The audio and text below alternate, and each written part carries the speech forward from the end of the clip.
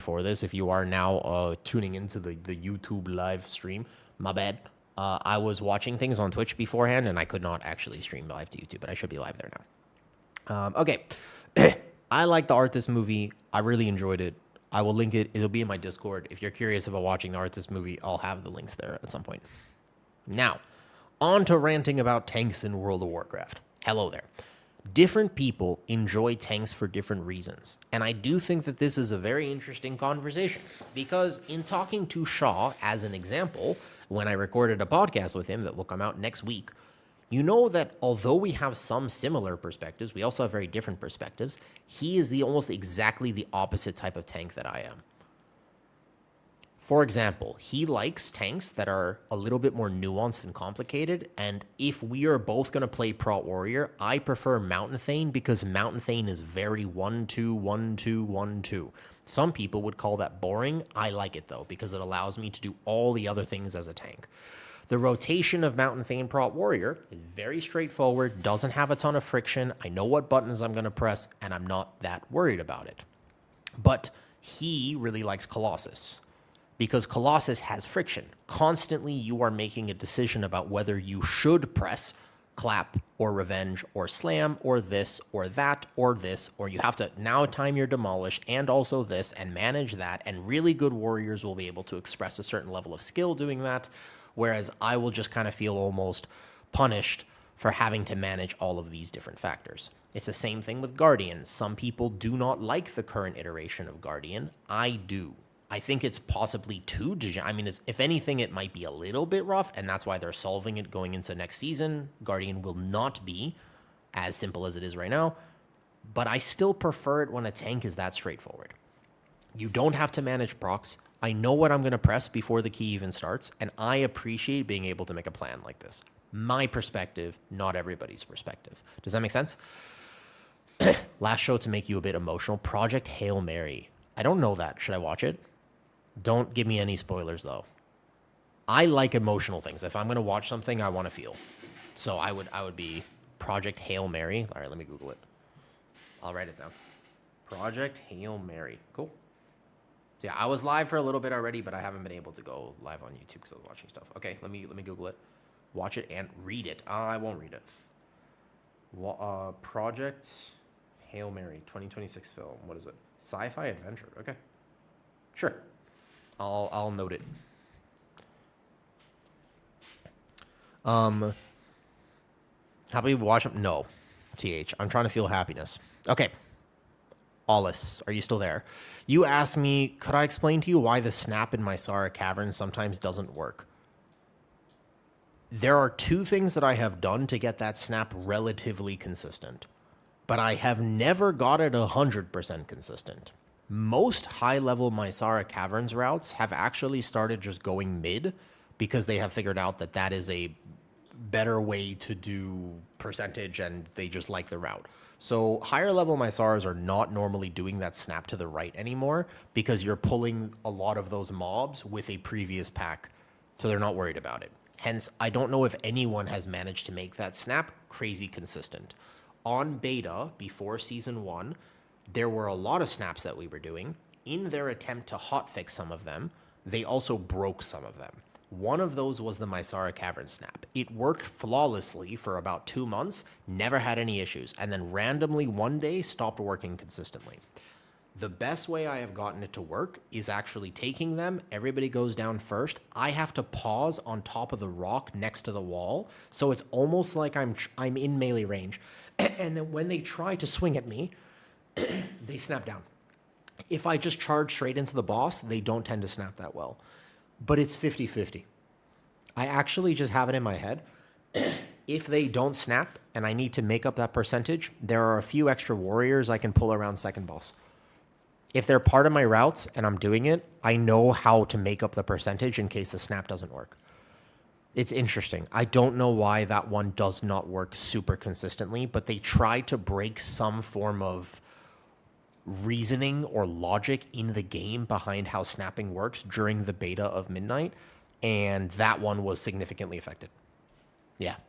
So I wish I had an answer that was like, definitely just do this, but I don't know. What I can tell you is it's not a lot of percentage. And so all you need to do is there are 2 extra warriors by the second boss after you finish the second boss. You can grab them to the right. And an extra bat by the last defender.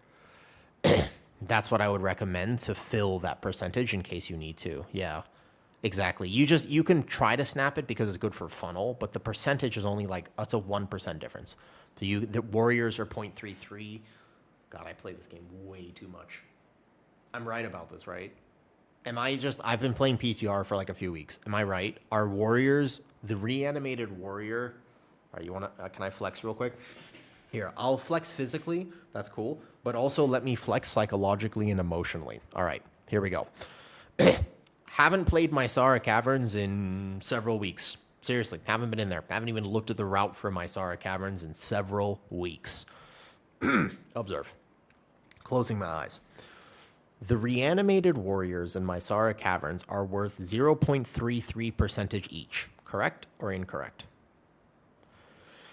By the second boss, there is a pack to the right.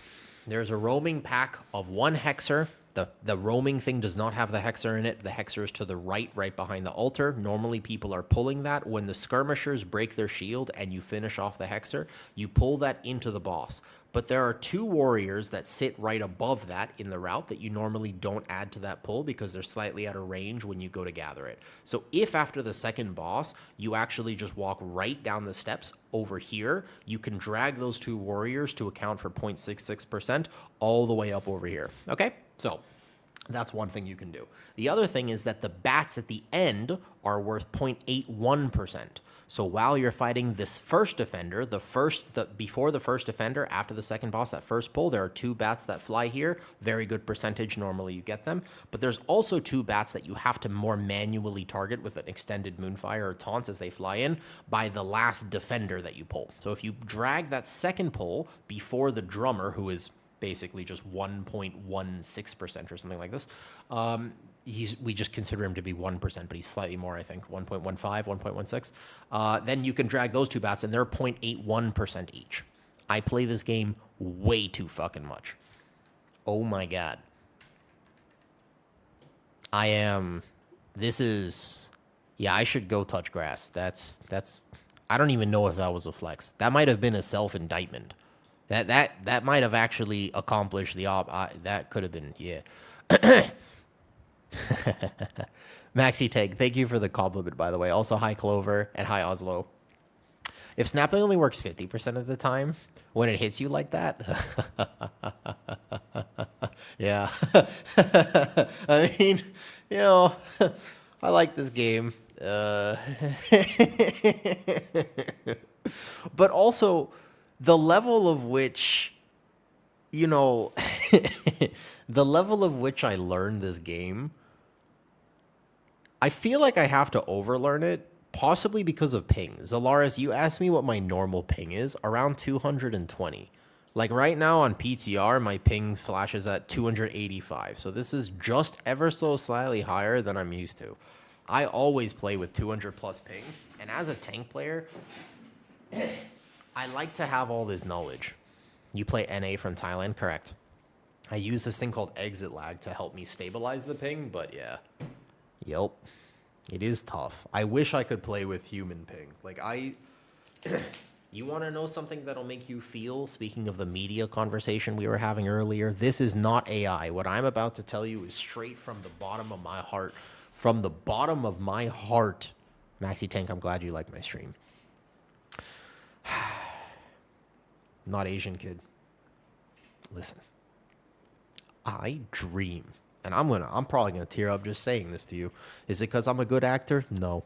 I'm a bad actor. But it's from the bottom of my heart. It's what I feel genuinely. I want to know what it's like to play the game with a regular amount of ping. I play with such significantly high ping. I'm used to it. I enjoy the game. But it's been 8 years. I don't remember what it's like to play the game with single-digit ping. And I have expressed this before, but I am very worried that when I go to BlizzCon in September, that I will never be able to play WoW when I get back, because I will get to experience for the first time in my life what it is like to play the game with normal ping. You think that it's a turnoff for Kitty for me to know this much about WoW? She appreciates the fact that I have a special interest. You know what is a turnoff to her? When I start crying about single digit ping. That she doesn't get. She doesn't understand. She doesn't understand how rough it is. She doesn't get it. She'll never know. And I hope, because I love her, I hope she never has to find out. I hope she never has to experience this level of delay that I have to experience. Sometimes I die, and it's not my fault. Sometimes I die, and it's not my fault. Most of the time it is, but sometimes it isn't. In Seed of the Triumvirate, I can't time my ping back. I can't charge my Skull Bash. I try so hard, but I have to make a plan for every single one of the Adept polls because I literally and physically cannot time the Skull Bash perfectly every single pack. Every single time they knock. That's one reason I hate that keys, because you're supposed to Skull Bash to ignore the Bleeze. Listen, am I good? No, Wombass. I want to know what it's like to play the game with regular ping. I want to know. Just sometimes it upsets me that I have 200 plus ping all the time. If I try to play on EU, I would probably be better for me, to be honest with you. My problem is I would have to restart my account. And restarting your account is such a difficult thing to ask. Like, there's too much attachment I have. Even though I'm not an achievement hunter or like a mount hunter, you have to make an entirely new account, which also means new friends, new contacts, new this, new that. And I guess I could always just ask stream people to play, but I just couldn't imagine having to do that, you know? And me playing Prowler, NA gives me less ping than any OCE server. It's about the same for me. OCE is slightly better. I notice I get some more globals, but, you know, I'm going to cope with like 60 ping over here in the mountains. California is special low ping. I mean, even 60 would be 3 times as good, you know? Slowly get it started, all this. I mean, one of my favorite things about PTR and beta cycles is that I do get to play with people in the EU. Like, that is actually really cool, to be fair. Like, this guy I'm playing with right now, it's purple. I can't play with him in the server. Even if we play all PTR, we can't actually play. Is the Apex also? Yes. Dude, I made a short today. My YouTube short this morning I was worried it was a little too, I haven't checked it. I'm worried it's a little too sassy, but part of me was genuinely like, please fix this. I was like, man, these are where I would put my Apex talent points if I had them, because I can't play it. I can't test it. Like, I want to play Druid, but I can't. You can't even test with this right now. And there's a tuning metric that they can't do right now. That's a thing. Yeah, dude, my old Australian guild lead was actually, he used to play with 1. His ping was 1. What? Because he lived like next to the servers in Sydney. He actually just sent me a screenshot. He was like, it 1. I was like, what? What is that like? What is that like? What's Conquest of Azeroth's rally? And you mentioned this earlier too. I don't know what that's like. I don't know what that is. There are servers in his basement. It's crazy, right? All right, let me hydrate. Oh, hi, Mara. Oh, Ascension, wow.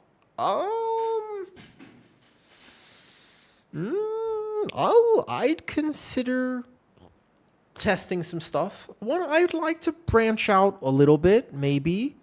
I want to consider playing some things that maybe I haven't played before. I'm down to try new things. Kind of, sort of, not really. Hey, Marilith.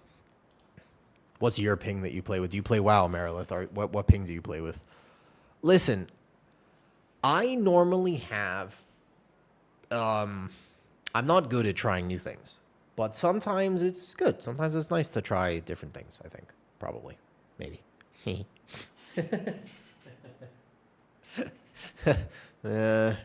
Yeah, we'll see. I don't know. Are you guys the types of people that like eating the same thing every day of your life? Or friends and I are actually working on like an oh, dude, you're doing the thing. I saw a clip of somebody with a 1,800 people on an AI server, and it looked weirdly more active than actual servers. I did see that. What's up, Kiana? Hello, hello. How is it going? How's it going? Yeah. So I'm trying to figure out what to put talents into and experimenting. Wait, what's purple? Oh no, you list. You lead. Can we do Den or Arena? Those are the two I still need to test, and we can only test them today. It's weird coming from a 3-month beta cycle.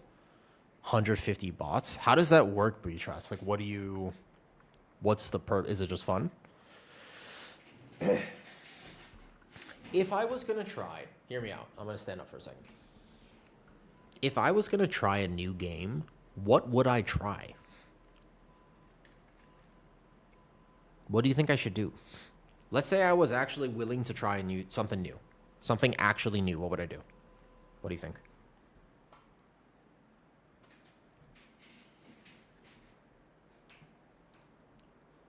Fellowship? But Fellowship is just WoW Mythic Plus. Without WoW. Isn't it? But Fellowship, I don't feel like that's the right option for me, because it is literally just Mythic Plus without being Mythic Plus. I think I would like it, is the thing. The problem is that I feel like I would enjoy Fellowship, but I would want to play it to be competitive at it. Like, I would want to do enough. Final Fantasy. Ruby, I would think about Final Fantasy. The problem with the Final Fantasy is, don't I have to actually level through the entire MSQ before I could even experience the end game of it?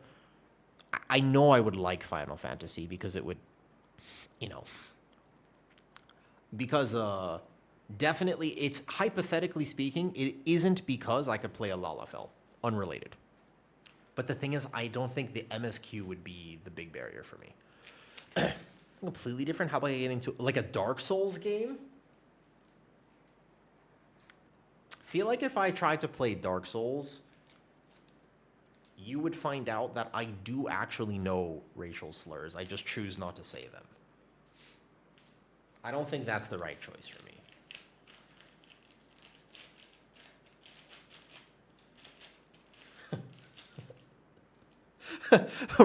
Sorry. Too much?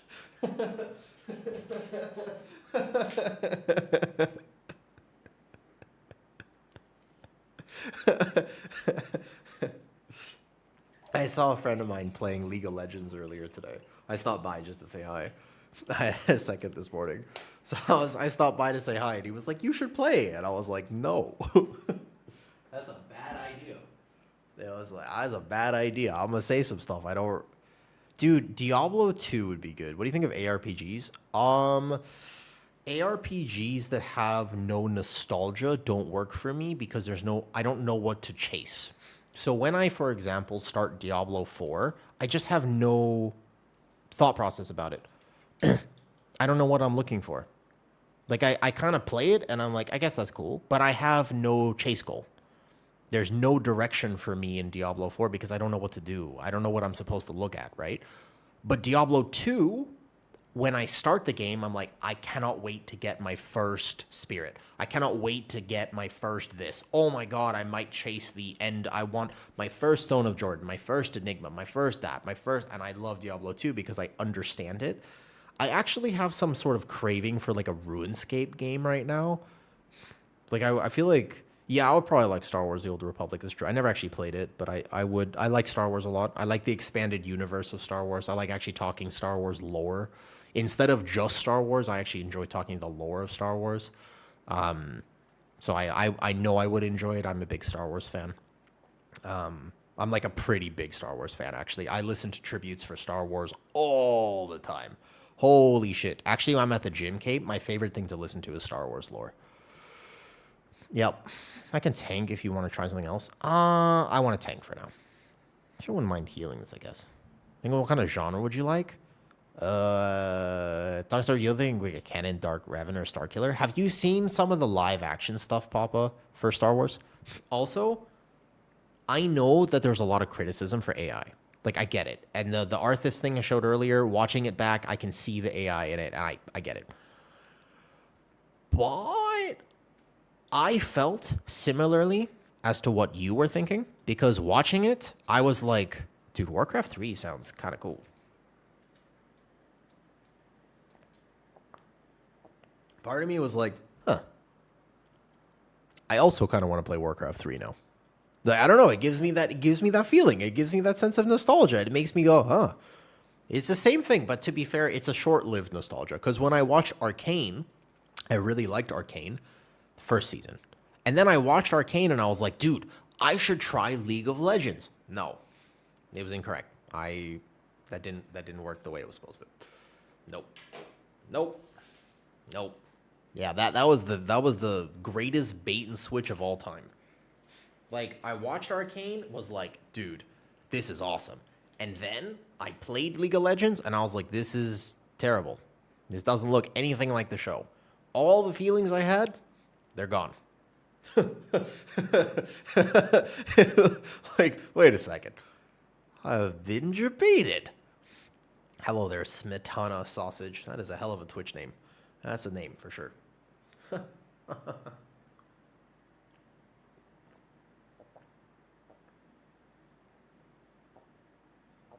Cape, you're not the only person who has told me that. Yeah. You are actually one of the many people have told me that if I was ever going to play League, I should basically only go ARAM, the ARAM Mayhem thing.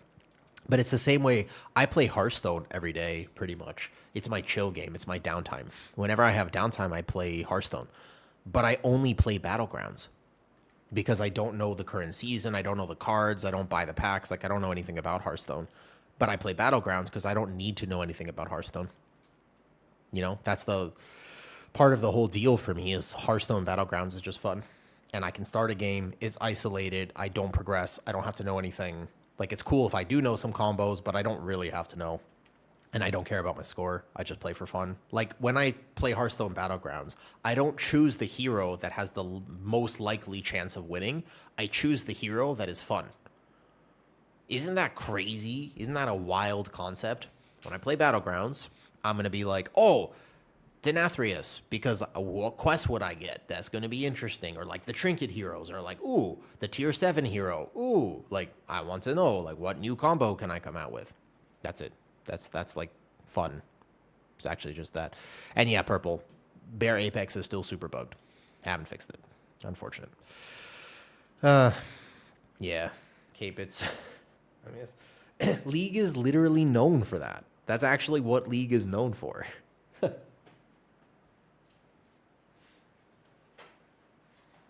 Yo. Excuse me. I know all this. Sometimes I feel like a terrible human being because I play games to have fun. I can't believe it, too. I look myself in the mirror and I don't know who I see anymore. I used to be young and competitive. I used to care about meta. What a joke. Now I play to have fun. It disgusts me.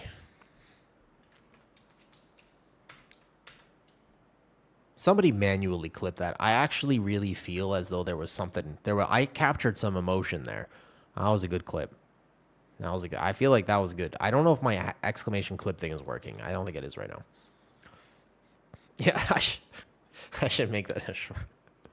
But isn't that there's just something really, really, really weird and wild about World of Warcraft because it's not even a joke. It kind of is, but it's also not really a joke that I'm saying this. I don't want to win. I just want to see my enemies suffer. No room for fun. All right, let me run a quick. I'm going to quickly just run downstairs super fast. I'll get a snack while we're waiting for PTR fill, and then I'll come back.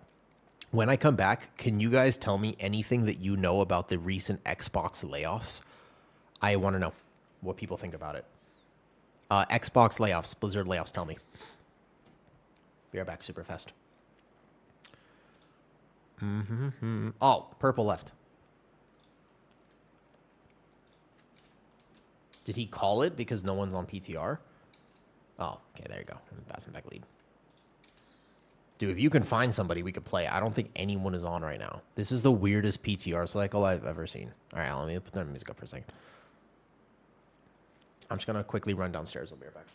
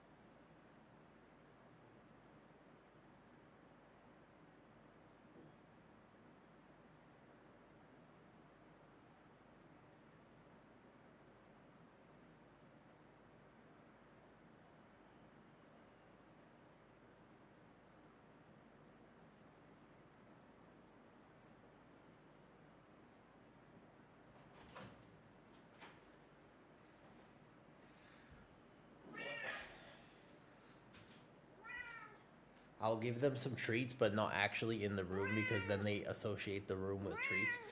And once they start associating the room with treats, it's over for me. Hi, honey.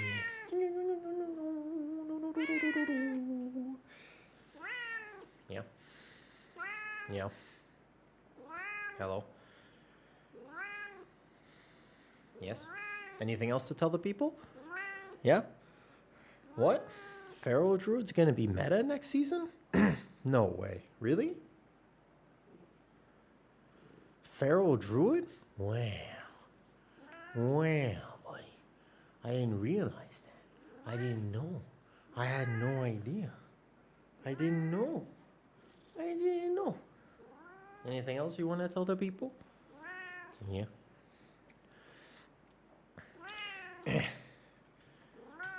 Have you heard him sound like a duck before? Because you know he's not actually a cat, right? He cosplays as a cat, but he's actually a duck. He goes, look, listen, ready? Ready? He goes.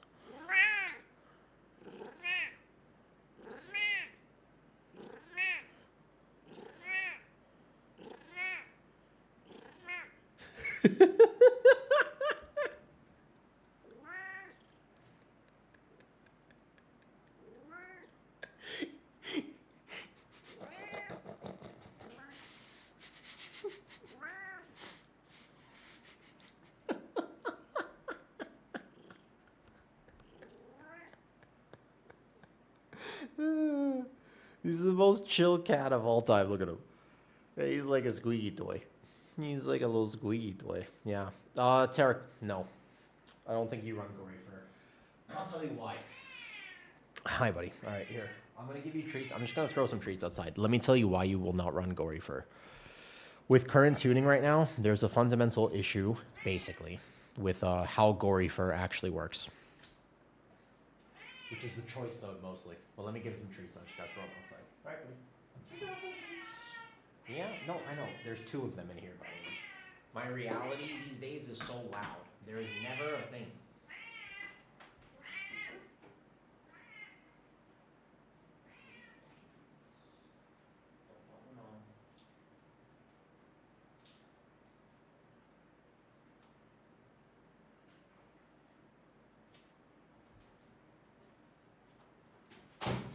Normally, they are not allowed in my stream room because they're literally too loud. Very cute cats, very vocal cats.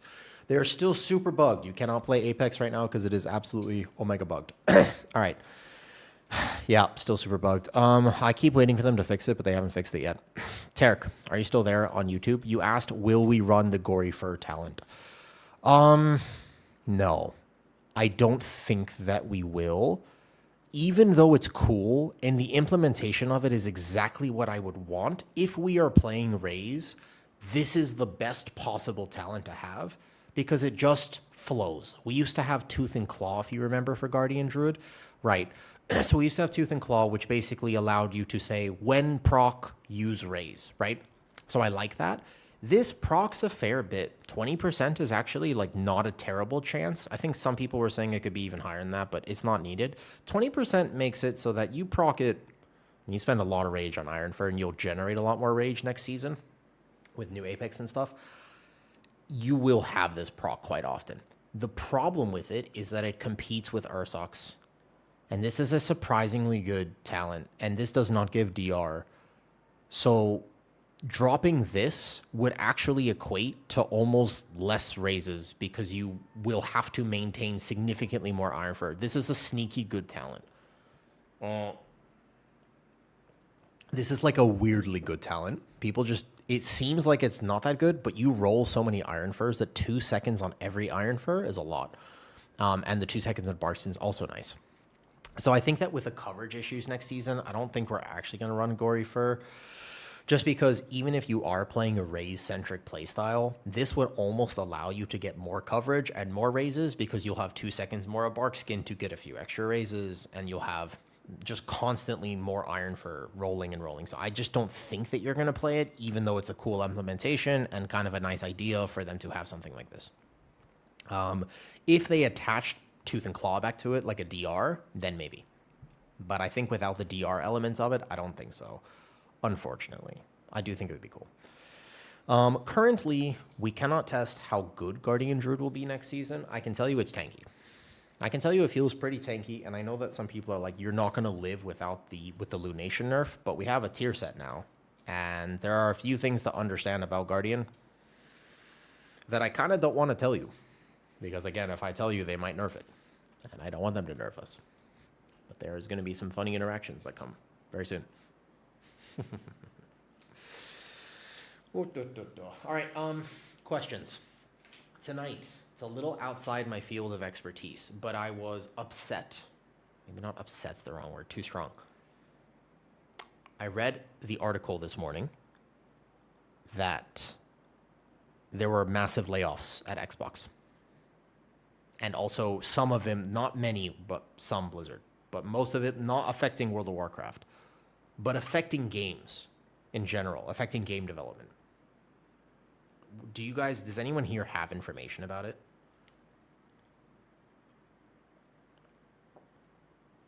Or thoughts? I already feel like quality testing for games is so low right now. Like, I feel like somehow they need to find a way to hire more people, not less. Maybe not more designer. I don't know how games are really structured, but part of me genuinely does feel like the recent patches in WoW, as an example, I don't think we need people to super cook on some new systems. There's got a lot of new systems at Midnight. I think we need people to make sure that the systems they try to implement are actually proper. Like, they should hire some, after the last 0.5 patches and 0.7 patches with how many things are broken, I really want Blizzard to hire an extra person to just be like, hey, by the way, let's test this before it goes live. Or even another class developer or two seems like it would be a good idea, because some classes are just, just missing. Thrash, I know it's good. I kind of boring. The next season for Guardian is going to be less degenerate than the current season because we don't have Lunation. So you will not spam Moonfire. but it is going to be a very Thrash-centric playstyle, even more than right now. Thrash will have even more value than it currently does, Turk. Thrash will be Omega next season. Like, it's actually going to be even more Thrash. But technically speaking, you will be filling with Mangle instead of Moonfire. You might have Swipe on your bars. Like, you might have to rotate some stuff. So it's going to be slightly better from that degree, if you consider it. Maybe, just maybe, it'll be a single target increase into mauling on single target, even without the talents. Unsure, have to test. Without the tier set, I don't know. Hello. Is there any difference? Hecky, for what? Let me finish the comment. Oof. So I don't know. This is my favorite game, and I kind of want them to hire more people, not less. I was slightly miffed, to say the least, about reading the fact that there were less people working on it, though. Oh, any difference of watch here or on YouTube? I appreciate you asking. Kind of wherever you'd like, to be honest with you. To be honest with, to be straight up and very direct, the ad revenue from both Twitch and YouTube watching is next to nothing. As an example, for you, I get a plussy here. You go watch here. If you really ever want to support a streamer, the best way to do it are bits, or you can sub on Patreon too. Patreon's a good way to support me. I also have a lot of cool content there. But if you ever wanted to support a streamer, bits are the best way to do so because they actually get all of it. If we take a look, yesterday I streamed for 5 hours, and I had, actually, yesterday I did the couch stream at the end, so I only had 125 average viewers. That was the numbers. Dude, it is actually super dead. This PTR cycle purple is weird. I don't know. The interest in WoW is weird. Let's take a look. I can go to my earnings tab just to take a look. Yesterday, let's see. 125 average viewers on Monday, July 6th. And I streamed for 5 hours. I made $2 an hour. So I made $12 from ads. In other words, you can, if you ever want to come hang out. But it doesn't really matter where you watch too much.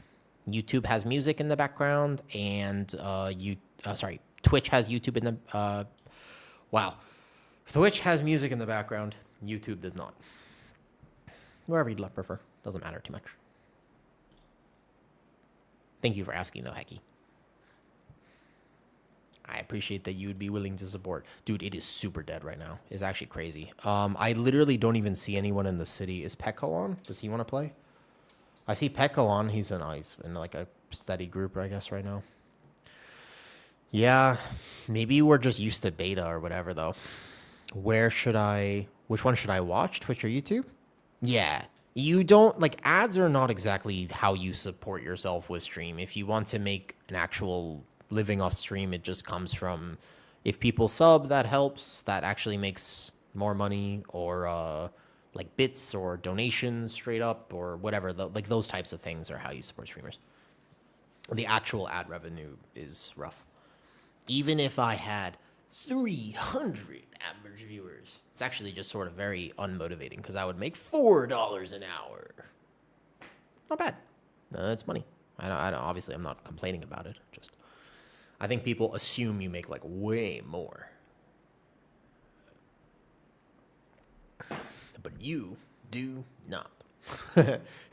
Starting a woo rant? Oh, sure, Miss Biscuit. Would you like to choose my rant topic, or shall I choose? Yeah, of course it's still more than 0, but I have a real job, and I'm really good at my real job, so always the thing about streaming is, at this point, maybe in the future it won't be, like whenever Raid Shadow Legends comes a-calling, we'll figure it out. But as of right now, Zeralian, my real job pays me actual money, because I'm good at it. And I've been doing it for a long time. So I'm not hurting for clients so much. But the idea is, the amount of time I spend streaming or even making YouTube videos is an investment for what it is worth.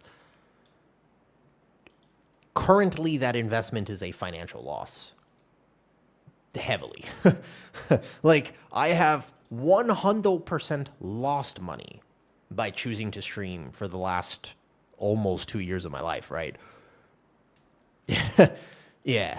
I mean, never say never, Anza.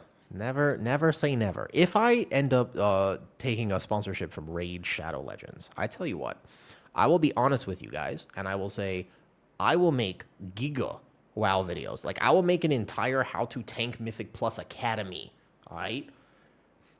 If I do this. Then work in real life? Once again, if I work in real life, I am not, I don't think I'm crazy expensive for what I do, but I'm not exactly cheap. You know? A PTR being, yes, it is, Papa. You can play NA and EU. It is combined. One day, be a 1,500 live viewers. Damn. Are you going to pay for this view botting, Zeralian? Must wants to get protest and ask for a right side. Oh, dude, I was supposed to set it up again, Harith, but after there was an issue and everything got bricked for settings. Yeah, what's up? I don't know the answer, but how many actual subs do you have? Because I took May off, very low right now. Yeah, it was better before May, but I took a month and a half off for the flu, right? And I think not many people maintain their subs. I had, on average, could look, between 350, 400. Something like this. Depends. Gifted subs matter. Are you including gifted subs or no? That seems to be the biggest difference. Like some months you get gifted subs and then it goes higher, and some months you don't. But the actual like points of subs individually, like how many individual subs, not including gifted subs, hard to track. You have to actually go into your metrics to do so. And I just made a habit of actually not checking metrics too much. Yeah. If you can see both, then no, because you can't rely on gifted. I would have to look. But it also depends. Like right now, the answer is much less than that, because when I had to take time off for being sick, like a month and a half, when you stream, you make nothing. So a lot of people don't continue their subs, and you have to kind of like re-get yourself out there a little bit. It was rough. For the month of April and May, before I got the flu, I think for an actual period of time, I was averaging like, I think I have the numbers. I was averaging, I had like 260 average viewers over that month, and not as many subs. But actually, what's interesting for me is the thing that helps me the most is bits. Like when I look at the breakdown of a monthly thing on Twitch, bits tend to be the highest. That's where most of the money comes from. That's why normally I have like bit goals for like ice cream or workout redeems or something like this. You can't rely on like non-gifted either. It's just variable. But I also just don't want to ever depend on that to begin with. Like if I decide to keep streaming and really enjoy streaming or whatever it is, I never want to actually tell people like, hey, you are responsible for my livelihood. That doesn't sit right with me to begin with. This is something that I do because I like it and it's fun and I want to make it work, sure. But if it doesn't end up working the way that that's okay. It will definitely be long-term from sponsors, from other sources. I never want to tell people that they have to financially support me. That just doesn't make sense to me. Does that make sense? So the structure for my stream, I know some other streamers do this differently, and to be honest with you, I think that if you were really after a paycheck, you probably should do the whole thing where you're like, all right, guys, like we've got a hype train going, like let's keep it going, like can we reach the next level, and you know, et cetera, and kind of like asking more for subs and whatnot. Maybe I'll do like a subathon at some point or whatever it is, but as of right now, I'm sure. You have to play no Apex on PTR. You can't play Apex. The average sum. No, you don't get $5. No. No. No, you do not. That's not how that works. Nope. That's not how that math works. Oh, the Apex is super bugged. But Zeralian, you get, and that is if you have Partner Plus. So first of all, It's not quite 50%. Like a Prime sub is $1.15.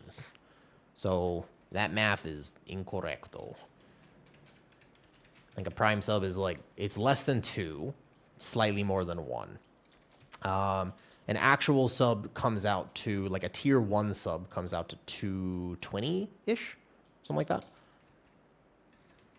So if you have 100 subs and a lot of them are Prime subs, as an example, then you have actually made $100, basically, like $1 for Prime. And that's with Partner Plus. Yeah.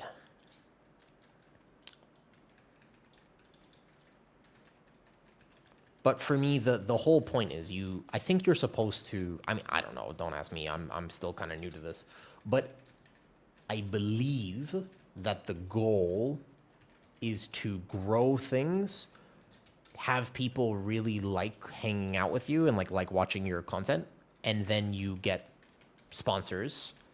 And hopefully when you do get sponsors, people actually support you with those sponsors for what it's worth. As in, like, if I play a game and it's like, hey, like, would you consider playing this game? Or if I get sponsored by Opera GX as an example, 15%. No. No, it's 70% now. Yeah, that's not the number. You have to fight to get it to be 60%, and then you have to fight to get it to be less than that. I think it's not quite how it works. But the idea is, yeah, well, if you think that you're going to stream and make a lot of money and you're not doing it because you're passionate about it, almost anything that you do for your time, almost anything would be more money. Like honest to God, if you're like, I want to work from home, you could make more money doing almost anything else in general. Like you should definitely invest in a different job. If you like doing this, and this is a huge part of your life in that sense, go for it. I think that would be the rant, Miss Biscuit. If I was going to rant about something, I have learned a thing or two about streaming thus far. And part of what I have learned is that you have to have a passion for it. And for me, the reason that I stream is not financially motivated as much as it is just... yeah, for me, as much as it's just being able to connect with people around the world, because I don't like going outside. I don't want to have to go outside. I don't want to have to socialize outside. This is the entirety of my social life. I am okay with that. This is how I like to socialize. I grew up playing video games online. I like talking to people online. I don't like talking to people in person. People in person chew very loudly, and also they sometimes smell. I wouldn't know that because I can't really smell that well, but that's what I hear. It's me. I'm the one. Yeah. And if it ends up working out, and if I end up like having success from it, Vati, and it helps me pay rent, it does. It actually does help me at the moment, but I still don't think it should be the goal. Yeah, dude, Cookie needs a bath. He's rough. There's a video of me singing a song. I believe it's by Cardi B while I'm holding him. Or I think it's Nicki Minaj, one or the other. Or Megan Thee Stallion. It's one of those three. They're all mixed together for me. I'm not sure how to tell the difference. But the idea was there's a video of me like dancing with him, singing that song. And I can never post that video. I'm not allowed to post it. Kitty says I should suck it up and post it anyways because it's very funny. But no, it was taken yesterday.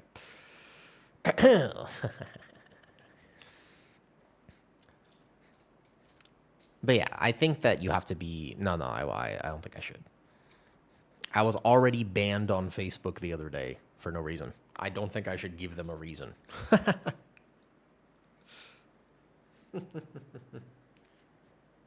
Yeah, maybe one day streaming actually does pay me more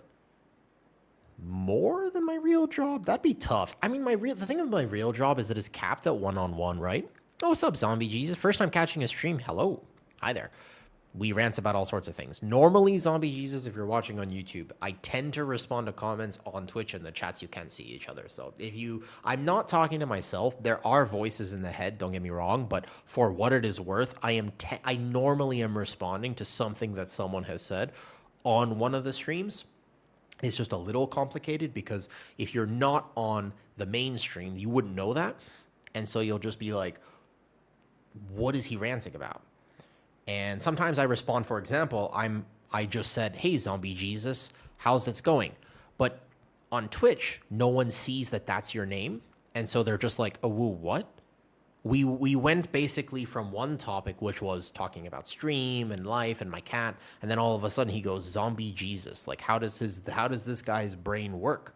And there's normally context missing, but I just roll with it. It's a refreshing treat. Thank you. You should see what my screen looks like when I play WoW. In order for me to do that, I have a funny thing. A lot bigger now. I can't watch a stream. It's like a constant stream of like, please, like, yeah. I don't know if I should. I mean, sometimes I wonder if I should do that. I mean, like, okay, probably, most likely, the right thing for me to do is actually not tell you these. I don't know. I have a feeling that the right thing for me to do is maybe not be as honest about this. Like, I think I'm supposed to just know, before things, but I don't. I just prefer to be honest and genuine. So, effectively, I do not currently know what the best strategy is. On my YouTube videos, should I actually do the thing where I say, please like and subscribe if you enjoyed the video, like and subscribe. I post a lot. You should totally follow me. Should I be doing that? Is that a good idea? I don't know. Should I ask people for subs more when I'm streaming? Should I be like, yo, like, you should sub, or the bits, or whatever? I don't know. Maybe. Guys, bro, furry now? It's a redeem. I've had the ears on for a little bit. You don't like furries? I play Guardian Druid, Kanky. Yes, you should be doing that. I mean, that's why everybody does it, right? Because it does work. And remember, the more the channel grows, the more I get myself out there, the more I can do it. Like, that is a part of it. If I got compensated for my time, I would make more videos. So I feel like there's like a mix between those things. But to be fair, I don't ever edit my videos. Any video that you have ever watched of mine on YouTube is unedited. Maybe like, I think a few I have occasionally opened to video editing software. But the way I do it, and the only reason I can do it, because I have a real job, and if I'm streaming for the day, then I have work, or I have to go to the gym, or take care of myself, or maybe try to do some real life stuff, is because the way I do it is I have to do it in one take. My general rule is never stop recording. Dude, did we just lose purple because actually no one can do this? Yeah, no one is on PTR right now. That's rough. So for what it is worth, 0%. Red Wings is trying to do an 18. Wow. I never subbed to someone. I look YouTube for like 15 years. I hate it. That's very fair. And that I think I'm kind of the same opinion. Like, if I constantly hear people tell me to do it, I tune it out. I guess it's normal at this point, but in general, something you should know about the way I make videos is I just go, everyone's a lever on PTR. I just hit start record, start talking, hit end record. That's the video. That's it. I don't have time to edit. If I actually have to go in and like do all the stuff to edit the video and like try to make a good thumbnail and all the stuff, I won't do it. I post too often for that, and it's not my style. And normally I have work, so yeah. But to be fair, maybe I should. Maybe I should try to add that to the videos. Man, I really wanted to do some PTR. There is actually fundamentally 0%. There's no one on. There's 3 people on right now. I see Pekko on. I see this other person, but it looks like he's in a group already. Is it a static group? The only problem for me, Ms. Biscuit, is that I would need to start remembering to say that in the actual recordings. Because they're all playing Ascension. Wow, I don't know about that. Ultimus, he's not even in a key right now. They're looking for, I guess, somebody. They have a prop pally. It's 4:23 a.m. in Boston. I think most people would be on EU right now. I don't think that a lot of people would be from NA on PTR at the moment. I mean, I could play some retail for a little bit. Or I could go work on a video. But yeah, I think that eventually, I guess the plan is to make more money doing this. That'd be kind of cool.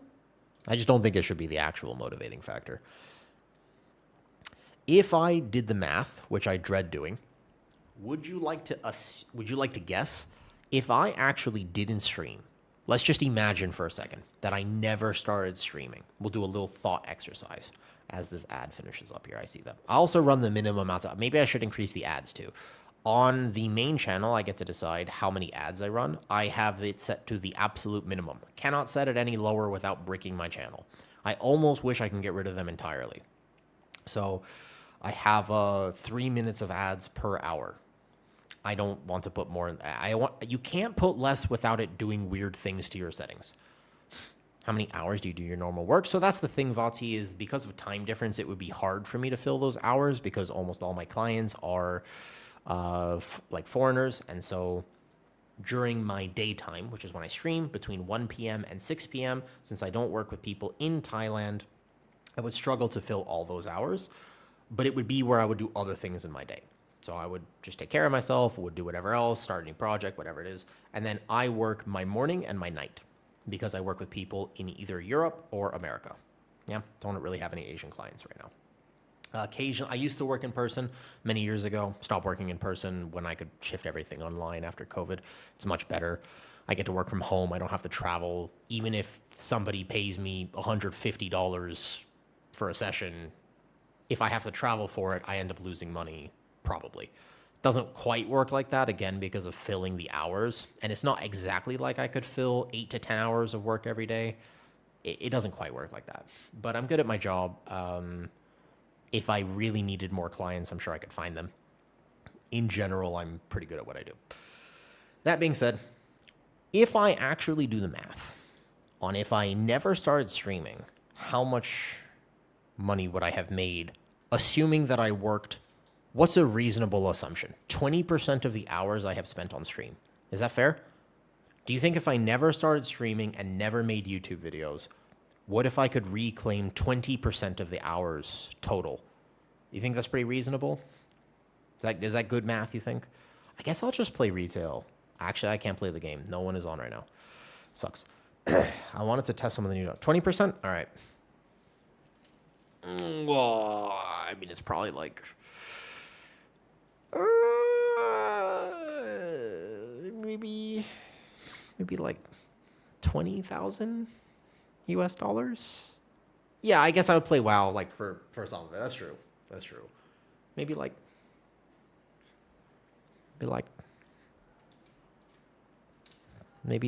something like that. 10, 20, 10, somewhere between 10 and $20,000 easily. So streaming is not financially a good decision. I do it because I guess I'm sort of banking on the fact that this is a good decision in my life. I have a feeling that 5 years from now, I will not regret this. That's the way I like to think about it, genuinely. Have you thought to play on EU because the ping would be better? Asambala, I have thought about playing on EU, but having to restart an entirely new WoW account, that'd be tough. Are there streaming... For me, streaming is very worthwhile. Otherwise, I wouldn't do it. However, I don't know about everybody else. I can't answer that for everyone else. A lot of people are quite happy to earn, something like this, though. Building apps with Claude Code. Dude, yeah, Grack, Claude is crazy. I was very behind on just working with AI at all, and I still don't know how the hell to use it. I occasionally ask it some questions now. But I only got it very, very, very recently. Public testing in a product. That's actually a good point, Sonic. And to be honest with you, I will happily admit to you, Blizzard is a fucking genius. Oh my God. Do you know how smart they are? Consider the fact that we pay them to test their product for them. That is ridiculous. Have you ever thought about that? You're absolutely right. We... literally, and especially with beta, you had to buy the Epic edition to get access to the beta. That was crazy. Like, they have somehow got it so they save however much money they save in a year by getting us, the player base, who knows more about their game than they do, to actually test their product and then give them all the feedback, handing it to them on a silver platter. So I remember at one point, I'm a pretty big positive guy for Blizzard. Like, I like the game. I will tell you, though, very directly, there is something crazy about the point that we give them all the bug list, all the information, and they still don't fix half of it. I don't have a lot of sympathy for the fact that they somehow leave some bugs in the game for too long, because we tell them exactly what it is. We can't tell them why it is, that's their code, but we actually, it's not like they have to work very hard to find them. We tell them. Every class Discord on beta had a full-on spreadsheet categorizing all the bugs that existed, right? And so I do have a small issue when Blizzard is like, well, we don't fix it. I'm like, you know it exists though, right? That's actually maybe so the players still have something to complain about. Yeah.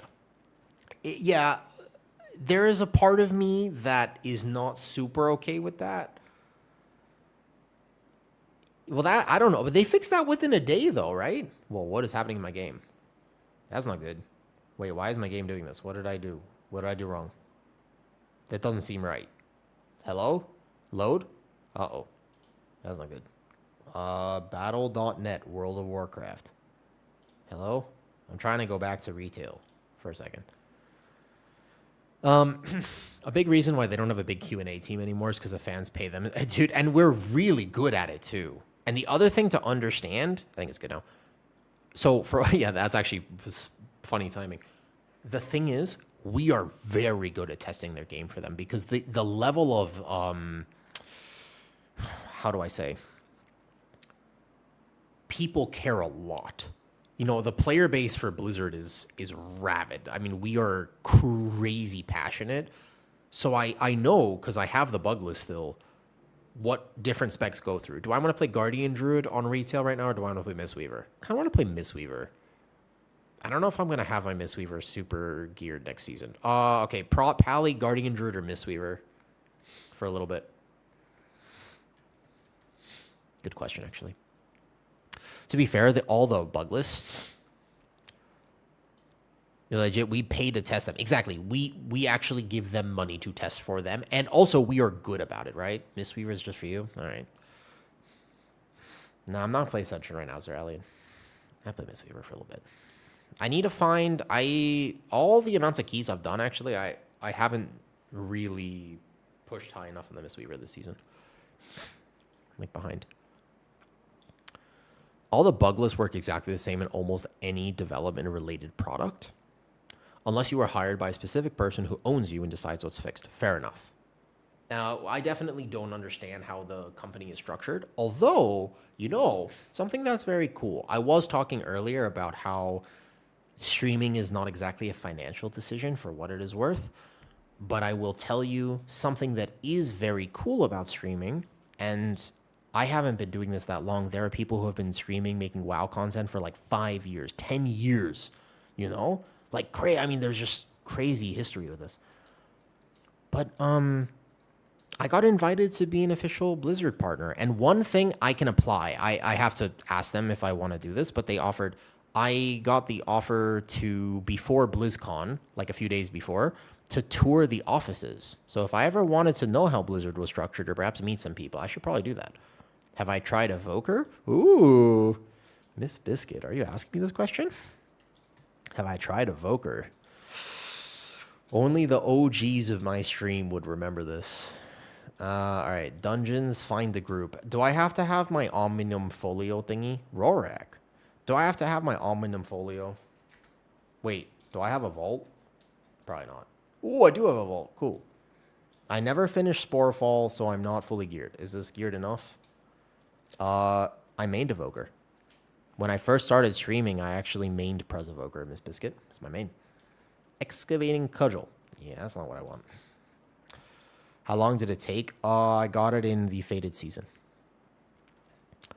Thanks to you, I started Guardian Druid. Nice. What's your opinion on Dispriest or Resto Shaman? Dispriest has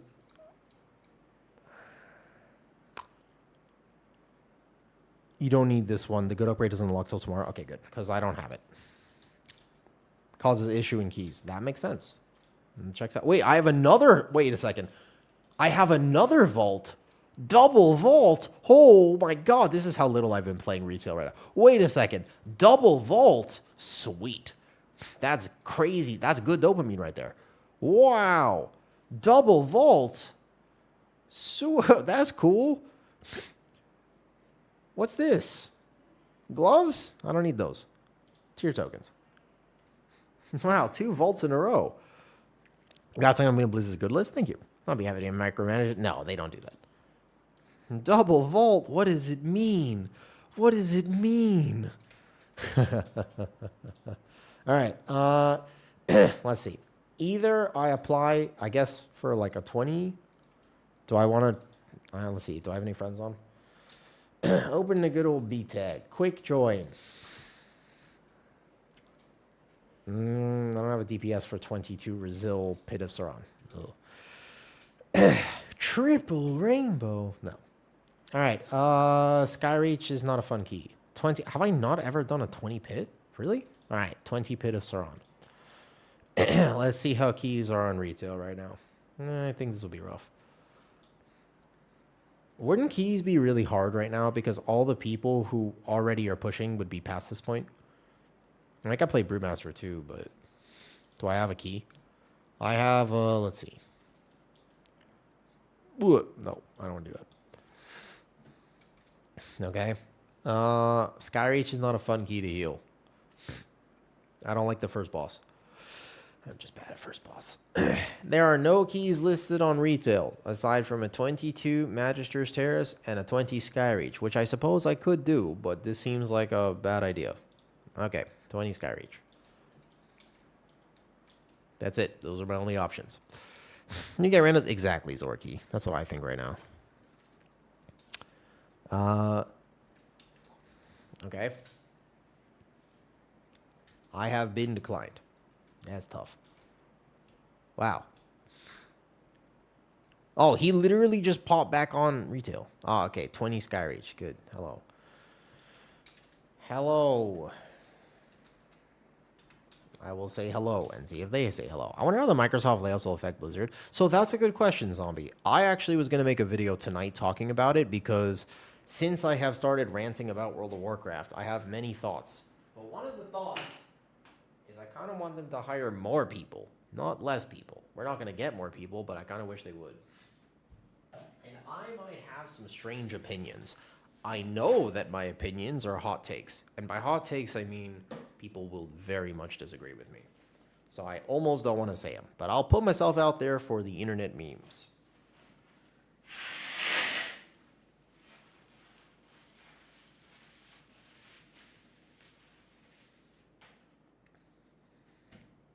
Shall I tell you a hot take? Are you ready? Prepare yourself. I'm going to get in a lot of trouble for saying this, but I kind of mean it. I sort of wish... No, stop. No. You don't know. Why would we skip? It's a 20. I think we can not skip in 20. No, can we not try? We gotta stop doing this. You gotta stop trying advanced strategies in a plus 20. At this point in the season, if people are trying to get a plus 20, there's no way that skip's gonna go well. Night Elf can skip. Can we please stop doing these routes in 20? Guys, no. You don't need to please I healed a 20 Skyreach weeks ago and somebody was like, we should do the skip. And I was like, no, it's a bad idea. And then we tried to skip and immediately it failed. And everything was going fine. We would have timed it. Can we not do the skip though? But like, I think we just play. Hold on. Just play it safe and we win. If I don't die in the first boss. Just play it safe and we win. Can't lose to timer. Can't lose to timer, probably. Hopefully. There's lots of things that changed in Mythic Plus because it's been like 5 years. Guess that answers that? Not much. Dude, well, because like A 20 is not easy. I could die. I haven't healed this guy. Oh, he's linking a route. All right, let's see. Great. So he's going to double bird the start and then this. All right. This is a pretty normal route. Wait, what? Right. What? Right. Wait, no. You're not pulling two chalk. Wait, why? Wait, what about left? What? Wait, hold up. 1 second. Give me a second here. So can we go left after third boss? Blade, master plus double chakram is death. Okay. Let's see how this. Hold up. Now hear me out. Hear me out. Don't do this.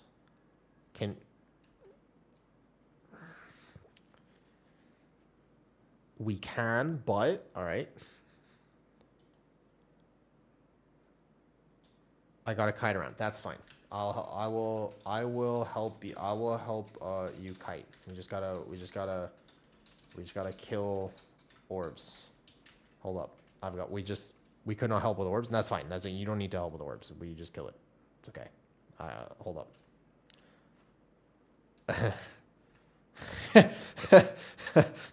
Oof. Man. Okay. Let's not do that. Okay. Oh, we're gonna break to the first pole, aren't we? We're gonna break to first pole, aren't we? Yeah. All right. Oh boy. All right. Good luck, us. It's not looking promising. Someone snapped the first boss. Yes, I have. That was my... So I learned that from Chess Guitar. Whoa, he is the original bear skin. He's been a bear for a long time. He's got the white bear. At least the UI. Look, dude, I know. Sorry, I'm so sorry about my PTR UI. I don't actually ever really like to edit my PTR UI, so... All right, wait. Let me check his talents here. Hold up. Excited about this first key back. Let me just taking a quick gander. Just taking a quick gander here. Okay. And this looks decent. All right. What do I have to do? Use like a flask and stuff? I can do that. All right. Am I wearing intellect gear? Right. It's not. Wait, what is this? Is that the trinket I'm supposed to be using? Wait, hold up. This doesn't seem right. Chest. Do I have the spore? Did I ever get the sporefall stuff? Oh. Okay. So this is fine. As long as I have the position first, so you can light side. That's also true. It's okay. I'm sure it'll go well. Actually, to be honest with you, the only thing I am worried about in this dungeon is the first boss. I am very bad at that first boss because I'm normally a tank. So when I don't play tank, I actually have to dodge and do the mechanic, and I'm pretty bad at that. I know content recoil. I'm very behind. I know. Sonic. There was a guy on TikTok. His name was Chess Guitar. He made that short. And then I was like, oh, I should try this. And then I made a short talking about that as well.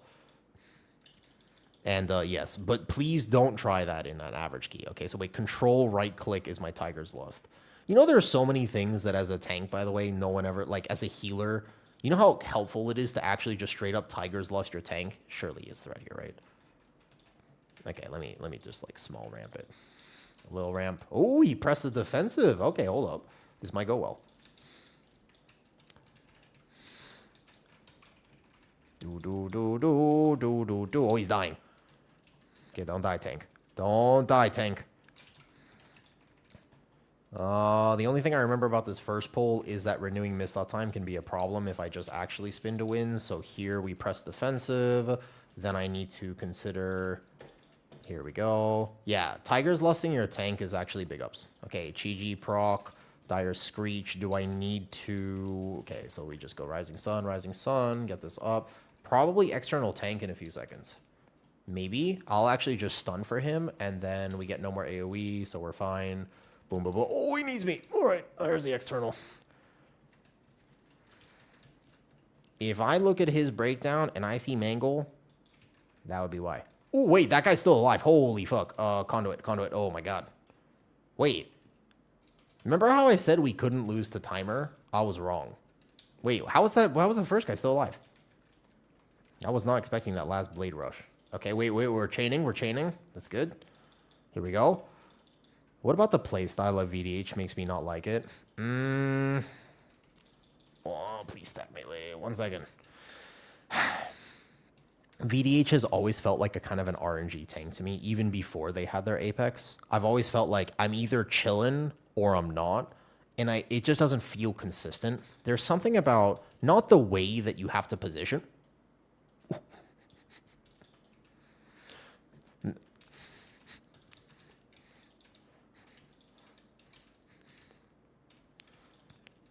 I thought I was by the stairs. I just want to point out, I was like so sure that I was actually just directly on the stairs for that. Yeah. Anyways, I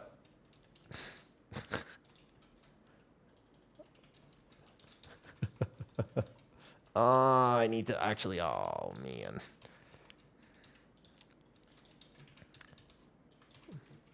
So there, I guess I needed to send external on the pally, or yeah, that was pretty good timing. Okay, so here we have Chi-Ji plus this. I have Dwarf if it goes on me. I have to external this guy. I should have sent Revival, actually. That was the right decision there, was to send Revival in that global. I don't think this key is going very well.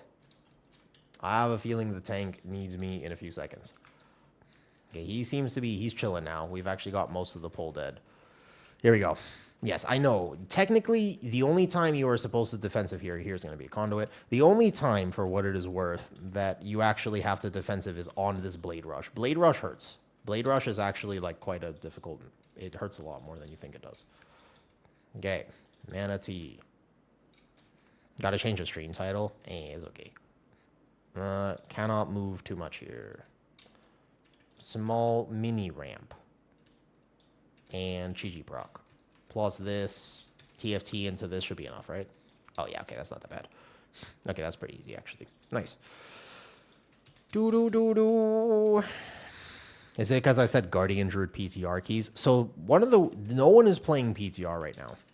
I can't explain it to you properly, to be honest, but something about VDH has always felt very inconsistent to me. And I've never enjoyed VDH. Even when it was Omega powerful and I could actually solo CC a pack, like, I still didn't enjoy VDH, to be honest. Well, that's not good.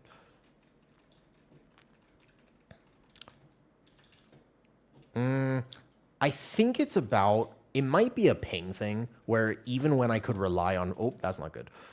Even when I could rely on Demonic and had more defensive coverage, at the end of the day, I oftentimes just felt like I was panicking on every gather, and that was the problem.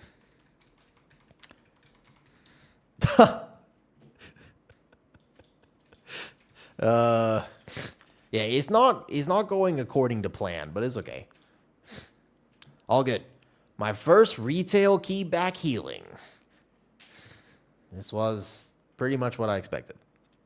I could have also healed it better, to be fair. I had Revival, and I missed the ramp. I think what I should have done is before the Blade Rush, knowing that people weren't going to help me, I probably should have just sent a better ramp. I think I should have just actually bothered to Enveloping Mist right before that mechanic. Probably would have been the right idea.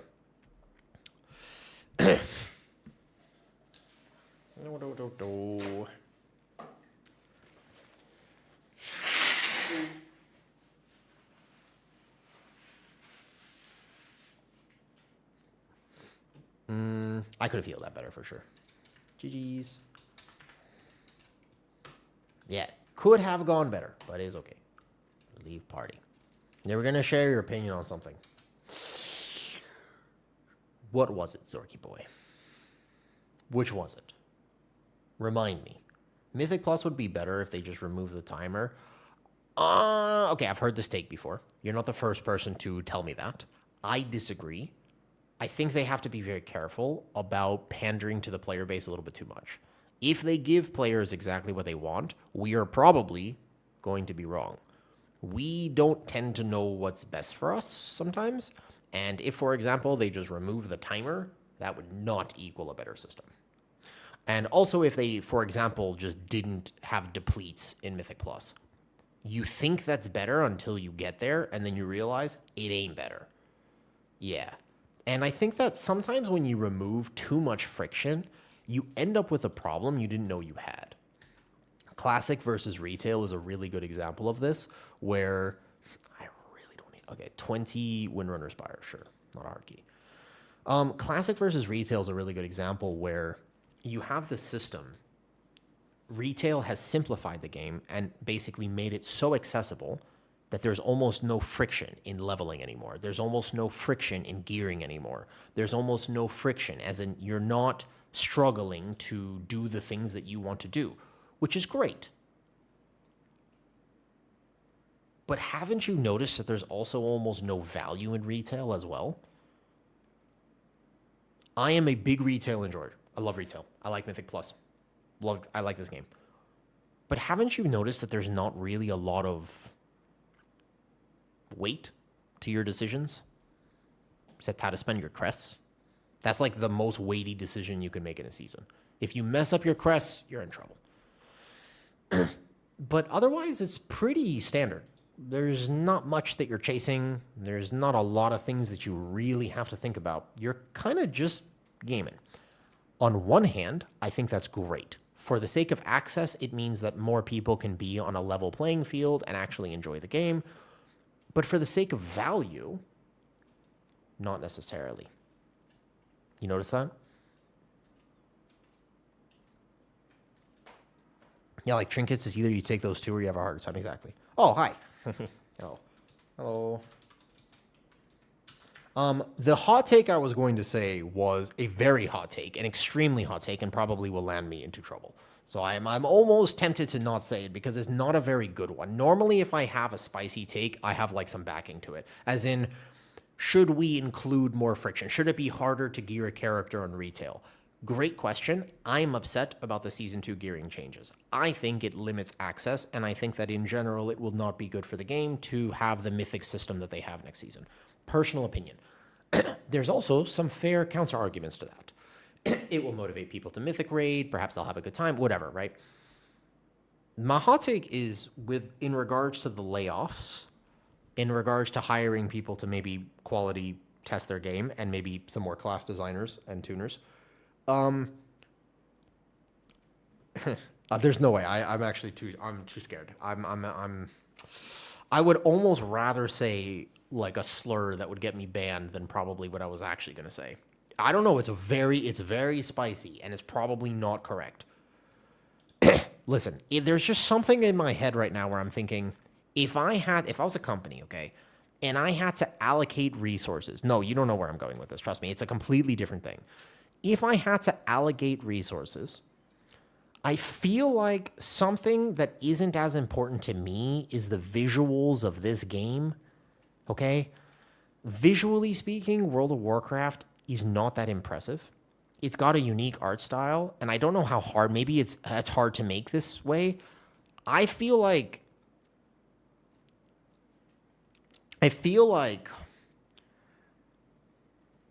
I wish there were more people working on maybe the systems I cared about. And if you were going to dedicate AI to do anything in the company, I kind of want AI to do more of like the recolors and the art and less of the class tuning. But I think that that's a really spicy take because I know some people very much like the design and their tier sets and they love the transmog and whatnot. But I swear, if you were going to have AI do anything for World of Warcraft, I would rather it do the art instead of the class tuning. Yeah, I'm telling you, like I said, it's going to get me into hot water. I know, this is obvious. I know, many people have now become mad at me. I'm just saying, and I respect artists. I do. I know. I listen. But we got to stop buffing Prop Pally's auto attack damage by 50%. It's got to go. Some of the tuning that they have made, I feel as though has been very Claude oriented. And yeah, that's what I think. Flex, I know you would know about this because you were an artist, actually. Now, some tall dude, your comment has been modded. Do you know why your comment has been modded? We're gonna do this thing. You ever see Dora the Explorer, some tall dude? I don't know if I should engage with you. I don't mind. Your comment has been auto-modded. Do you know why your comment has been auto-modded?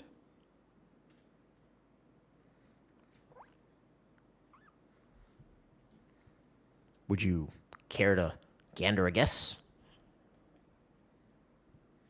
If you are going to insult somebody on stream, now I don't actually. The funny thing is, no, it was your. I don't know. I can't actually repeat it. So, no, it just said. It was just a question basically. He was just asking me if I am a cigarette. But in those words exactly. Blizzard does 3 things extremely good: the art department, marketing, and their legal department. Listen, it should be a clearly okay.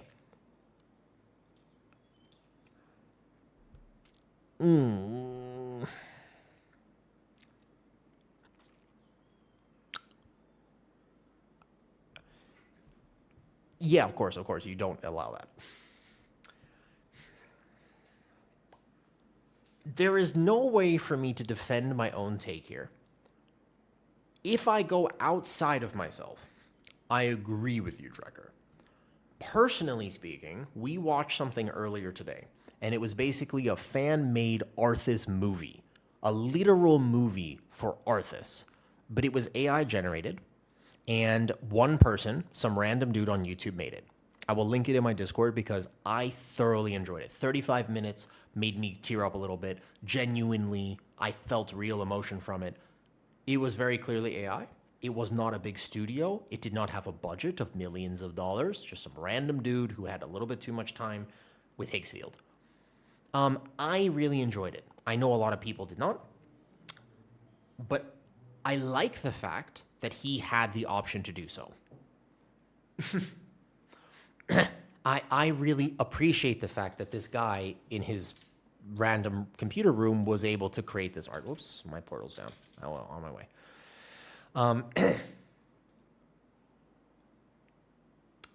You know, when do the PTR servers are up right now, but no one is playing them. I was intending to play PTR today, and we just spent like 40 minutes looking for people.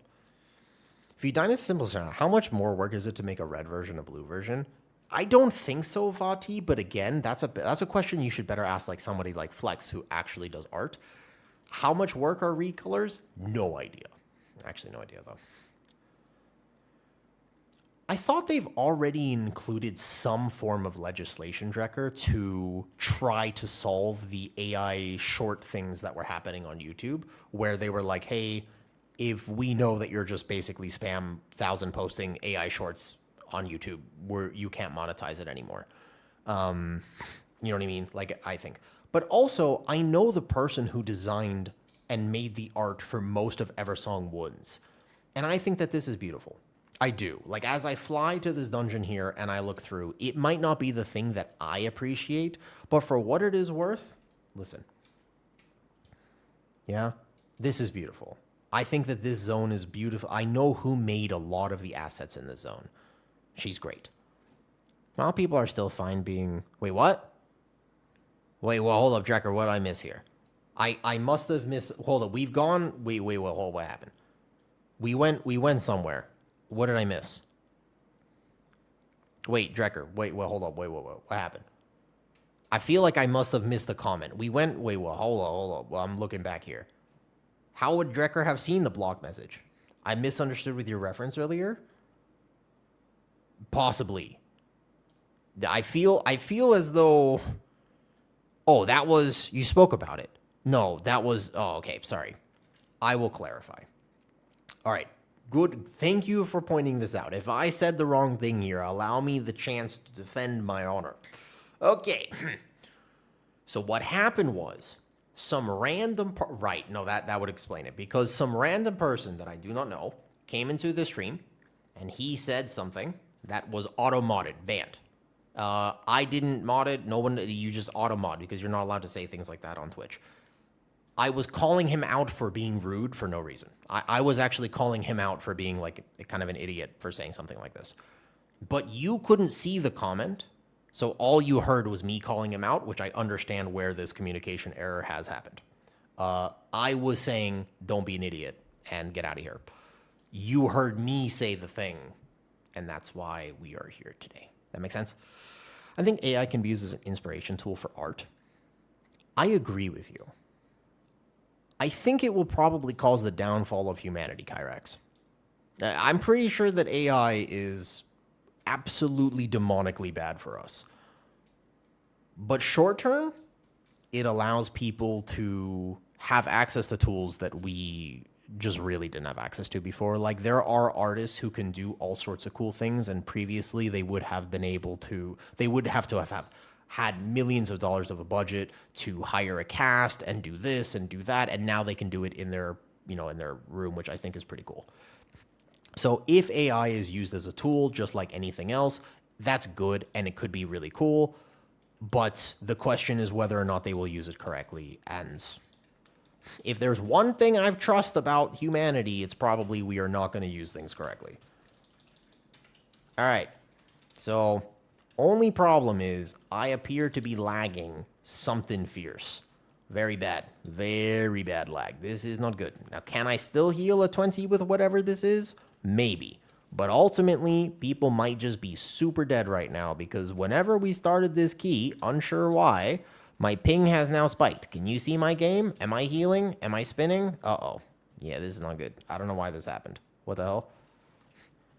Okay. It's not good. Can you see this? Are you seeing this with me? This is a 20. I have a feeling that people are dead right now. The hell? What is this? Why is the game doing this to me, man? 1,300 ping.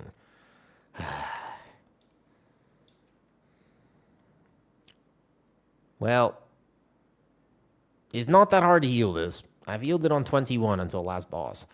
Many times. Weeks ago. Okay. 2,000 ping. Well, that was the healer's fault. Okay. Give me a second to see if I can do this. I don't know why my ping spiked right as the key started. 2,000 ping. Yeah. I feel bad because I wouldn't have joined the key if I knew my ping was going to be a problem, but I swear it was fine. No, mate. No. That was 0 people's fault except my own. That you cannot blame anyone else for that. That was 100%. I went into the poll and then I spiked to thousands of ping and couldn't play the game. That there was no one's fault but me. Give this a second to see if it calms down. Is my exit lag on? I blame the hunter. That's actually true. Now that I think about it, the hunter could have used the defensive. You make an excellent point, Kyrax. I don't think the hunter used the defensive. Did you see a defensive there?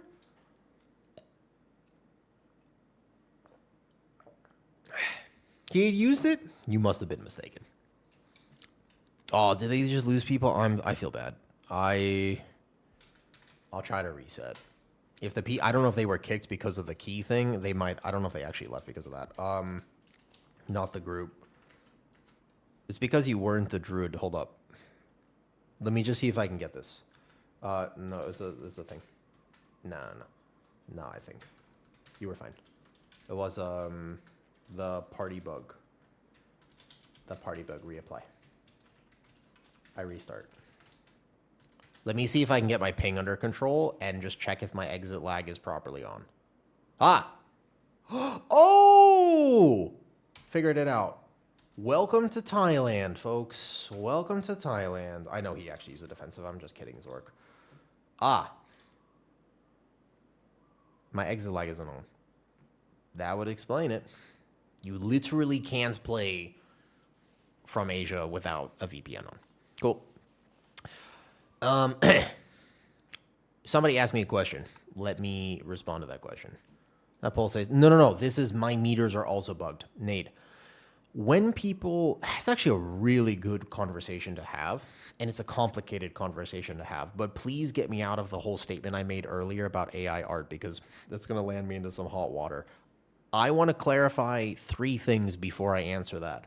Number one, do you know how hard it is to actually identify for people what went wrong in a key?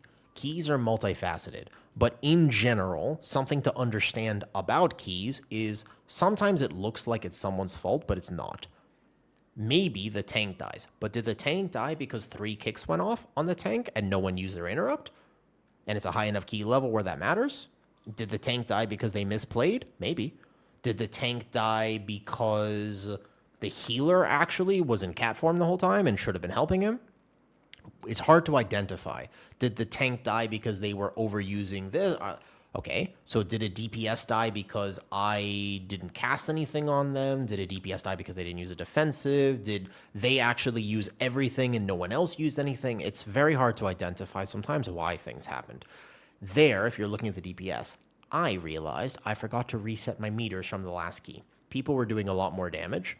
I think that would have gone fine. Yes. But we have to be careful about that. So this key, you can see how I forgot to reset from a previous key. That's why it looks low, because this is an overall, including the sky reach. I think that people were doing more damage there, for what it is worth. That looks like it was a me problem. Oh, look at this. 200 ping. Much better. Okay, let's do a key now. The main issue with keys, depending on level, is going to be missed interrupts, not using a defense, or over pulling. Sometimes like a healer gets blamed, but the tank does a pull that they really shouldn't have done. It actually can be very hard to identify where things go wrong in keys. It's not always straightforward because ultimately it's a team game, right? You deleted it. Which one? The VOD from yesterday should be there on YouTube. It's just not on Twitch. You have to watch it on YouTube normally. I don't always publish them. Okay. So there's that. Second thing, okay, was going to be responding to something, which was going to be what? What was I going to respond to? You're playing a 200 message. It kills me. My excuse. I play you from South Africa. Oh, yeah. Yeah. I derailed. No, what was I going to say? There were 3 things. I was going to go off. 3 things. Number 1, the identification of the game. Number 2, probably another take that was going to land me into trouble. Number 3,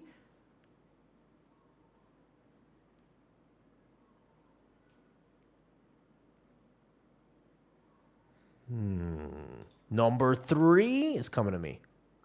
It's not coming to me. It's not. Something about AI being used to make games. The only thing that AI should be used for... No, hold up. No, that's number 4. We got to not say number 4. Listen, all I'm saying is that AI can't be that bad. For a completely unrelated reason. Let's think about how Blood DK should be buffed. Yeah, but have I tested Brewmaster on PTR, the real Ren? No, actually. I haven't played Brewmaster on PTR. Number 3 is going to wish you a good morning. Good morning. I don't remember what number 3 was going to be. It was going to be something. It was really good. I was like about to really do something. It was going to be good. Meter to current. All right. I can do that. Let me get through this pull first. I wanted to say this pull is not hard. Like there, did I need to send that there? No. Okay, that time he didn't press a defensive. So, hear me out. He definitely didn't press a defensive there. And also 2 bolts just went off. So, was that a healer problem? Maybe he actually got bolted too. So, was it a healer problem? I don't know if this actually saves it here. Hi, Faye. How often when people die is it a healer problem? Of course it was a healer problem. Bolts are not my fault? Okay, man, it's not my fault. Faye vibe. Have you seen really good AI-generated content? I actually don't know if the hunter got bolted. He might have just been true to his name. Back in Legion, the only thing I used to have to do... Oh, he wants to do the route skip. Okay, the problem is that route is in the wrong place. Because you need to spam? Yes. I would concur. It's a skill issue. 200 Do do do do do do do do.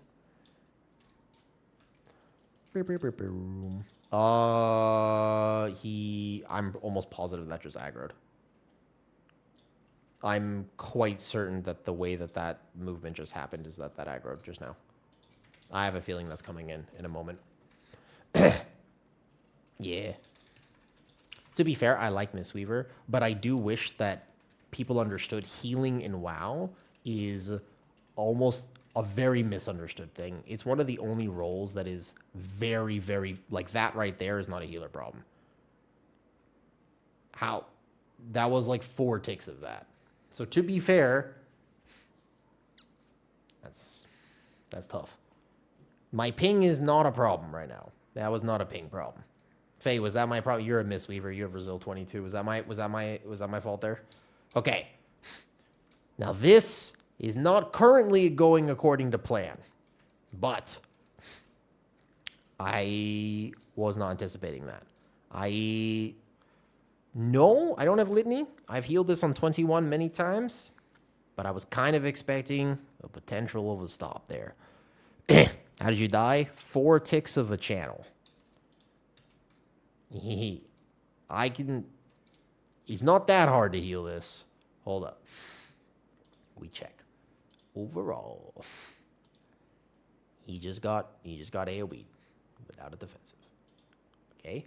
1, 2, 3. Oh, and a melee. 1, 2, 3, 4, 5. And a poison puddle. Okay, the poison puddle was my fault.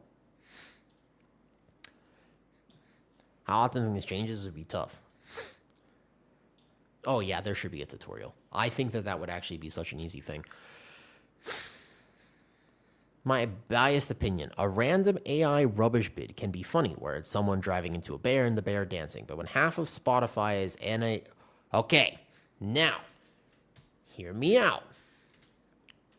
There are some really good AI songs that I've been enjoying recently, but perhaps I do not have. Oh, right. I remember the second thing that I was going to say. I remember now. No. The second point, I made the first point earlier. It's coming back to me. Point number 2 is very simple. I am one person on the internet. Most of the time that I make takes on the internet, I have a reason and a good backing for it. I, in general, do not like to talk about things that I actually don't understand. This is one of those conversations that I have genuinely no idea about. I am absolutely approaching this as a complete random kind of idiot take. Like, to be honest with you, I am very much just approaching this as I don't know what I'm talking about, but from my perspective, here's my thoughts. Does that make sense? I am not pretending like I have the best takes here whatsoever, and I am not intending for my words to be gospel in any way, shape, or form. I think that that's important. I think it's difficult to talk about half the time when we are having conversations because so many times you have to be either an expert, an absolute, or a this or a that. Do you know what I'm talking about?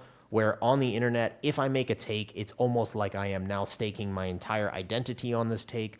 But what I am attempting to do with a conversation specifically about AI and art would actually just be have a conversation, not give you a lecture, because I don't know enough to give you a lecture. It would be like if I was talking about an issue that I genuinely... I use Ring of Peace. It's actually a fine pat to not worry about it. You just have to para. Should be fine, right? Nice. So I am just one person on the internet. I have no real stake in this. I am not an artist. I don't know what it's doing. I haven't done any research. I am only, if I was to give you takes about what I think AI is doing to the environment or the this or the that, I'm not going to lie. They're takes that I would have gotten on somebody's podcast or off the internet, etc. Right? So that's something that's important to know, and I would gladly clarify with you, is that I don't really know what I'm talking about. From that perspective, I have listened to a bunch of anime songs that would not exist if AI did not exist. I like the fact that somebody can make them. The exact price that we're going to pay for that, I don't know. But I have thoroughly enjoyed many of the songs for what it is worth. I understand the global concept that AI and creativity should maintain their separate, like you should not have them ever overlap with each other, but they do overlap with each other, and that's the world we live in. Like, if I actually thought that me not listening to one of these songs would somehow solve the problem of AI, I would genuinely consider not doing it, because it's almost certainly not good for us. It's almost certainly really bad for us. It probably will cause the absolute downfall of humanity. I agree. I get that. Yes. And a lot of people have very, very, very strong thoughts, very reasonably strong thoughts about this, because it actually does perhaps directly impact your field. It'll directly impact our relationship with games that we play, because many, like we just had the layoffs that happened for Blizzard and Microsoft, and that will affect everything that we enjoy. It affects movies, it affects our media, it affects every single thing that we interact with. I get it. Well, actually, sorry, I don't get it. But I also don't believe that me listening to a song on YouTube about Rengoku from Demon Slayer is going to be a problem. Like, I just don't think that me listening to a video that has like 500 views is going to contribute to this global problem. I've never been that sort of person who stands on a moral high ground of, if I don't believe in the thing, I absolutely cannot partake in the thing. I don't really believe in that. I know that that's an actual moral argument, and there are many people who do. Fair enough. But if I, for example, think that our use of plastic might not be the healthiest thing for us, it doesn't mean that I will never drink out of a plastic water bottle because of the environment. I ultimately think that macro issues like this have a much larger area of effect. And I kind of think of myself as being I sort of think of myself as being an absolute tiny speck in the dust on this. If the AoE goes off with the little ones, they do crazy magic damage for tank. The tank didn't know that. I don't think he understands the spore mechanic there. It is a tough mechanic, to be fair. If it's good, I kind of don't care who makes it. How it's made depends for me. That is actually the factor, Mr. Salty, and I think that is maybe the fundamental thing here, for what it's worth, right? As in, I view the outcome as the result. Many people view the process as the product. And so if the process is AI, product can't be enjoyed. I view it as more of the results instead of the process. That's actually just a fundamental personality difference. Now, it's not actually a hard key if we want to go again. AI is just a buzzword. I kind of agree with that as well, that like many people are talking about AI, but where did you learn about AI? Like, what is it doing to the environment? We had somebody in here earlier, part of my stream, who was like, I'm building one of the data centers. And I was like, oh, really? And, it's been ruining towns. Haven't you seen this? Where'd you see that? I've seen it on social media. So just for what it's worth, I don't actually know if that's true, because he said that when he's building the company, they also build 2 water treatment plants like directly next to it, and it's pretty self-sufficient. And I was like, oh, okay. I don't know anything about that. If I say that and you're like, no, that's absolutely not true. If you heard this on a podcast and saw it on Instagram, neither of us are qualified to comment on this. Just saying. Neither of us would be, just pointing that out. We have to be careful about that. And yes, how does AI learn? Based off of our content, so it's all stolen content. Is it good for us? No. There's no downfall in optimizing pseudo-creative tasks. I would strongly disagree with that. Let me get a multi-class. What's up, Proto? What do you think you've been? When do you think you've been the best you've ever been at WoW? That's a good question. The best I've ever been. Like, when has been my... Ooh, that's a good question. Let's cheeky this first one. Let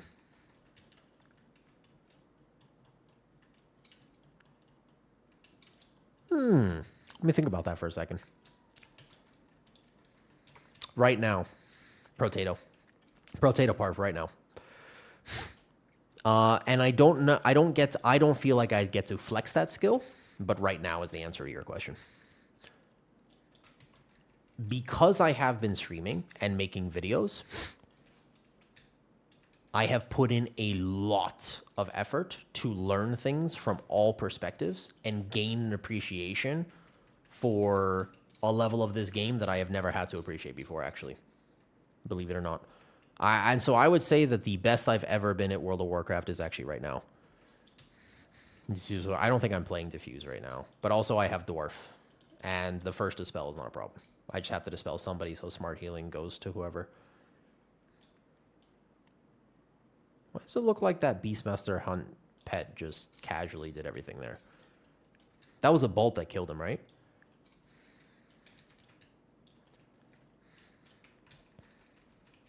Yeah, right now. But have you considered that we're balling super... So, keep up, thank you. I don't think I need to flex. The problem here, Potato, my problem with, in terms of being good at WoW... Yeah, I dwarf myself. The problem with me being good at WoW right now is the fact that I don't care enough about what people say about me. And that's a real issue. I can't hit anything right now. Is genuinely a real issue for me because if I cared enough, I would push for the title. But since I don't care enough, I'm going to let it go. And if people don't think I'm good at this game, that is okay with me. I unfortunately have a very hot girlfriend who wants to bang me like all the time. And therefore, I don't care about having abs anymore. You see the problem with this? You see the issue? I was right, by the way, that the hunter pet did actually hit this. Like, I was aware. I saw that happen, and I called that it was going to happen. And if the tank decides, for what it is worth, to go chain this right now, we are all omega dead. Stop. Stop. Stop. Don't do this. Don't do this to me, man. God damn it.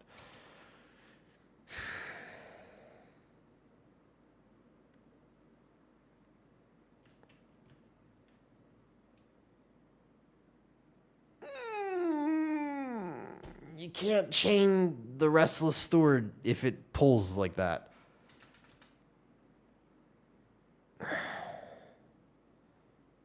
No, I mean, we were going to die anyways on the next set of 4 dispels. There's... you can't... So you... The steward pulled earlier. Alright. The steward... from... Pet can't chain it. Yeah, it's okay. I'll get... So, Potato. Anyways. I care enough, but I don't care enough. Is kind of my main problem. And also, Anthony. Do you like listening to music videos posted not by the artist? Anthony, are you still there on YouTube? Because I would love to engage with that. You have said basically, do I like listening to stolen art? Fair enough. Fair enough. When I talk about something online, we have this very weird relationship with streamers as if every single thing that I say is both vetted, fact-checked, and also properly thought out. I am live on the stream right now, airing my thoughts like a treadmill while I am healing a 20 with a group that was making it very difficult for me.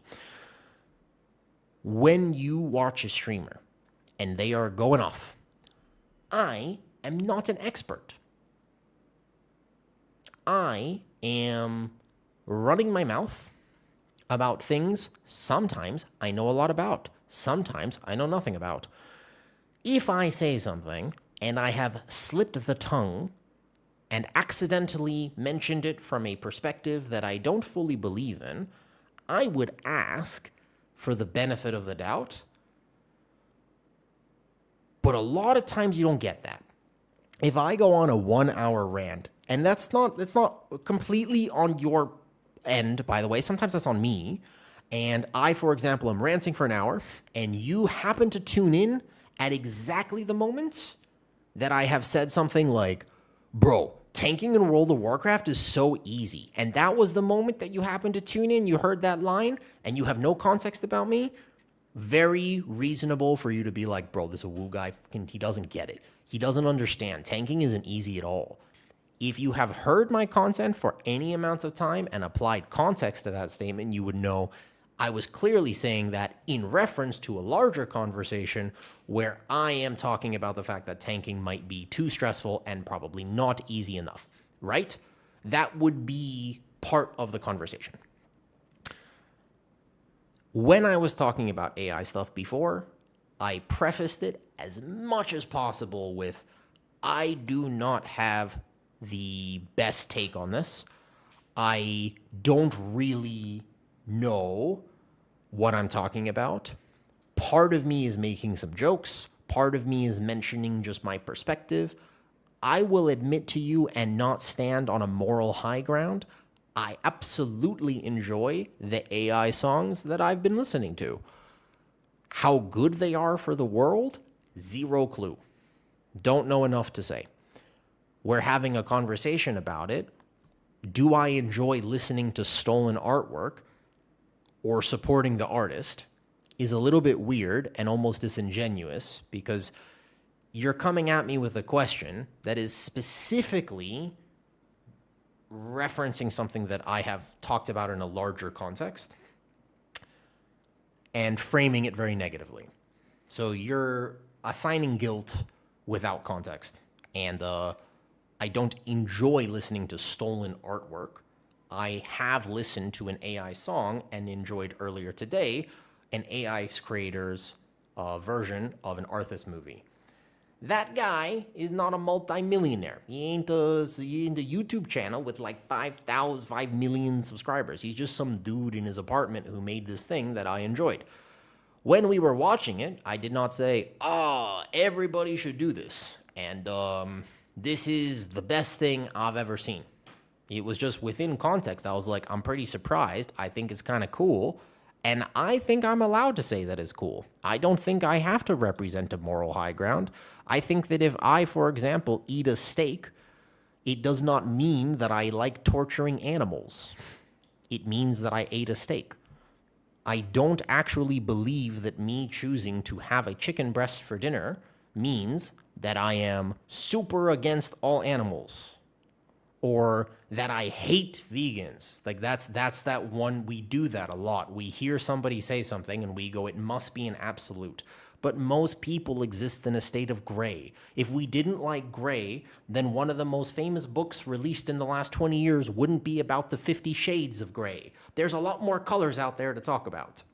So what's important to realize is if I tell you I have enjoyed a song, it does not mean that I am promoting AI.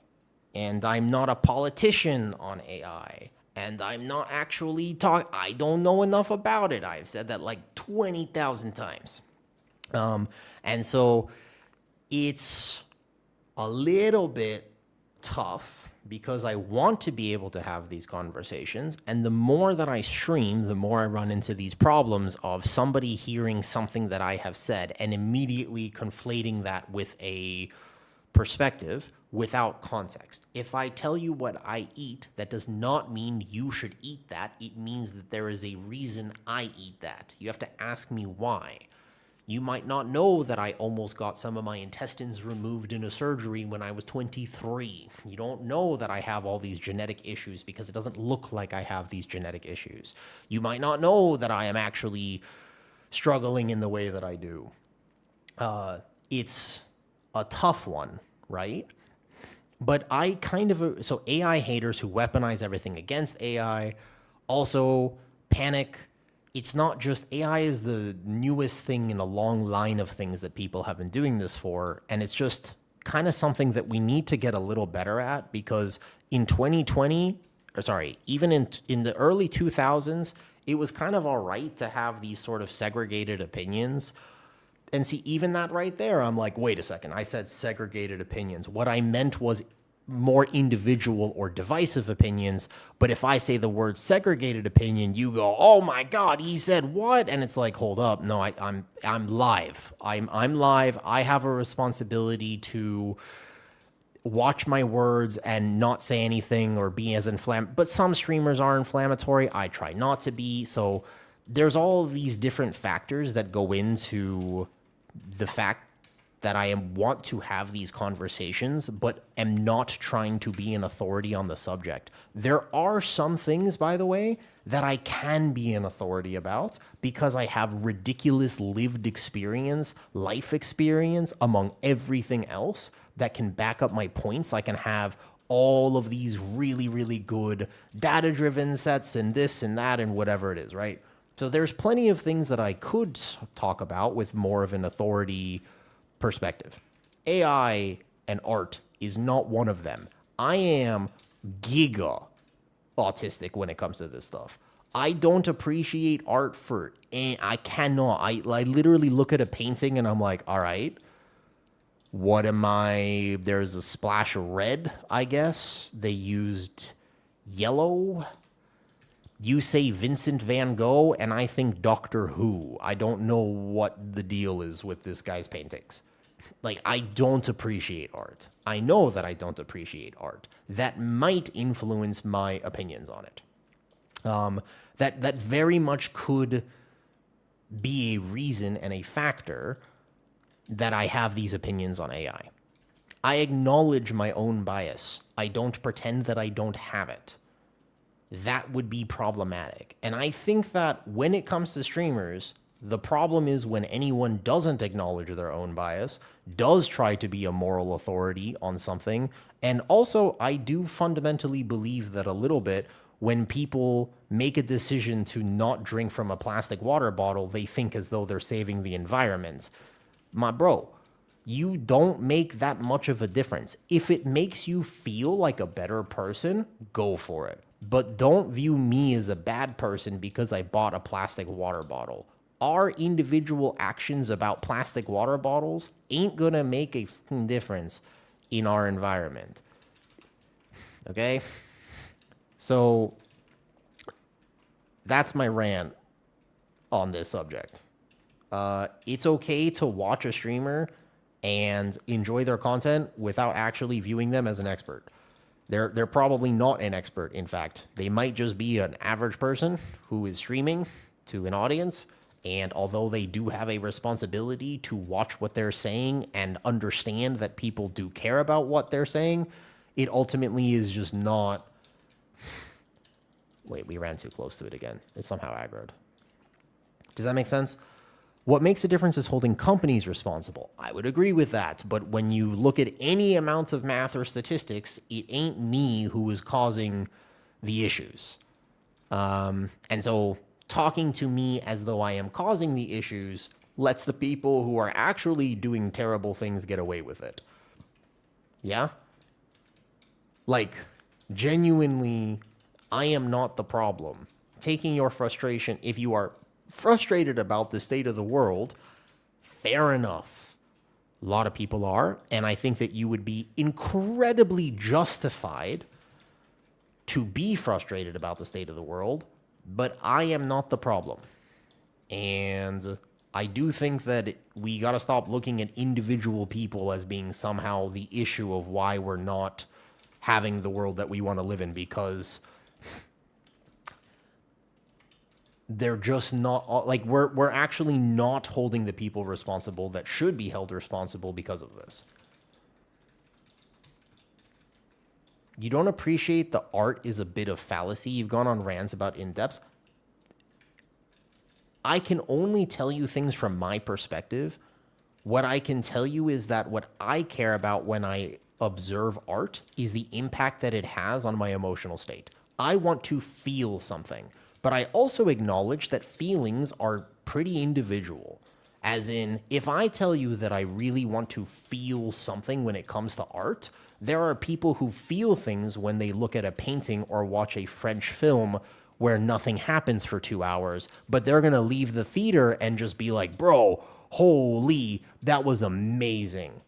I will, however, have left the theater after this French film where nothing happened for 2 hours thinking, why was I sitting here and why did I spend money on this? Likewise, I will go watch, for example, Star Wars and just be like, oh my God, this is incredible. Don't you get it?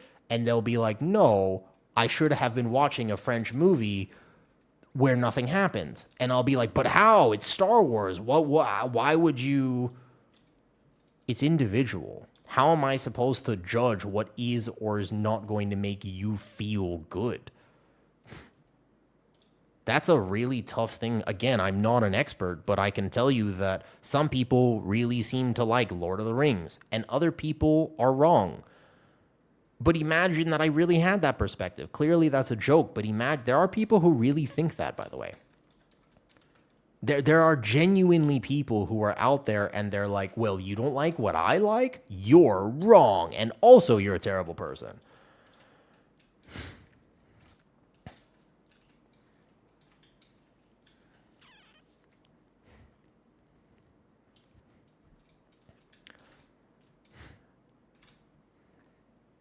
Art has an implication of great skill.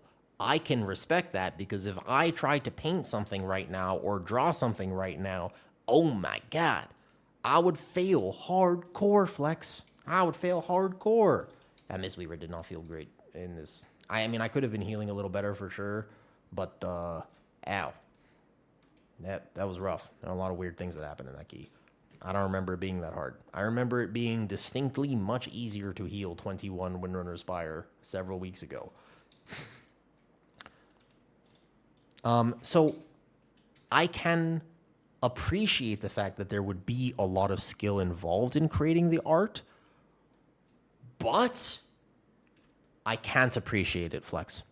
I have to get out of my own head and realize that what you can do, I will never understand. It isn't my thing, but I am so thankful that it is yours because I get to benefit from your art. I do. I get to enjoy Star Wars because someone decided to study or have the art form of cinematography and special effects and writing and directing and production. And then somebody supplied the food for all of these sets because that was really hard. And somebody made a plane so they could fly to the location to film the thing. I don't understand how any of that works, but I am so thankful that someone did. And someone took the time to build the plane so that we could have all of these wonderful products. I actually think that the world would be a healthier place if we identified and realized what's best for me is probably what's best for you, because I want you to succeed in your endeavors so that I can enjoy them. And also so that you enjoy them.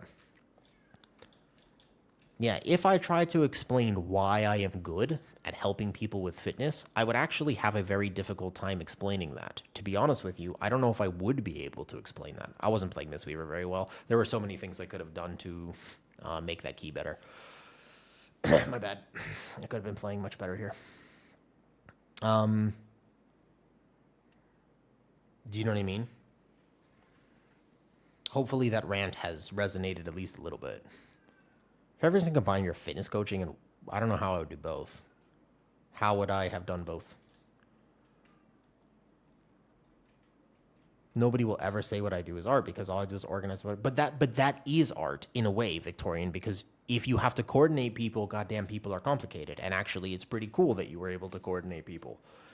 But yes, I'm not a huge fan. Ketocopter, I don't know if you're still there on YouTube. I am amazingly against. I'll say I do have opinions. I'm not like completely centrist in the sense where I just stand in the middle always. I don't like it when people do leading questions. The art of organizing people is a hella art. That's true, Zorky, though. Think about it. It's actually a giga art to organize people. Absolutely it is. I could have been playing Mistweaver so much better. I was being kind of lazy thinking that a 20 would be cake. Did not feel like cake. It felt very difficult, actually. I don't know why it felt so difficult, but it did. I go play bear.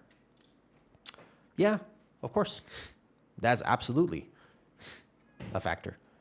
But Ketocopter on YouTube basically says, the question that was asked earlier is it kind of puts you in a bad position if somebody basically says, do your parents know that you're, well, I'm not even going to read the next part, doesn't matter. But it's been 20 minutes because I love the topic. Oh, thank you, Say Moody. I like to rant about things, and I like to rant about meaningful things for what it is worth. But it's difficult sometimes to rant about meaningful things on stream because people have a weird expectation of me. And I'm the sort of person where if I notice that that's happening, there are two factors to this. Number one is I don't need people's approval, and so I'll just shatter it. But the other thing is that I intentionally shatter any sort of these expectations because it's unhealthy. And also, if it ever limits my ability to talk about what I want to talk about, I'm not a huge fan of. You know what I mean? Yeah, I used to main Prez Evoker, Miss Biscuit. It was actually my main thing. Saint Moody, out of a side question, real quick, do you like cats? Do you like cats or dogs? All right, let's play a little Guardian. I see Jay in here. I'm a cat man. I can hear him screaming outside. 1 second. Yeah.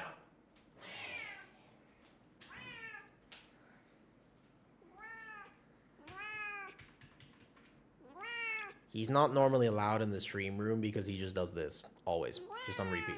Very vocal cat. He just sort of. The other cat has now also arrived in the room thinking that both of them are going to get treats right now. But I can't keep giving you treats if you keep bothering me like this because you'll learn that this is how you get treats and it's not actually good. He does have big stories to tell. He's also basically just a duck because if you just give him a little squeeze, like a tiny little squeeze. Just a little squeeze. Yeah, this cat, he's the chill one, so you can kind of just flop him around a little bit. You just...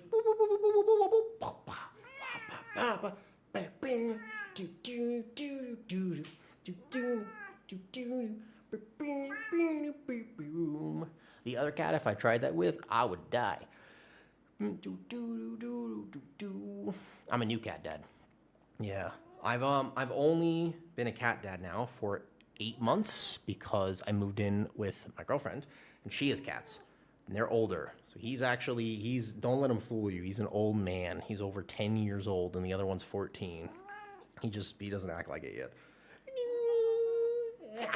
He also really needs a bath because he smells terrible. Smells like a fart.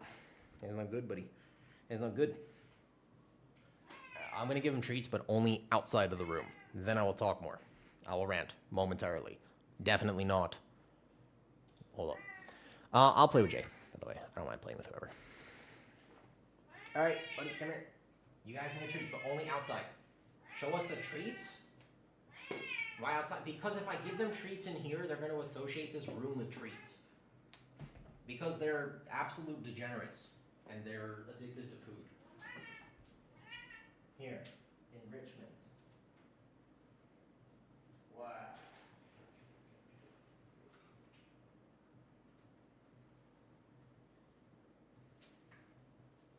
Go get some. Go get the treats. Go get the treats, honey. Yes. 8 months is enough to let the... Yeah, that's what I swear that's happening, though. Because they're getting way cuter. Even though they're absolute menaces, they're actually starting to get real cute. All right, Guardian Druid. What is this? What is this AI? Yeah, they're getting very, very cute all of a sudden. St. Moody, if you are interested, by the way, if you like cats, I have social media, and it's basically just cats. Wait, no. Socials. That was the wrong command. There you go. I think it's really interesting. Our relationship with streamers and people and the internet is just wildly... I think it was more okay 2 years ago, but I don't like how divisive the world has become. I don't like how tribal every argument seems to be. And I don't like that we seemingly can't have debates with people instead of ad hominem attacks. So instead of saying, hey, I disagree with you about the AI thing, by the way, but I appreciate where you're coming from and thanks for trying to clarify. I fundamentally disagree with you, and I don't think I'll ever agree with you. I don't really like where you're coming from, but I appreciate that at the very least you're not trying to be terrible about this. Thank you. And Zeralian, you clearly that's you right now. Like Zeralian, you've been in my stream for a bit now, and you clearly are not for AI. You have made it extremely obvious today that you were not a fan of my perspective on it as well. Congratulations, Zeralian, we can still be friends. We don't have to agree on everything in order for us to have a conversation and also just hang out. Oh, you are? Well, hold up, wait a second. That doesn't seem right. Does that make sense, though? Just not the iteration. Fair enough. Copter, I was trying to say, by the way, Anthony, you're absolutely fine. To clarify, I didn't think that you were doing that. I was just using that as a stepping stone for a conversation, you know?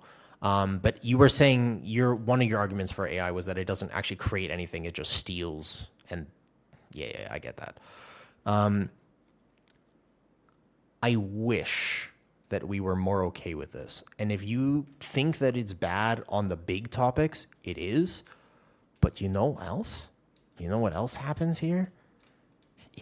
It spreads to everything. The reason I'm really not a fan of how divided we've all become is because you see this literally infect every aspect of our lives. Where it used to just be politics, religion, the big ones, those were the big no-nos. Don't talk about those on a family dinner because they're super divisive. But now it happens in fucking World of Warcraft games. It happens on every reel that you've basically ever seen. You can't even open your little dopamine app that I use as well to doom scroll because I'm overwhelmed with my day and need 30 minutes to chill and decompress. You can't even do that without being spoon-fed content that is going to make you angry. And if you don't know that that's happening, you are in trouble. Like, you are going to have issues. People will be able to take advantage of you. And also, it's only getting worse. There is nothing I can do about it. I don't think so. Not really. I can only try to make my little corner of the internet as reasonable as possible and as potentially okay to have conversations, which we still won't talk about politics and stuff, obviously.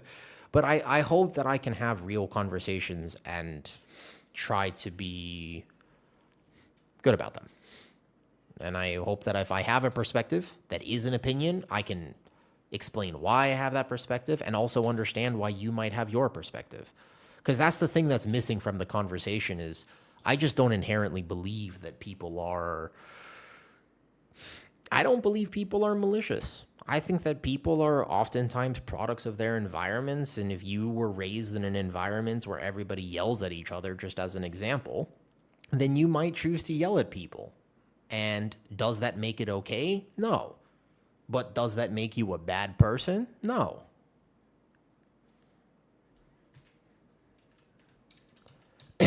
I think it's learned as well. I think that maybe sub 1% of the population is actually like crazy malicious. But I think it's pretty rare. All right, let me just little buff up here. It's been a while since I played retail. I want that we have in sci-fi to exist. Personal preference, I want the AI to exist so that I can consume content that's not good for me. Completely unrelated to Star Wars. They're not related to each other. I don't know why I'd be saying that. What would AI even be able to do? You know what I mean? I've actually met a real life Twi'lek. So I know what is potential. I know what's possible. I know what's out there. I have. Yeah, completely unrelated to Star Wars. Okay, do I remember how to play World of Warcraft? Let's find out. It's actually been a while since I have played. Lunar Beam, First Global. I think I'm doing good. I'm doing good so far. I feel tanky. I'm not playing with a Mistweaver. You wrote a thesis on Twilight? Amazing. Hey, I have a question for you. Why do vampires and werewolves always seem to go together? Why do we not have any series that's basically just vampires or just werewolf? How come? Oh, wait a second. I'm not on PTR. Dude, it's actually wild. I just mangled. They're hot, end of story. You know what? You say that as a joke. You know, I also didn't think about the fact that I shouldn't do this poll. I really wasn't paying attention very well. I can probably keep it alive, and we could almost still time... Oh, no. Okay. I don't know why I decided to do this in a 20. Did I just do the thing that I've actually been upset with other tanks for doing, of assuming that this is what we were supposed to do? Because this was a bad idea. You don't actually need to do this pull in a 20. I am realizing the error of my ways. I don't think this is Brazil.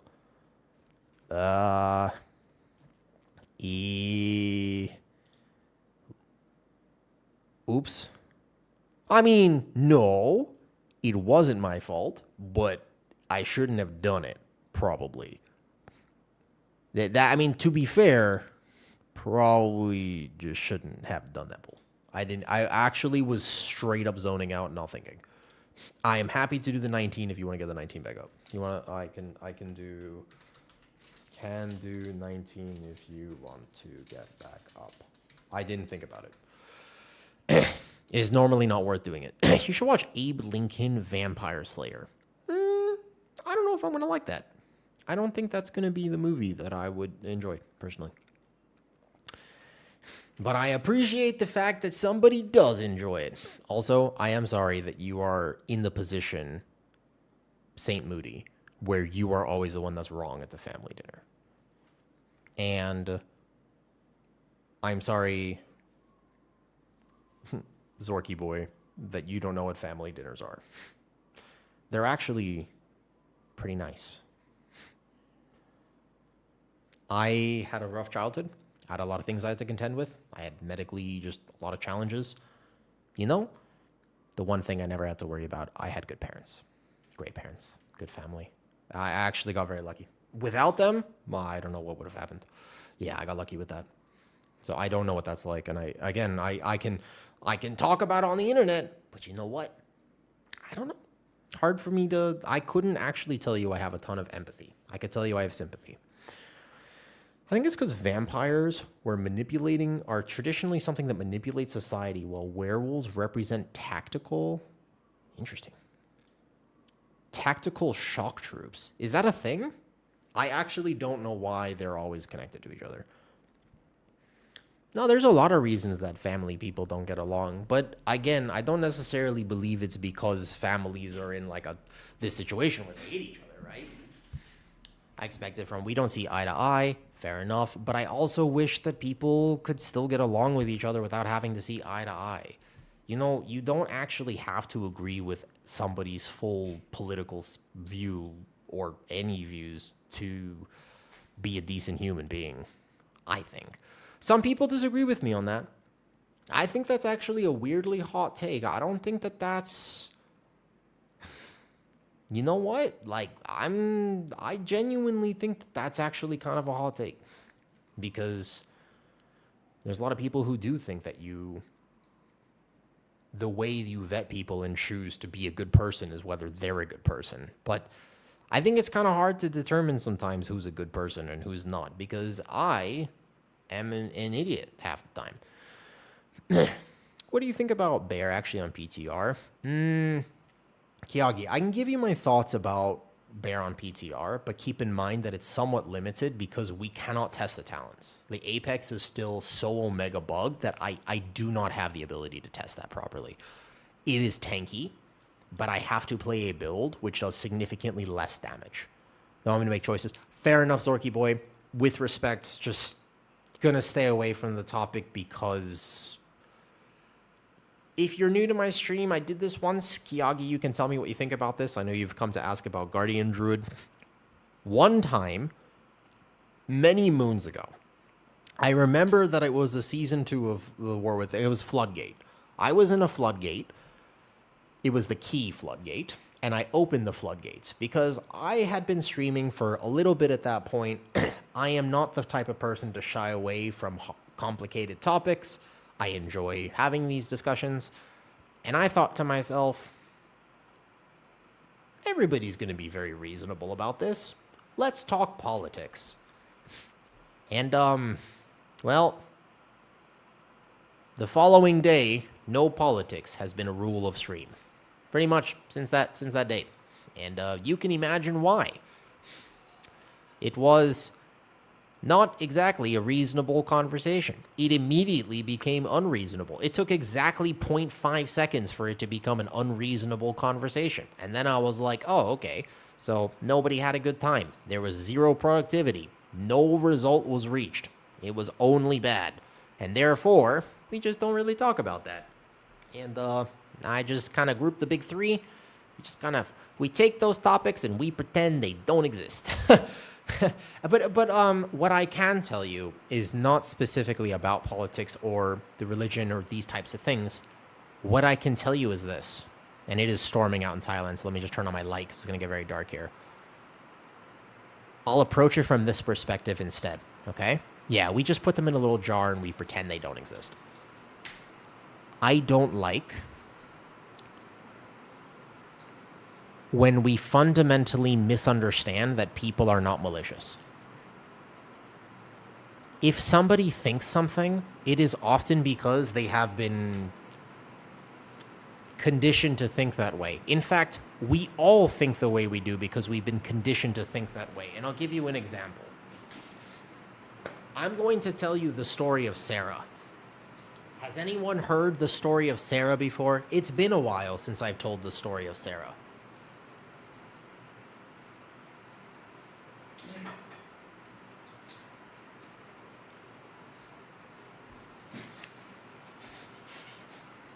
Who is Sarah? Sarah is not a cannibal, but she feels very bad about this because she was raised in a city of cannibals. Everybody in her town is a cannibal. And she was like, when she was growing up, she could not understand for the life of her why everybody wanted to eat everyone else. And her parents were like, oh, fucking Sarah, I wish we had a normal child. Why can't you just be normal? And Sarah was like, I don't want to eat people. And her family would go around the town and they would tell everybody, they'd be like, I'm so sorry. I don't know what's wrong with her. We raised her right. We didn't do anything wrong. And everybody would just have such a hard time because Sarah didn't want to eat people. But Sarah was raised in a city of cannibals. That was normal. One day, Sarah went to an actual city where people weren't cannibals, and she realized all of a sudden that that was not normal. She didn't know. She genuinely lived her entire life thinking that there was something wrong with her. She fundamentally believed that she was a bad person because she didn't want to eat other people. Our environment shapes our expectations. Our environment shapes us. And if you think that you are somehow above that, that's a pretty arrogant way of thinking. No one is above that. That's just how it is. Now, we can still improve and we could still learn more about ourselves and be willing to acknowledge that some of how we were raised is not like an absolute metric, right? Like you should aim to be growing and learning and exploring, and just because of value system that you were raised on, it might be archaic and it might be this or it might be that or whatever. But you have to appreciate the fact that it is a large part of why you think what you think. And pretending any other thing is true here is just, I think, not only counterproductive, but probably just a bad idea. Like, I think that it will actively hurt people, and it will create this weird divide that we have where no one can seemingly get along with everyone. Like, we can't find common middle grounds. We can't find that access of just having a conversation. Like, it's so hard for people to realize that we might be able to respectfully disagree. Oh my god, the healer is so concerned about me. He's giving me 2 pain subs? My dude healer, if you have to heal me in a plus 19, then I am just washed. If this healer actually has to heal me in a plus 19 and I just straight up die because he isn't pain supping me, then you might as well start calling me Gingy.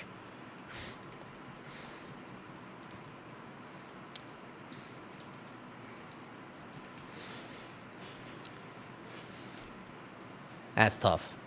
Don't tell him I said that. I might get to meet him when I go to BlizzCon. Yeah. Yeah, see, that right there, that is basically not respecting your seniors. That right there, that's a level of disrespect that I'm trying to solve in these conversations. That's kind of one of the whole things, is I'm just trying to be somebody who might be able to have a different perspective. Like, we gotta not be so violent with everyone else and recognize that there might just be different perspectives. I don't think there's going to be a ton of different perspectives on what I just said, but there could be. What's the add-on with the AoE incoming in the start of your screen? That is called Xboss. Very helpful add-on. Do recommend that you get it. No need for SI.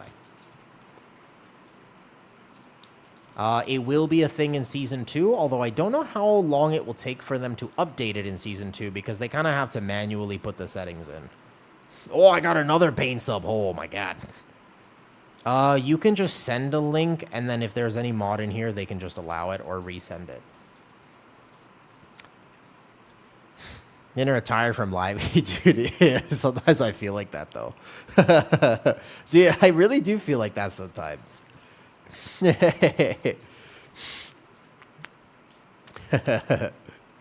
What was the one thing that somebody should have clipped earlier? There was actually a really good clip earlier. Just lunar meme.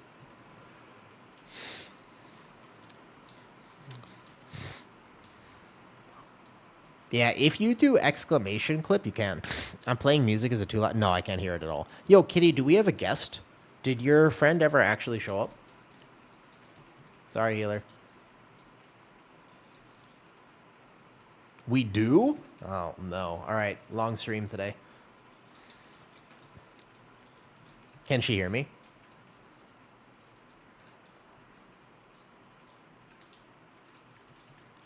Yeah, that makes sense. He's a loud cat. We're both working until 11 today. Damn. No, she can't. Excellent. So whenever somebody is over, if she decides to tune into stream, everybody here, you got to pretend like my stream is way more active than it is. So if she's going to basically at any point, actually, I don't know if she knows that I don't know if she knows my stream, but basically, if she decides to stream, then you got to make sure that it seems like way more people are here, because I'm going to basically tell her that I can't socialize, unfortunately, because I have to stream and that's work. And if I have to work, then there has to be like a reason, and there's got to be like more people here, okay? So if she's going to come in, we got to be like, everybody just be like, woo, W gameplay, insane play, or whatever it is, right? Exactly. Just at that point. Yeah, not now. No, hold it. Later. Just in case she comes in. I don't even know if she really knows. But just in case. You never know. Could happen. I think I'll just incarn here. Yeah. Yeah, this, you can tune out now. You don't have to say anything now. Just later. You're nothing. You're fucking here.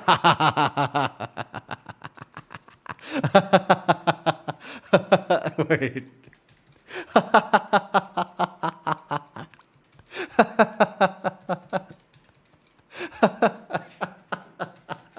Such perfect timing.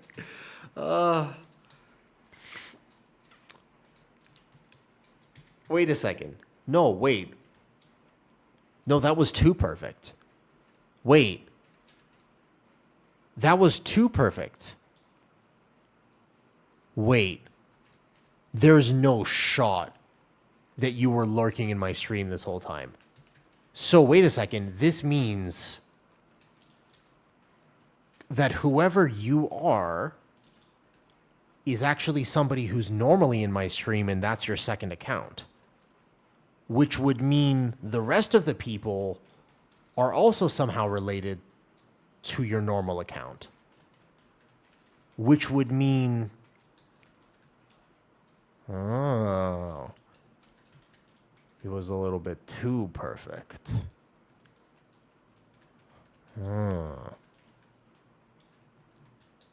I watch Death Note.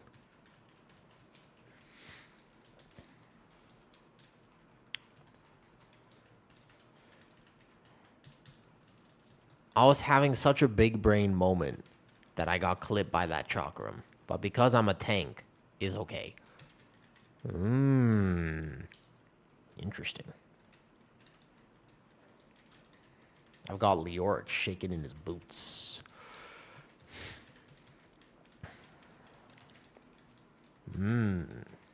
Yeah, I was saying earlier, Kyrax, when we were actually talking a lot about AI today. And I think it's an interesting conversation. But when we talk about AI, I do think it's important. You know, at some point, for what it's... Okay, so a little bit of context, Papa. Like a week ago, there was a... I don't even know what to call it. There was a few streamers, myself included, who might have been getting view botted, which is a problem. I would never do this, not the point. But it looked like somebody was maybe view botting some streams because you had a bunch of people collectively coming in here out of nowhere and just being like, they were repeating the same comment. It was just like, insane play, W gameplay. And then it was like a little bit too timed. There was like a group of maybe 5 accounts. They were all coming in here at exactly that moment and spamming a seemingly AI-generated message. But I was like, this doesn't make sense. Because if somebody was going to view bot me, why would they only do it with like 2 people? So like, that's beside the point though, right? Why though? Great question. Excellent question. If somebody was gonna view bot me, could you at least do it with like 1,000 people? Like that would potentially benefit. I'm just kidding. Don't do this. This is a joke. Don't do it. But the idea is that this was happening. Now, I didn't think I was getting view botted because it doesn't make sense. There was like 5 people. Their comments were not at the same time, etc. It was like a little bit too clean. I still think there was a Discord somewhere where a group of people just casually decided to do this for whatever reason. And it wasn't just happening to me, it was happening to a few other people. But then, like the Avatar 100 years ago, and not on the Netflix, they vanished. And it was like, where'd they go? Because it only happened basically on that day. But the reason I figured out that they weren't... They were doing a very good job, by the way. Extremely... very, very, very, very, it was very convincing. I admire them because I still think that a lot of people thought they were view bots. But yeah. What I would say is this, okay? No. They weren't testing their bot. And you know how I got them, El Hobo? You want to know how I did it? Because I saw through the lies of the Jedi. And you want to know how I did it? The answer is goats. You're like, what? Goats. And I was like, yes. Because I broke one of them. One of them couldn't keep it together. Because if there is one thing I am good at, it is explaining things in incredibly convoluted, unnecessary ways. For example, El Hobo. As a way to describe to you and Papa, if you would like to be looped into this conversation, allow me to explain with an analogy. Have you ever been to the savannah in Africa? And your answer is most likely no. I would be shocked if it was yes. But when you go to the savannah in Africa, you also have to have tater tots. You wouldn't know this because you've never been to the savannah in Africa. This makes sense. So you think to yourself, what brand of tater tots? The only acceptable brand of tater tots to have in the savannah of Africa is Kroger. And you think Kroger, like the major food supplier in America? And I would say no, the German car manufacturer. And you go, there's a German car manufacturer named Kroger? And I would say yes, they also manufacture marshmallows. And you would say, why do they manufacture marshmallows? And I would say, because it's very similar to tires. Like rubber and gelatin, they go hand in hand. And you would think to yourself, this doesn't make any sense. But it does make sense, because when you stop and think about it, marshmallows. You following? Yeah, exactly. Like Kyrax, you know about this because you're in the know, but like not a lot of people are in the know. It's just one of those things.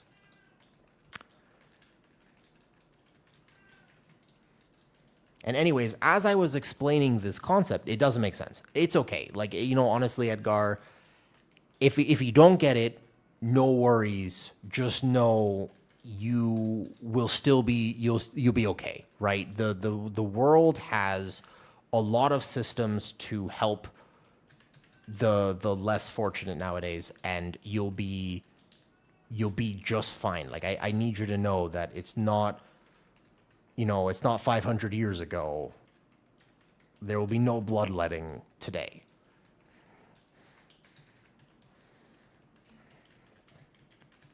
Okay, I think I'm funny.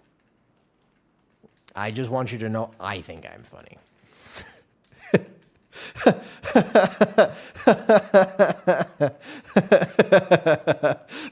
Edgar, I'm sorry. I didn't mean to single you out like that. I didn't mean to do you like that, dude. I'm sorry. It has no reference whatsoever.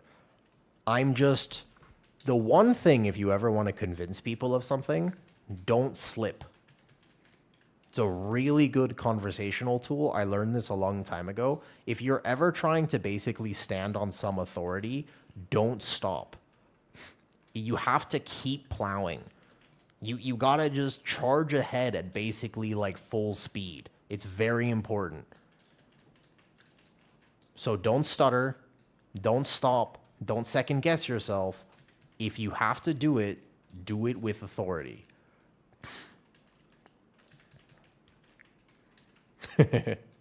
And don't mention necrophilia. Yeah.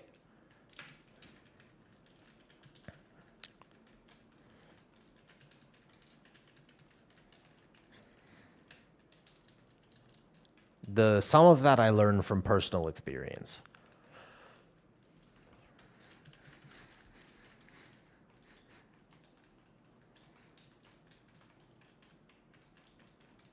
Don't they like that last one? So here's the problem with that. If they like that last one, Edgar, then very soon it will devolve into more than just words, right? Because that's the thing, right? Because that means that you've found your people. But if you found your people and it devolves to more than just words and becomes animalistic in nature, you know, becomes a little physical, then only one of you is actually going to have a good time. So it's just a fundamental problem.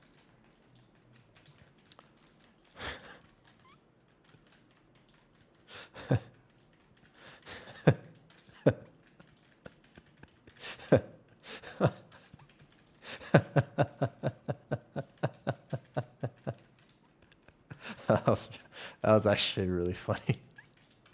That was actually so. I was so good. I'm upset about the fact that not everybody will have followed that joke. No. Think about it. Backtrack it. Think about it. It's so good. I have to explain it. Think about it.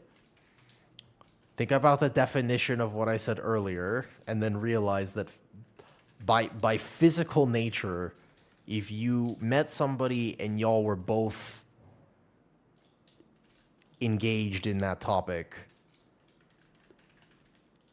it's sort of never mind. Listen, it's not important. Anyways, the point is, I am half African, which is a true statement, by the way. My mom was born and raised in Africa. This is not a joke. This is actually a true statement. This is a very real statement. I've never been, but I actually have family, and technically my heritage is in South Africa. Where in Africa? She was raised in Durban. I think she was born in Durban, raised in Cape Town, I'm pretty sure. I think they, well, no, Johannesburg or something like this. South, yeah, South Africa, obviously. Well, not obviously, but yes. Yeah. My boyfriend and his best friend once convinced one of his friends that Sprite never existed. Well, no. It's 2026, Mr. Pants. It's not obvious. It's somewhat, but it depends. It depends on what vantage point you're looking at me. I gotta stop while I'm at. You know the hardest thing about streaming for me? Not getting banned. It's easily the most challenging part. People think, is it challenging to tank keys and also, for example, like do keys at the same time? Like, no. The hardest part about streaming is not getting banned. Very difficult. Extremely hard for me.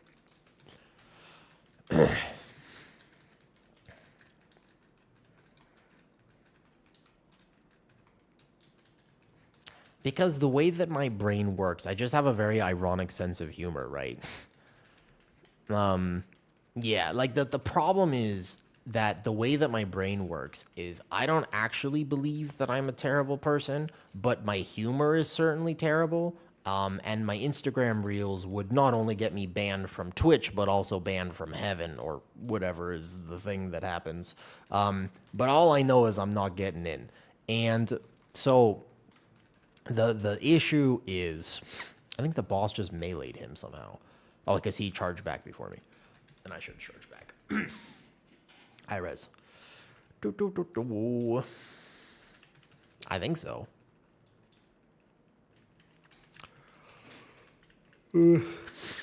But so anyways, I always try to think, I normally want to say the thing I'm not supposed to say.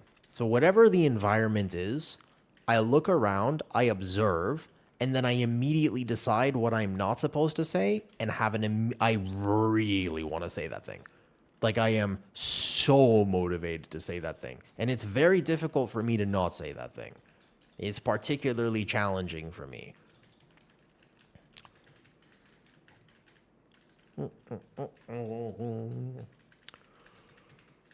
Ugh. Yeah, it's not because I actually believe in the thing I'm saying. I don't know where it comes from. I actually don't. I was raised right. I mean, I had challenges, but I don't know where it comes from, Kyrax. I just really, really want to say the thing.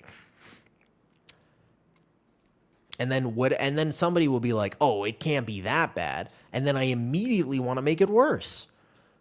You know what I mean? Like, that's the whole problem. Like, if you're like, "Oh, woo, like, let's be real. Like, you're basically a saint." I'll be like, "Well, now I have to say something really bad."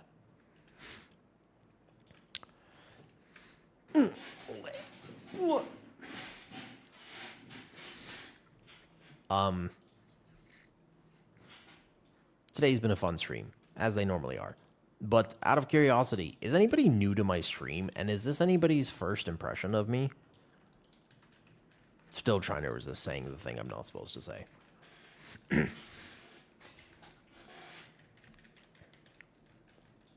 Oh, is it you? Can I ask you, out of curiosity, Saint, why did you tune into stream today? You said you found me and recommended.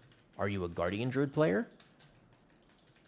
Was your foot... Wait, Wave got stunned. What the... Oh my god, the sun... Oh, that's not good. Ah. Well. I see. I wasn't expecting that. Was your foot falling asleep? I vaguely remember the foot falling asleep. Can we still time it? No. No. Oh, wait, we weren't going to time it anyways. Interesting.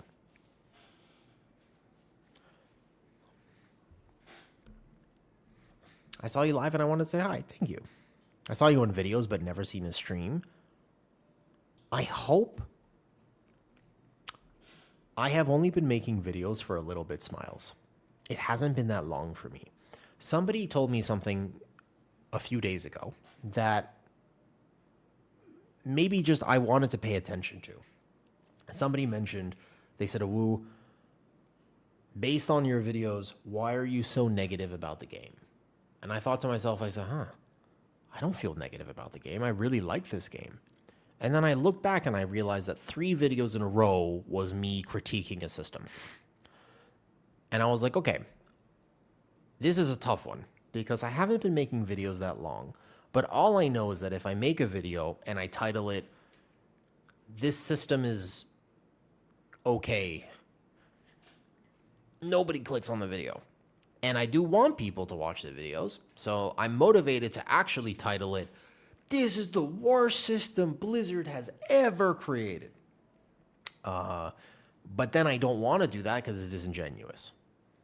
And so it's a balance between how I put myself out there in a video. But either way, I hope that people actually watch the video because many times people will judge based off of a YouTube short or two that have the same form of context. But a YouTube short is like a 10-second clip and oftentimes doesn't actually give a lot of context. So I think that people sometimes form their opinion of me based off of something that doesn't actually, where I don't get the chance to explain myself. And I feel kind of bad about that occasionally. I know that I'm not everybody's cup of tea, but I don't want to be a negative force in this game. Actually, today I wanted to make a video about the layoffs that happened. I was interested.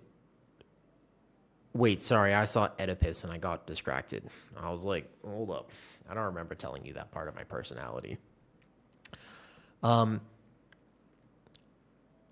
only got to experience it today. Thanks, Edgar.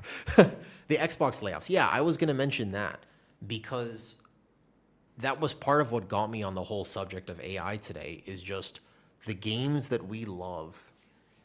They're changing. And I think that a big reason why they're changing is there's just not as many people who are passionate working on them. Like the passion for the video game industry is just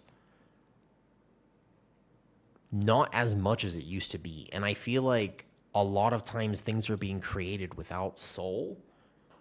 And I don't believe that Warcraft in particular, the Disneyfication of Warcraft, I think is actually a significant oversimplification of what's actually happened, which is just lack of soul.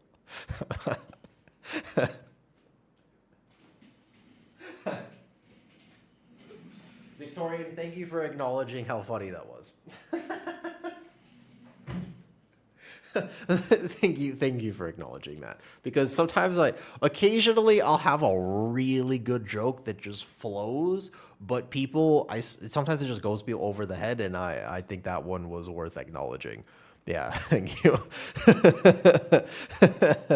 I'm getting a little lightheaded, so 2 things. I probably should put on my socks because I'm feeling a lightheaded, and 2, I should probably walk on a treadmill as I keep talking to you. Whoosh. It's impossible to play with 190 ping. 190 ping, Silverplay. Look me in the eye and tell me that again. It's impossible to play with how much ping? 190? You gotta bump those numbers up. Those are rookie numbers. 190? Yeah, you will find no sympathy here today. This is the wrong stream to say that in. And you're wondering, not to call you out specifically, but what is that like? I have 227 ping right now, and that's pretty good. My abilities don't go off. I can't interrupt. I mean, to be fair, I can't interrupt either, but it's not ping related. Like, hold up. I play with 200 plus ping perma. Yeah, I hit 2K. That wasn't yesterday. That was literally, that was like a few hours ago. I don't know what that's like. The ping starts with a 1. You're fine. 270, you play in Asia? Yeah. I'm from Thailand. Well, not from, I live here. Let me set up my treadmill to keep talking. Yeah, I miss my kick because I'm bad, not because of ping. I say it's because of ping, but how do I explain this? Okay, so there was one of the earliest, most popular MMORPGs in the early 2000s, right? Give me a few options here, okay? And then I want you to think about one of the most annoying animals that's also cute enough where all of your romantic partners will want them. And I want you to combine those two things together, and that's what I use my ping as.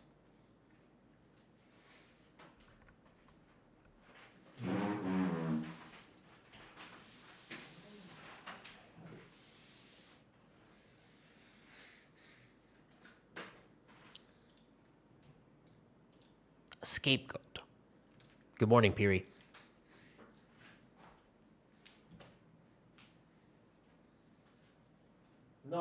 No, I didn't fart.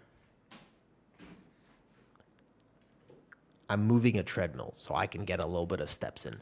Piri, are you looking forward, by the way, to Season 2? Do you think you're going to play Season 2? And if so, do you know what you're going to play?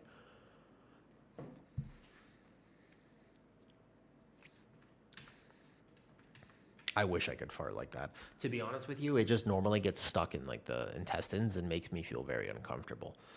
If you like Star Wars, what do you think of Star Wars? I wish I could play it. I didn't ever give it the time of day.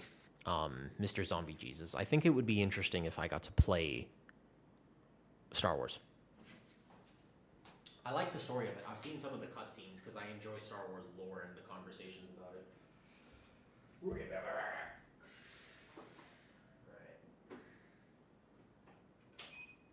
Nice. I need to hydrate. It's also getting a bit cold. I'm curious to know if this is going to help. Because this is normally the part of stream where I'd have to take you downstairs since I'm still not able to eat very much. Been a warlock for 22 years. Really? That's a long time. Interesting. Smiles. I agree with you. But could you, if you could try to explain to me, if possible, why? Could you actually identify what it is that would make you feel like that? Yo, thanks for hanging out today, Edgar. I'll see you next time. Yes, okay, tell me. I don't think I've pinned this, by the way, today, but the Discord's here. I'm going to update this soon with a lot of resources, although I didn't get to test enough of the dungeons, to be honest with you, to actually make like routes or any sort of guides about them yet. We'd have to wait until the end of PTR. There was only 1 week to test 4 dungeons, and I also didn't get to heal all the dungeons, so I won't be able to really make content about it just yet. Okay, 1 second. You play in EU or North America? I play on NA Realms, even though I live in Thailand. The only way I can play is with exit lag. It stabilizes my ping, but you just kind of have to get used to it. 1 second. I'm turning on a treadmill. Oof. I play everything. Lock is home. I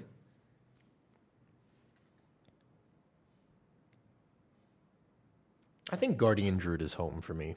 If I have to choose one spec that is home for me, Guardian Druid. You know what the second spec is? This is the most random. No one would ever guess the second spec. No. There's no judgment for that. I'm just turning on my treadmill 1 second. This is actually probably the most wild thing, but when I came back to WoW, no one has ever seen me play this, to be fair. Because when I started streaming, it didn't... No, not Blood DK. It's, Marksman Hunter. I don't know the current iteration of it. It probably has changed a lot. Marksman Hunter. Interestingly enough, yeah. Nobody would have ever assumed that. But when I first started playing, I was a Marksman Hunter. Yep. That's me. No, not for a long time. It's not recently. Yeah. So Kyrax, I'd like to believe that I have somewhat good takes, and the only way I was able to develop this sort of cognitive bandwidth to think about life this way is when I stopped playing Hunter. I had to accept the fact that it wasn't going to be combined like this. The Warriors Fury or Arms? Let's find out. Do do do do. Do do do do. Yeah. I do strongly believe, actually, so I want to start a WoW podcast. And I have started a WoW podcast at this point. I've recorded a few episodes. I did the healer episode with Korame. I did a few other things.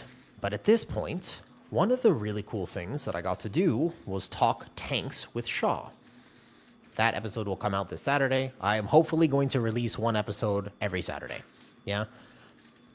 He made some very good points, as I have mentioned a few times now.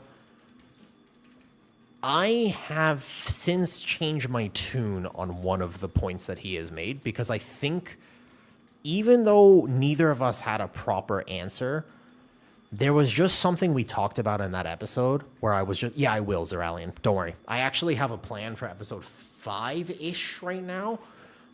I will, Zeralian. Don't worry. It's actually going to be, I've thought about that too, actually. How's it to play on a treadmill? I don't know. Let's find out. I haven't done it very often. Tesla, I got the flu like 2 months ago at this point, and my body is still recovering. But when I had the flu, I really wanted to play WoW, but I also couldn't move much. Like, I wasn't going outside. I couldn't go to the gym. I couldn't really work out. So I got this treadmill to just have under my desk so I could at least try to get some steps in while I played World of Warcraft. And I found it to be difficult depending on what spec I was playing. So when I was playing my prop pally, it was very hard.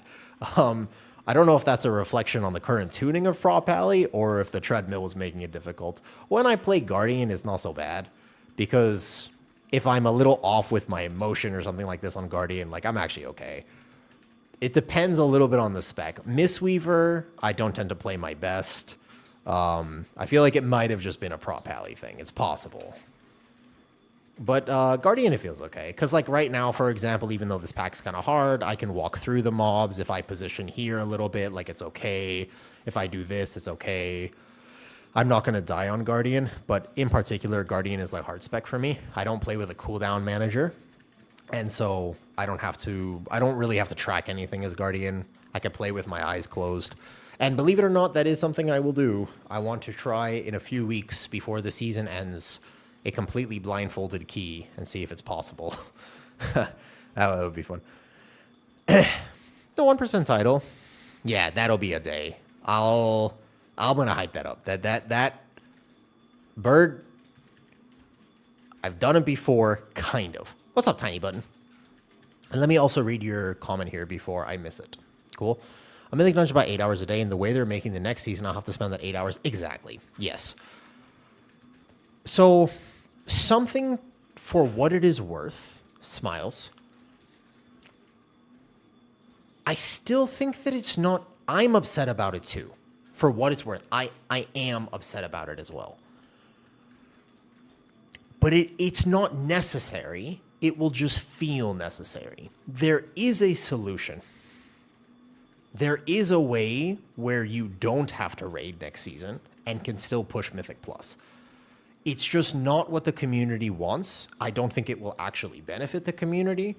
But if you are somebody who really does actually want to prioritize your time, you should have been doing this anyways. And the only way, especially with the lack of item level, is actually going to be making a friends list. Like, you are going to have to network. You will have to find people who will play with you regardless of what your item level is. You know, can you ask it again, Tiny Button? Sorry, I missed it. I was distracted. You said something about the 1% in NA versus EU, or could you just copy paste the question for me real quick? Probably either introduce your quest. Vati. I wonder about that, actually. So I want to ask something for the NA. You only need 3747. No. So the way that titles and scores work in World of Warcraft is that they're variable and they change, and they're only counted at the end of the season. So there will be a Wowhead post or something confirming exactly what week, give or take. It's about the 4th, for example.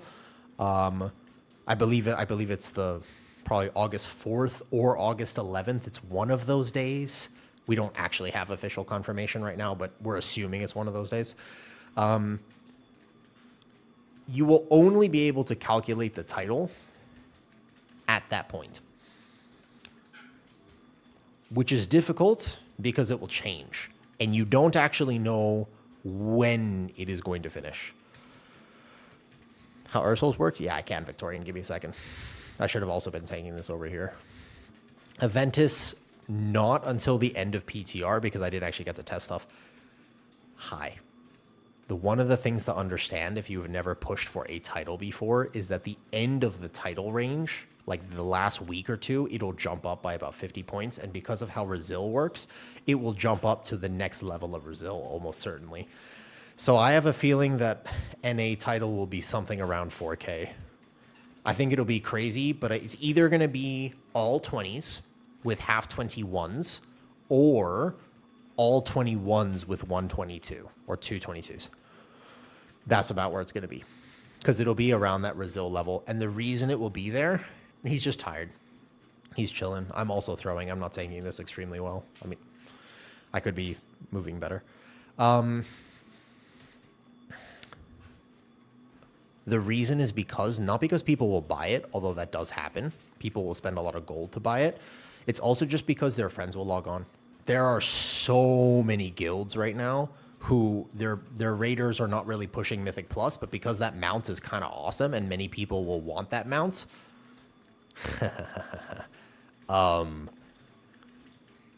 it'll be very nice to have friends, put it that way. Because of how Brazil works, and because that the fact that 1% is a lot more accessible than 0.1%, you are going to have easily a few hundred people, if not more than that, who log on the last 2 weeks and ask their guildies who are Brazil 22, Brazil 23 to drop their key and carry them. And it will happen. 1,000%. 100% that is going to be a reality. I have a nice 5-man group right now. Okay, great. But in the top is going to be flying with the best gear. Yeah. Smiles, I missed it earlier. Did you say the 1% or the 0.1%? When you said earlier about pushing Mythic Plus, did you say 1% or 0.1? I have a group of friends who are Brazil 22. It's a good time to have that group of friends. I think that Brazil 21 is going to be the 1%. Yeah. I think at the end of the season, it'll be Brazil 21 with maybe a 22 that's bought or something like this.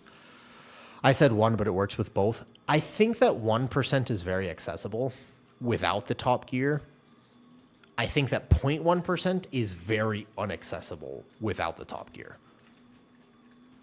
0.1% and 1% has a large chasm. But 1% is a little bit more just about playing a little bit more consistently, trying to find any amounts of 2-stack, 3-stack, 5-stack, etc. 0.1% is a slog, very difficult, extremely punishing. 1% is a better reflection of your ability to pug. Because the amounts of people who get the 0.1%, I mean, there are going to be people who listen to me talk about the 0.1% and have a lot of criticisms of this. Fair enough. There are many people who, I think just anytime I've talked about this, there are somebody who can have a contrarian take and just be like, but you can pug it. Yes, you can. It is very difficult. Is it going to be worth your time? Are you really going to be able to pug it? I think that today's world, the vast majority of people who get the 0.1% title are people who have already had it. I think the amounts of new people who get it without having any existing network or any existing notoriety, there are some, but it is a very small percentage of the 0.1%, in my opinion. There are probably stats that maybe prove me wrong on this, but from my perspective as somebody who is just an enjoyer of Mythic Plus and decided to stop this season at my 4K a while ago, I think that it's not just a networking game, but like trying to actually pug it is just not I just don't think it's a reality for the vast, I mean, when I say vast majority, how many people even get it, Kyrax? 1,000. Like, what's the actual absolute number, right? It's probably like 1,000, give or take. So of the 1,000 people, it's going to be 100 of them, 50 of them, less. Yeah, so let's say it's around 1,000. It's probably going to be, I got to imagine it's 10% of that 1,000 or less. Without any existing social network. Like, it's just a requirement to actually do competitive content in World of Warcraft, you know? All percent, only alliance, only top 0.1%. 0.1%? Yeah. So wait, what's the current numbers right now? That 4,000 is a lot. Wait, oh. Wait. Oh, that's the score. Oh, I was going to say, that's a crap. I've never known so many people. Oh, I see. You're talking about the score. So tiny button. It will just go up a lot.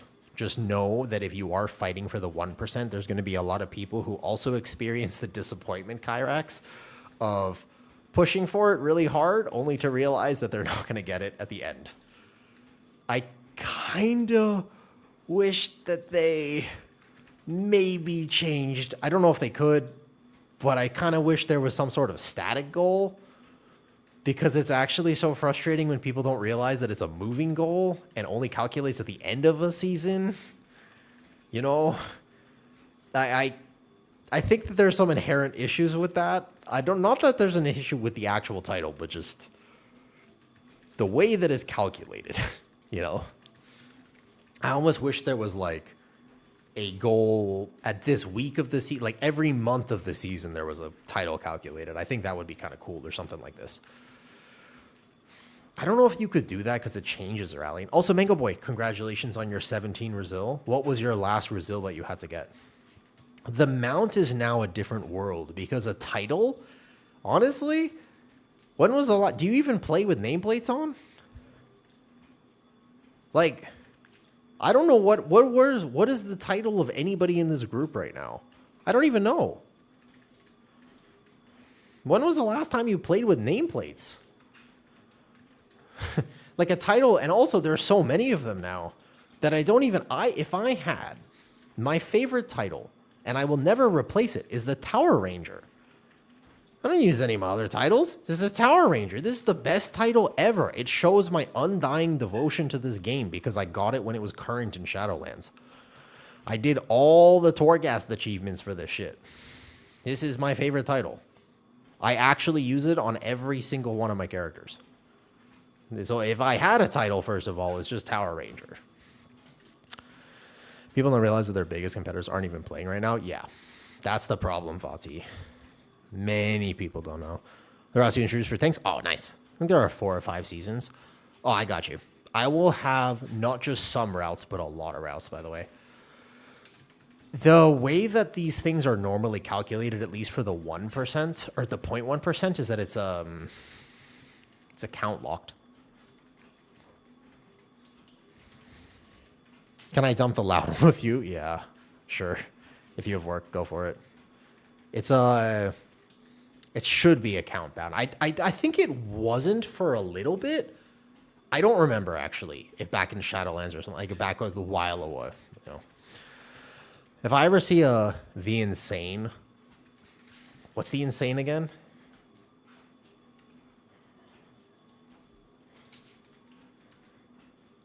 Which is the Insane title?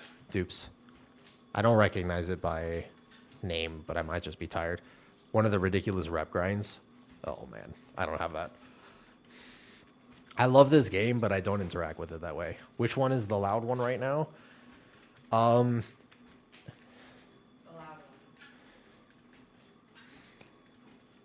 What about the top room? 20 minutes. 20 minutes? Yeah. Okay. Oh boy. Do you guys hear the cat? I'll figure it out, sure. You okay? Yeah. He probably won't step on the treadmill as I'm walking here. I'm sure this will be fine. Yeah, just leave him in here. Oh, the other one's in here too now. Okay, close the door. Good luck.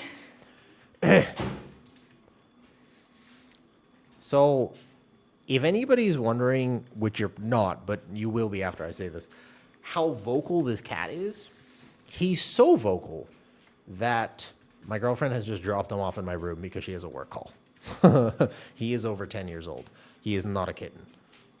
He's not a kitten, but he acts like one. Honey, this is a treadmill. Do not, and now there's 2 cats in here. Do not step on the treadmill. Oh, please. The only problem would be if they actually try to walk on the treadmill as I walk on the treadmill, which would be, yeah, Piri. Dude, cats are so cute. Oh my God, he is just so fucking cute. But also, I kind of wish, not actually, this is a joke. And I have to clarify that because I'm streaming. But I kind of wish he had a muzzle. Like, if a muzzle existed for cats, I would strongly consider it. And because a muzzle doesn't exist for cats, and also that's unethical for cats and whatnot, and I wouldn't actually do that, I at least am considering boarding school. Like, I always said that I would never be the type of parent to send my child away to boarding school. I was wrong. Like, I'll have the balls to admit it. I'll tell you, I don't stand on principle. I'm not going to try to maintain a moral superiority. Boarding school seems like a great option. Even though he's not young. He's over 10. So, yeah. I can appreciate why my parents did it. Although the vet. We had to take her. She's 14. She's the feisty one. There's an orange one who's older. And the older cat is super orange. Not to be discriminating necessarily against orange cats, but goddamn, she's so feisty. Like, she's the one where if you watch any of the Instagram videos, I am scared of her. He is like a little cuddle bug. He just likes to wrestle and play, and you can do whatever you want with him. And he's chilling. And he enjoys it too. As long as he gets attention, he doesn't mind. But she will claw your face off. And she will let you know as well. It's not subtle. So no, that's my chair. No, stop.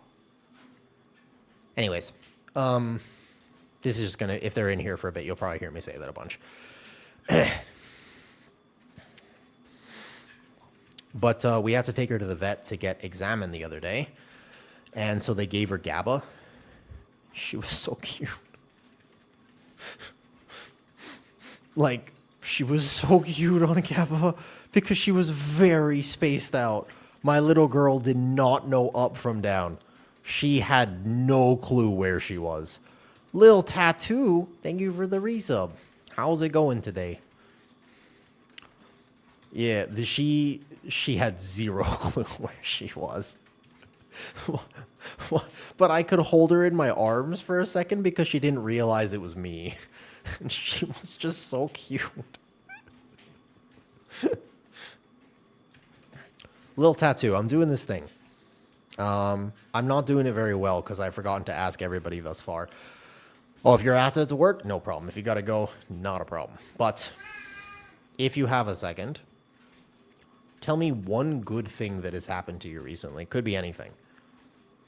Could be of any nature. Could be a small thing, could be a big thing, whatever. Yeah, that was a big meow. He's starting to realize that he's trapped in here with me.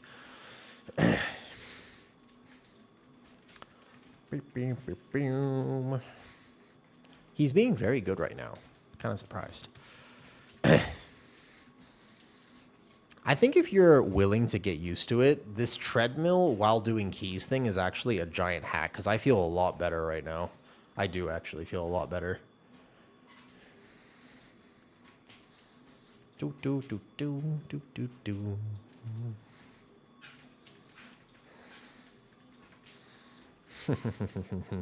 Whoa! No, buddy, stop! No, no, no, no, no, no, no. No, off the desk. You can't jump on the desk from that angle, buddy. He almost knocked over my entire monitor. No, I died. Oh. Oh.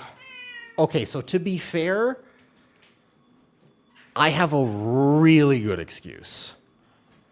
Hi, buddy. No, stop. Get off the desk. Okay. But I have a super cute excuse. I feel bad that you died. No, it's okay. It's not that big of a key. It's okay. It's okay. It's okay. No. It's okay. You go do your work. It's okay. I'll take care of him. Come here, buddy. All right. Yeah, it's okay. No problem. No, it's okay. It's okay. It's okay. It's not a big deal. It's just a 19. J Lights. No, sorry. That was. I have a very good reason for this. Come here, buddy. I'm walking on a treadmill and I can't get off the treadmill. Come here, buddy. Come here. Come here. Say hi to the people. Say hi to the people. Not the. Here you go. Did you just burp? Did you just burp or did you get frustrated? I couldn't tell what that was. So he jumped on the desk and he almost knocked over my monitor. That's why I sorry. Yeah, no. That was. Did you see the whole thing shake? Yeah. Cats are OP. This is the greatest affix ever. This is worse than Sanguine. Also, Leoric did nothing wrong. Thank you for the sub. I appreciate it. Hi, buddy. So we got to talk about, if you're going to be in here with me, you sort of can't be on the desk like that. Yeah. That was J-Lights. No, I'm just doing chill keys. I'm just chilling. I gotta stop eating him. He needs a shower. All right, buddy. Come here. Like, he will listen to you. It's a good point. He will not. The 7 hours or 3 hours of my guild messing around, having a great time and time walking. Nice, Emery's. I've been mostly solo since coming back from Midnight. After being gone 2 expansions. The first time in a long time. Emery's, I'm very happy to hear that. I think the biggest thing, and I genuinely mean this, missing from World of Warcraft, we talk nonstop about Mythic Plus tuning, raid tuning. We talk about the fact that Season 2 gearing will be really rough for Mythic Plus players. But the absolute biggest thing that Warcraft is missing is what you just said. Those feelings of socializing and just having such a good time with your friends, that's what makes WoW amazing. Seriously, I mean that. Think about it. Think about the times you remember the most. They're not exactly when balance was the best. Oftentimes, in fact, you actually remember the times when balance was so unfair, but you were playing the thing that was good. It's almost kind of fun sometimes to be a little broken.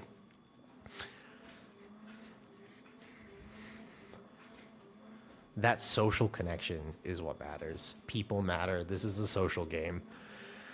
We have to be willing to accept that.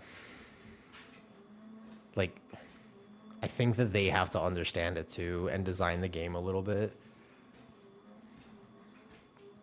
Alex Cava says, I got result 18 on your rest though, Shaman, but pugging is starting to feel like a slog. So right now, I would say on retail, for a lot of people who are pushing for the 1%, there's a bit of an issue where you can almost steamroll your way to those 16, 17, 18, depending on what comp you're playing, right? Depending on what class you're playing. But then around that, I would maybe say 19, 20 mark, things start to get real challenging. And you also have a problem where many of the people who already would have been willing to learn mechanics, like a lot of the DPS players who had invested the time to get good enough at this season to push for the 1%, are already past that Resil level. And because of the Resil level, they're now above you. And so they won't ever be in your key. And as a healer, it's super tough. Oh, thank you for the gifted sub. Thank you. I appreciate that, Kyrax. Thank you for the gifted sub. Thank you.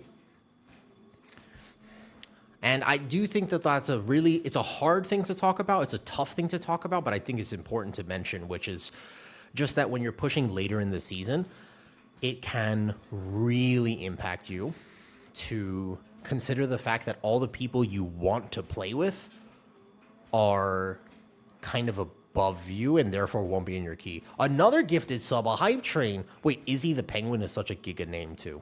I like penguins. Have you ever seen a penguin in real life? And have you ever heard the conspiracy theory that penguins, like pandas, are not actually real creatures? This is a real thing. Thank you for the gifted subs. Yeah, there's like a divide that happens, Piri, where if you kind of miss the train, like the hype train that just happened. Whoa, whoa, whoa, whoa, whoa. Wait a second, a bunch of gifted subs. Holy shit. Leoric, thank you for being a good sport all the times that I have said that. Wait, thank you for the gifted subs. I was talking about this earlier. Wait, thank you. Wait, hype train level 4. Thank you. Leoric, thank you for being a good sport. Although I would still almost rather you tell me how the hell this all happened with the weird stuff that I still want to know. Is Arms Warrior very bad? Don't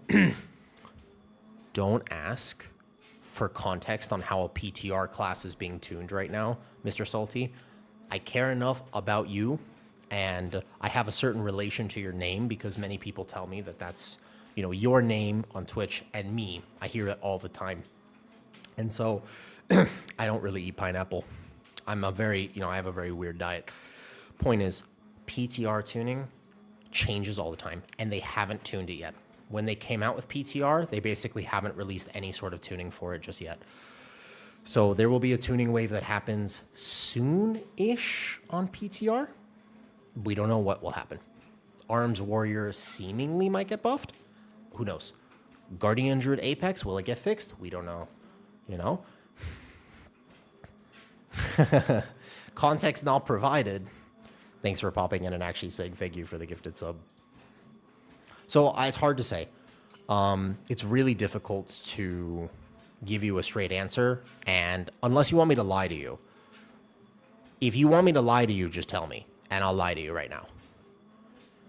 You got to give me like permission first. Would you like me to, Mr. Salty? Because I can tell you right now if you want. No, I can tell you. You want? Okay, fine. I'll lie to you. Arms Warrior is actually going to be the meta.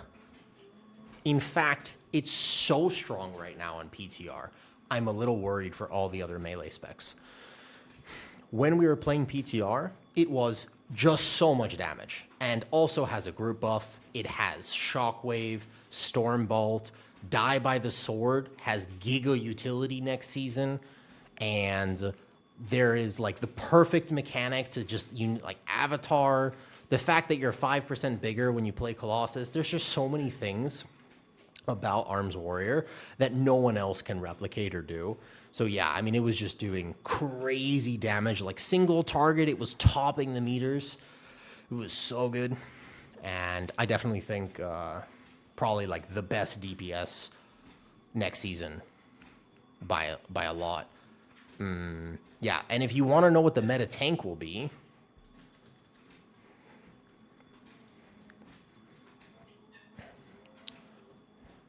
I can't tell you for sure what the other meta DPS will be, but I can tell you what the meta tank will be.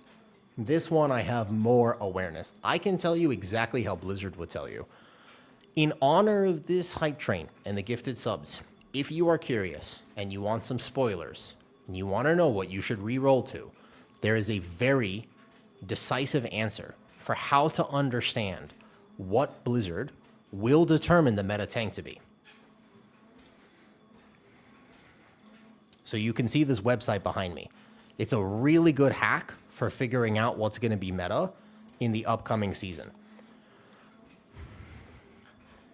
The meta tank is actually going to be Brewmaster, which, to be honest with you, is kind of fair. Since they were robbed half the season, they only got to be good for like 6 weeks. I do think it's relatively fair, and the wheel doesn't lie. So it is, in fact, going to be Brewmaster. If you are not playing Brewmaster, I don't even know what you're doing next season. But definitely don't join Mikey's. Yep. You got to do it. I don't make the rules. Yeah, it's Arms Warrior, and that's the thing. That's one reason. Arms Warrior plus Brewmaster. That's the comp right there, Leoric. That's how it is. Oh, yeah, I didn't explain the Ursul's Vortex. So Vortex, there are 2 big uses of Vortex, and you have to understand the use of it. Thank you guys for the gifted subs. I appreciate it. I had to take a while off stream, and it was tough to take a while off stream. Another gift. Thank you, Kyrax. I'm glad that people enjoy my streams for what it is worth. If you're really better than Arms, Trektor, it's a joke.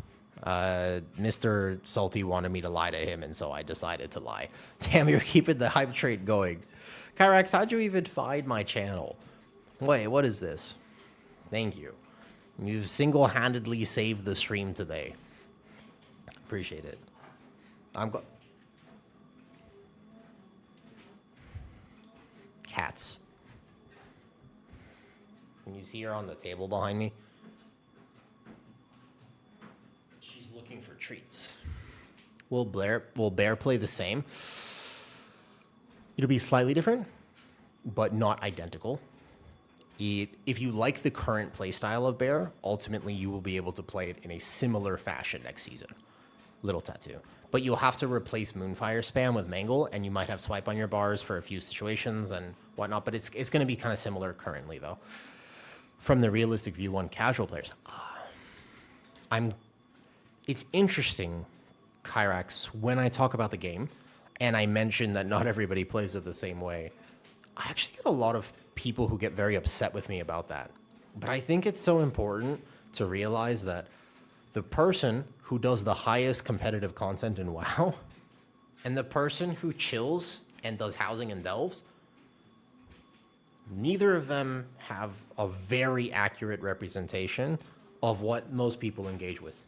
Because a lot of people engage in the middle. And that's actually 95% of the player base or whatever it is. As in, you might experiment with a little bit of this, a little bit of that, a little bit of this, but ultimately is a game. And I think that if I had to pick, the person down here has a better opinion. But they can't really comment on the competitive atmosphere of WoW. Because to them, they don't engage with it whatsoever.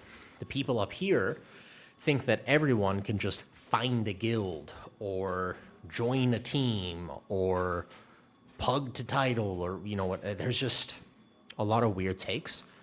I don't pretend to have the best takes. In fact, I probably don't. My takes are also but one opinion on the internet. But at the same time, Kyrax, I hope that I can provide... I hope that people can just enjoy WoW.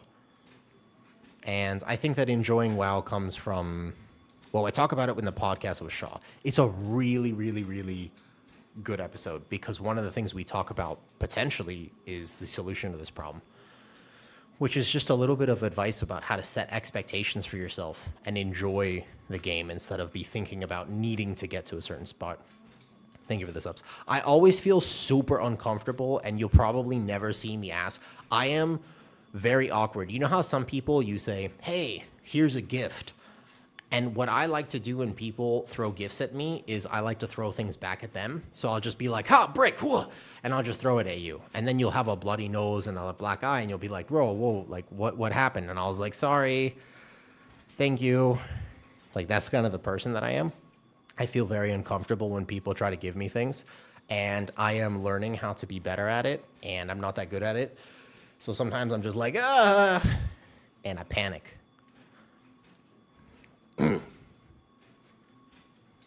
That's me. But I do appreciate the subs. Yeah. Thank you for this. Is exposure therapy, basically. You're giving me the chance to get better at this. I'm also supposed to, I think, just say thank you. Yeah, you know?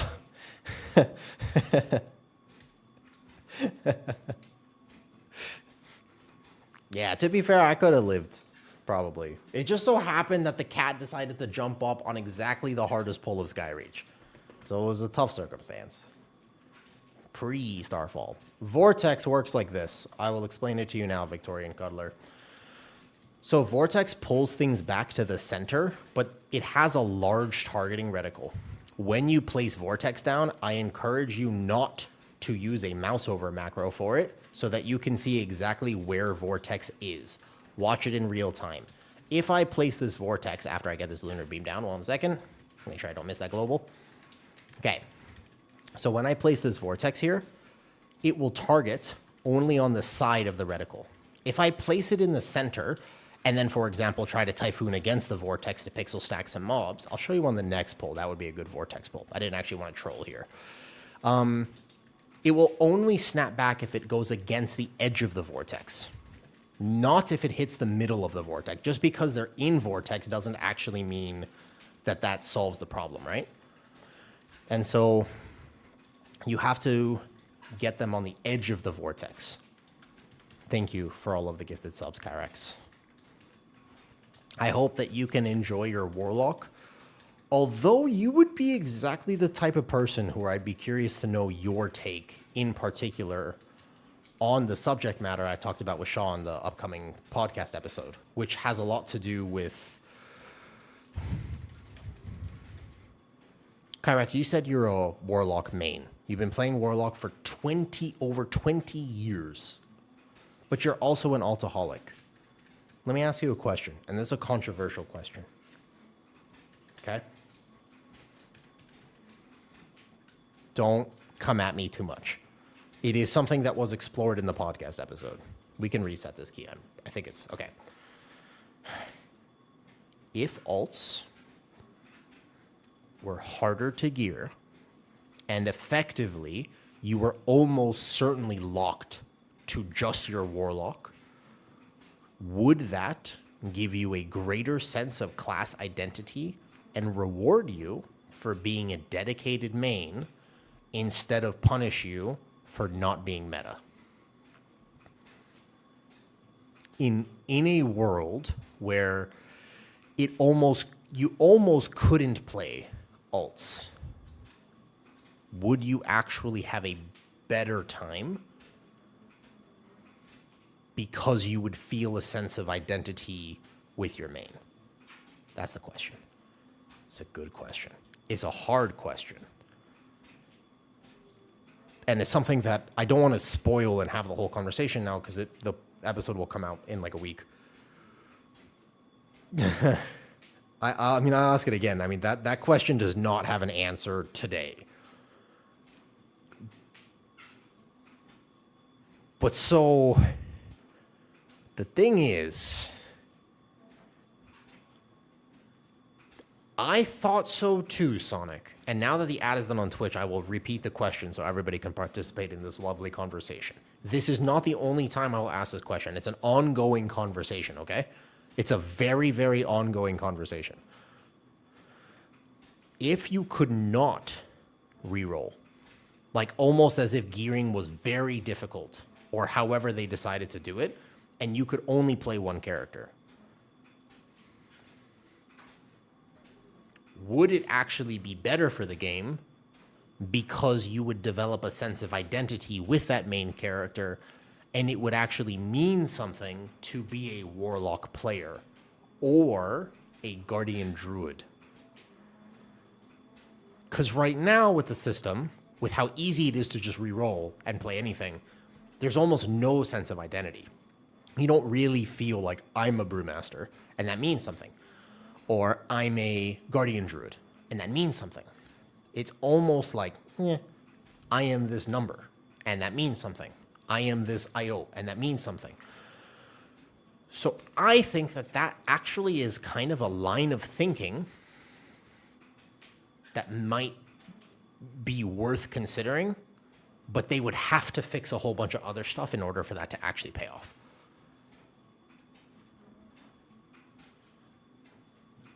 I don't think, Hexecute, I don't think tier lists are responsible. I think that there's a very real meta perception in the game. Like, I think the meta perception is really bad. I think it punishes people like crazy who are trying to get into a level of competition at pretty much any level. And I don't think tier lists are not responsible for that anymore.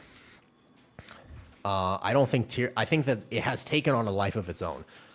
The vortex is just this. You see how the targeting icon is here? Yeah, I got you. So, Victorian, look at this here. I don't think tier lists are responsible, though. And also, Kyrex. Holy shit, yes. I got to make more videos about it. Watch this. If I pull these two guys over here, if I vortex in the middle and I typhoon against this, they will not knock back. If I want to snap them back, I have to put vortex here. But if I decide to put vortex where I'm at right now, Victorian, and then I backpedal, they also won't snap back. So if I'm using it to kite and I vortex like this, keep in mind, they're going to follow me and still melee. But if it's on the edge of the vortex and I can push them against the edge, then they'll snap back to the center because that's how vortex works. So Vortex will only drag them if they go to the boundary of the Vortex, in no matter what way. You know what I mean? Like right, left, whatever. Is also, for what it is worth, if you are trying to be any form of content creator for World of Warcraft and you do not make tier lists, you are trolling. Straight up. I'll just be honest about that. So here, watch this. Why does that work? Think about it a little bit. Think about it a little bit more. I agree with you, Hexecute, that there's a problem. But why is everyone clicking on a tier list? If I put out a video right now and I was like, you should have fun in World of Warcraft, nobody's going to click on it. Even though I'm right, and you should have fun playing WoW. Why do people click on a tier list? Because it matters. And what they want to know is next season, am I going to waste my time? I don't think so, because the actual power of off-meta specs is fine. Well, maybe not fine, but it's better than you think it is. The perception of off-meta specs is terrible. It's not effort. Very, very, very few people actually test. I think the reason that people click on tier lists is because the worst feeling is going to looking for group, logging in with only an hour to play, or 2 hours, or even 5, and spam getting declined. You apply, decline, apply, decline, apply, decline, apply, decline. That is a terrible feeling, because now not only does your family not want you, also people in game don't want you. That's tough. You have to deal with 2 situations like this. And we play games to have fun. So at the end of the day, we want to be valued and we want our time to be respected. If you are not playing meta, it could be a situation where you don't get to play the game at all. And that's just no fun. It's not good. That's what I think the actual problem is. And I understand why you would assume that tier lists are the problem. I think that tier lists without context are a problem. So I view when I make a tier list, and you can watch some of my tier lists from last season, or if I make some coming up soon or whatever it is, I want to use them as an opportunity to talk about my favorite game and also provide context on why something would benefit in this situation or why it might need a little bit of help. If I were to make a tier list right now and I were to, for example, tell you Blood DK is considered the bottom tier tank, I view that as an opportunity to have a conversation about how they could fix Blood DK, not just to tell you that Blood DK is bad and move on. If I tell you Prot Pally is the S tier tank, I want to use that as a conversation to explain why Prot Pally is the S tier tank instead of just tell you and move on. And it can't be like Prot Pally, good damage, good utility, done.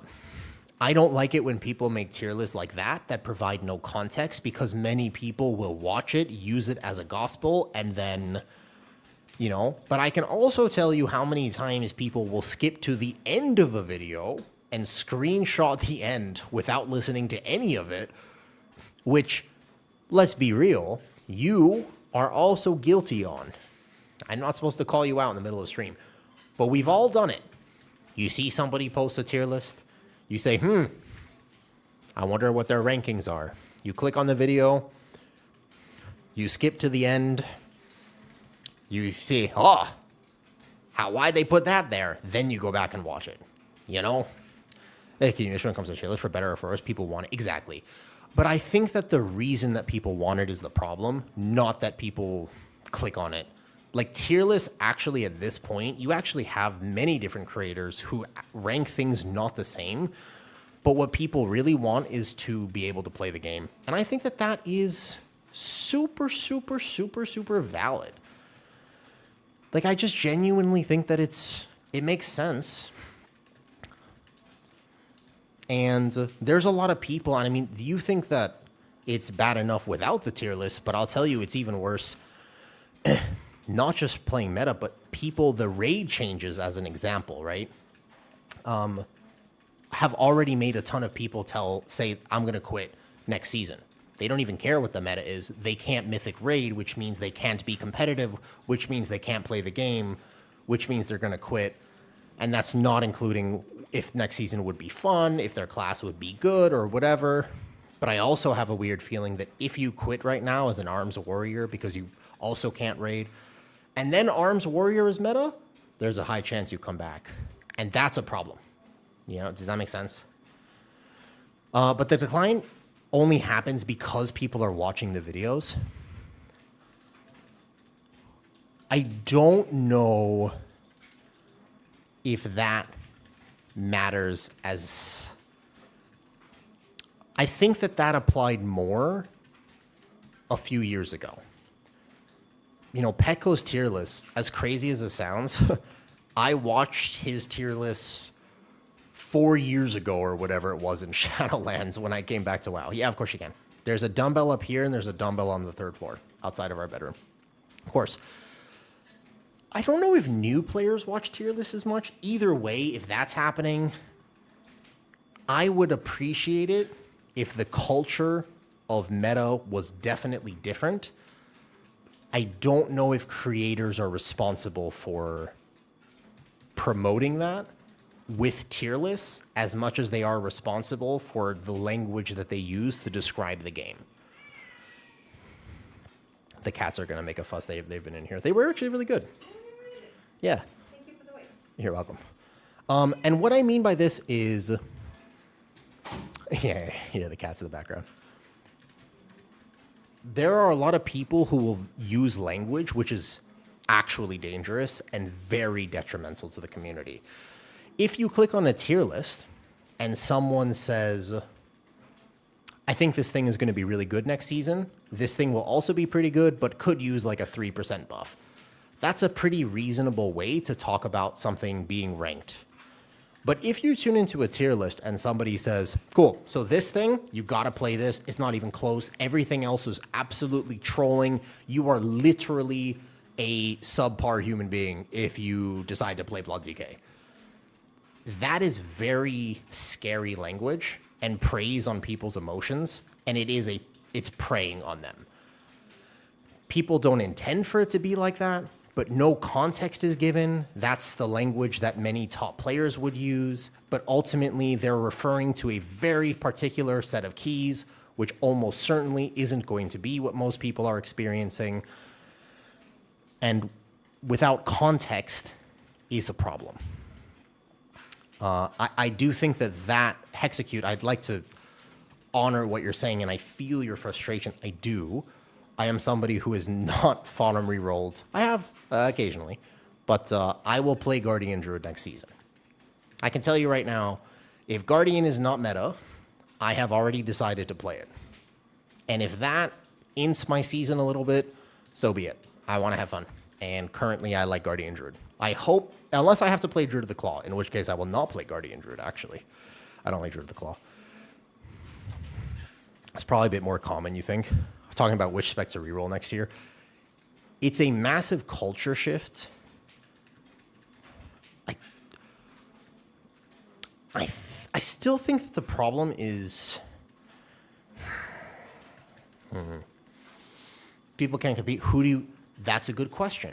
When I say off meta, who are you competing against? I seriously think that perhaps the best thing we can do as a community for World of Warcraft is understand that if we set reasonable goals for the season, we would have a better time. If we actually didn't let Blizzard specifically tell us that the only thing that matters is 3,400 or top 1% or 0.1%, and we were actually just like, no, look, I'm going to play Prop Pally. Maybe it isn't as strong this season. Maybe it doesn't even feel that good to play. But what I'm going to do is set a goal that I think would be challenging for me, would be fun for me to chase and accomplish. I'm going to have a much better time. And so I'm going to shoot for 3,700 because I think that's a great goal. Great. I genuinely feel as though more people, if they were willing to set their own expectations for a season, would probably enjoy the game more. And would also allow them to have a greater sense of identity with what they're playing. And so whatever that means, if you're actually somebody who's like, look, my goal is just to overcome some anxiety learning how to tank to begin with. Excellent. I hope you have a fantastic time doing that. Like, that's simple. If your goal is, I've never healed before, I would love to learn how to heal.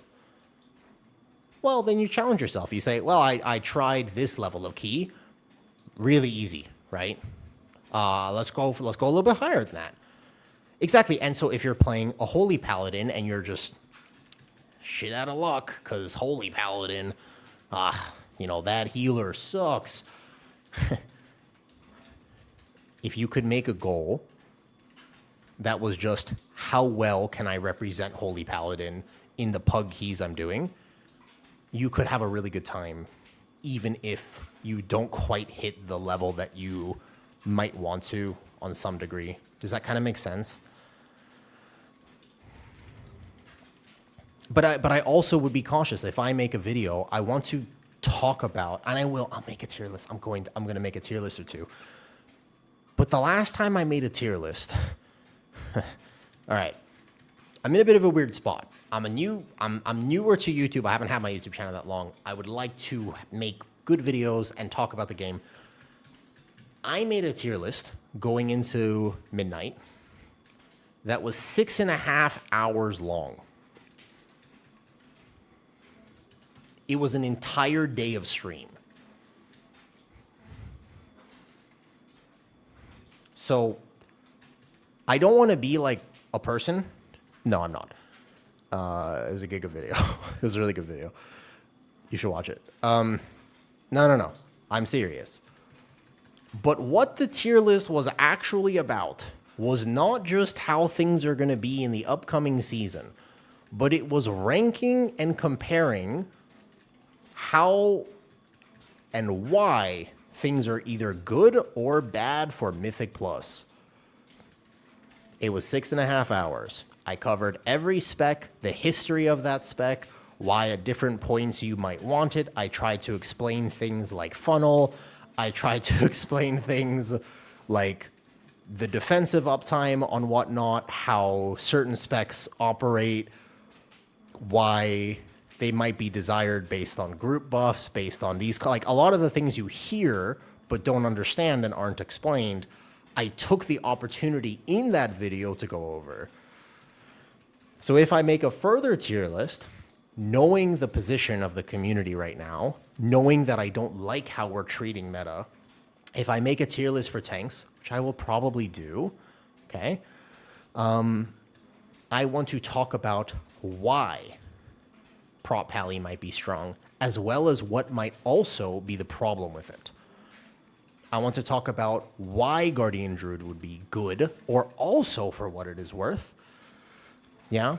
And the fact that it has an interesting spot right now, where some people, as an example, are not going to enjoy the current gameplay. Some people will enjoy the current gameplay. There's a lot of actually split vibes on Guardian currently because many people are big enjoyers of how No Apex plays. Some people are not, and they want it to be more complex. But I think it's a good thing to have both.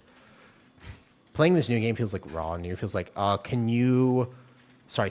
Hexecute, could you ask that again? I missed it, and it scrolled up, and I'm in the middle of a key, so I can't really scroll back and look at this. Yesterday, I went and did a few Mythic Plus with a friend, main healer. I healed on your 280 mist, and it was so easy until the last one. Then you did this, a lot easier. So is bear crap? No. We did up to a 10. That's what somebody would notice without the thing being meta. Fair enough. Okay, if you were doing a Mythic Plus 1, what 5 spec would you do to the key to do the fastest? Good point. And the answer would be it doesn't matter, right? The answer to if I was doing a Mythic 0 and we were farming gear, I would either stack leather so I got more pieces, or the answer is it doesn't matter. Because it would just be... It wouldn't even be noticeable if I took a Hunter versus a DK versus a Devourer. Actually, if anything, a Devourer Demon Hunter might not do as well just because damage profiles and stuff. But also, I still think that that's the wrong way, or rather, tier lists only matter. I think it's cool to talk about why it matters instead of just saying it matters or it doesn't. We are Belgium, are we? I think it's a good conversation to have of why it matters. Like, what does a DK bring to actually make your key easier? Or why does Guardian Druid make your key feel better at the moment? I always stick with my prop alley. Kind of weird that people get invited to keys who haven't played the character that long just because it's meta. Play prop alley, struggling in the 17s. My raid Rio is increasing, so you know that you're improving. Are you having fun on your prop alley, Web Slinger? Also, were you I recognize your name. You sent me your husky earlier yesterday, and your husky was damn cute. Your husky was watching me and the cats on the TV, right? That's it. That's your name. I even think that you could drums most 20s. I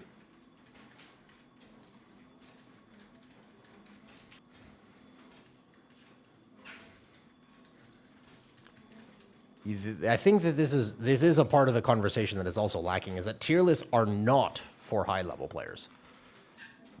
Because actually it doesn't matter. And if you've played the game in a sense where you've networked and you have a bunch of people on your B tag, you also don't need to do the tier list thing.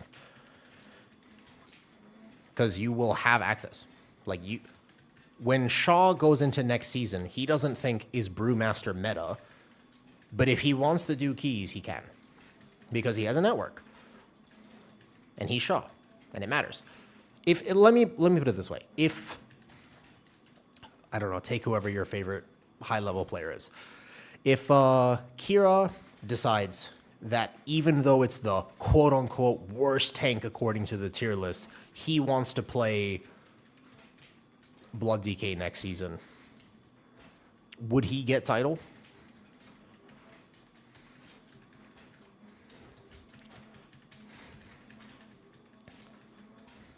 I think Blood DK is fun.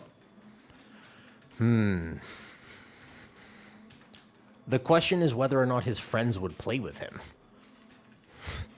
I actually wonder, like, if his friends would take him. If you listen to the conversation I did with Korame, the question is not whether or not she enjoys Prez Evoker. The question is whether or not she would ask her friends to play with a Prez Evoker, considering where it might be right now. You can get title with every spec, but a prerequisite for getting title with every spec, Marius, is that you have friends. And that you are not trying to solo pug your way up for no reason. You have to have some form of consistency. I think. I would just, fair enough. I think that very few people experience, and I'm talking 0.1% title, not 1%. They would put up with it, but only until it becomes unsustainable. There is a level Hexecute where it does matter. I can tell you right now, to me, the thing that is more atrocious than actual damage profile and straight up raw damage is survivability. Do you know what DKs get when they press Army of the Dead? You're playing Rider of the Apocalypse right now. I would agree with that. It's not relevant to most people. Well, I wouldn't say actually that. I wouldn't say that. Right now, if a DK does not press AMS, does not press Icebound Fortitude, when he presses Army of the Dead, he gets a 20% DR. That's 20% damage reduction. In his tree, if you take a look at his talent tree, there are so many nodes that just say 12% increased stamina, magic damage, 35 this, magic debuffs reduced on me, every dot that's dangerous by 35%. So that's just 33% tankier, etc. against most things. And also he has spammable self-healing if he actually uses it, on top of a bunch of other things. This mage, do you know what he has? When he presses his big cooldowns? Nothing. He's got a node in there that says 4%. If there is a physical damage hit, that's the problem. Oh, so that's fair. And I'm not saying that this is the thing that is a problem. I'm just pointing out that defensive value matters a lot. Because when I tank, I don't care that much. But when I heal, I do. If I join a group as a healer and I see a elemental shaman, let me focus on this poll a little bit. If I see, owie, is the hard pull. Is the pull that hurts. If I see an elemental shaman, a hunter, and an Aug Evoker, bro, I'm in despair. Like, just immediately. The key hasn't even started. Could we do the key? Of course. But am I having a good time? Absolutely not. Like, 100% I'm in misery. I can tell you that right now. Holy shit. This is hurting a lot. And the orb is back here, so I got to kite on the orb. Okay, so I had to use both SI. Ooh, it's been a second since I've had to do Skyreach.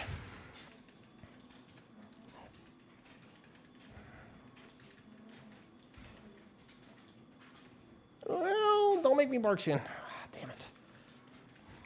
Okay, so if I have to bark skin there, I'm going to be in danger.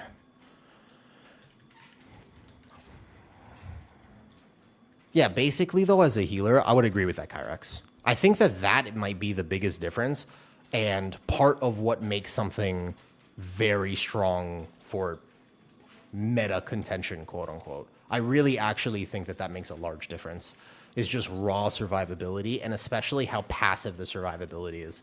Another thing, and this is a wilder take that is less understood or less talked about, is, in my opinion, how passively tanky something is as a meta tank matters a lot. Like, for example, right now, Guardian Druid is very straightforward to play. If Guardian Druid was playing Druid of the Claw, I don't think you would see as much representation with it. How simple something is kind of a big difference. At the highest end, of course, people will play whatever, but you'll notice this with VDH next season. If Kira says and Yoda says that VDH is the meta tank, and then you see the higher level people swap to it, you're going to have so much frustration trying to play that without understanding the tank in a mid-range level. You wouldn't see the same level of dominance that you saw with Brewmaster and with Guardian. It just so happened that the two tanks that were meta this season were probably the two least frustrating tanks to play. And I absolutely think that has a pretty large factor on the opinion on this.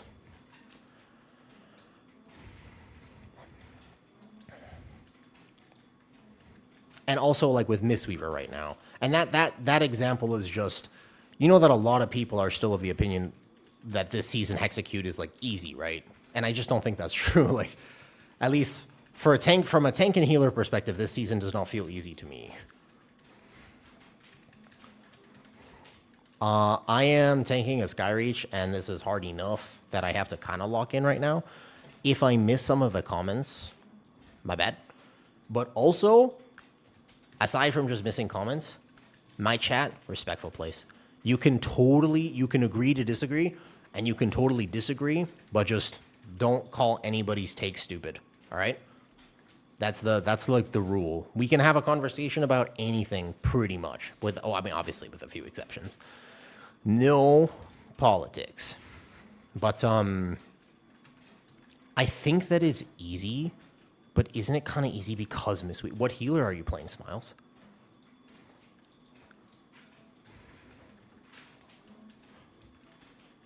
If Mistweaver wasn't what it is right now, I don't know if this season would be considered easy.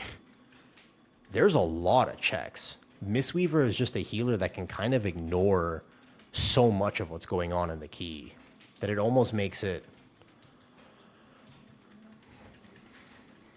It almost gives it a weird false sense of access. We were Brew and Resto. I think that if you were pushing keys on Resto Druid, that healer is so dependent on your team helping you because there's only so much you can do as key levels get higher. Like, I would not want to heal a Seed of the Triumvirate on a Resto Druid. HK, careful with that. I'm not a big fan. I was saying this earlier. This season is about... That's a fair point, Udo. That's a fair point. That's a good point.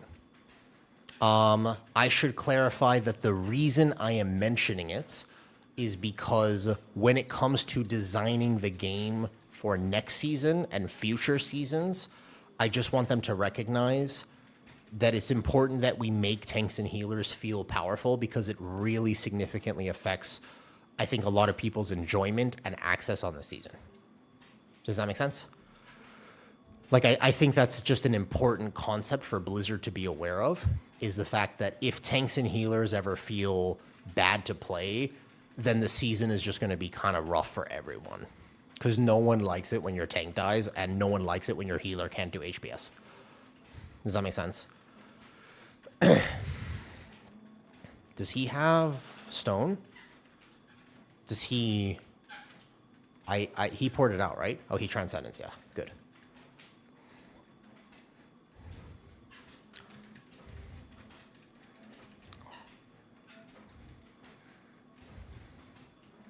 Do you know why Hexecute? But Hexecute, have you played with a mage in a 22 Algathar Academy? Because you mentioned Hunter, right? That mechanic is designed as a physical tank hit, as a physical hit. The little foragers in Algathar are designed as a physical mechanic, which is problematic, partially because I think that one of the ways to fix the foragers in Algathar would actually be to design them as magic damage. Like, they should be the very first pull in Algathar Academy.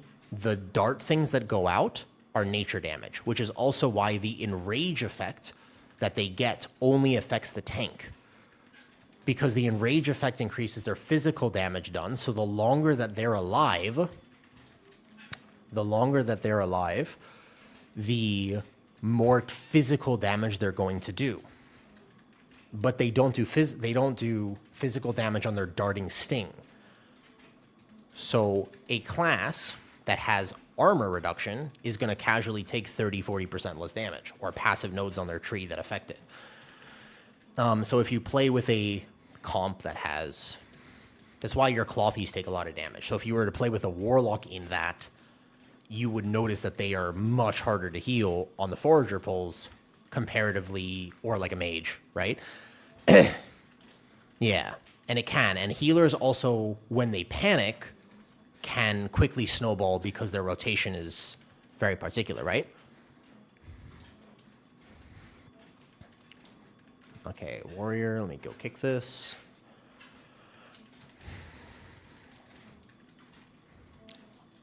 Ultimately, just know, Hexecute, I am in agreement with you that the meta perception in WoW is not only problematic, but downright destructive for the game.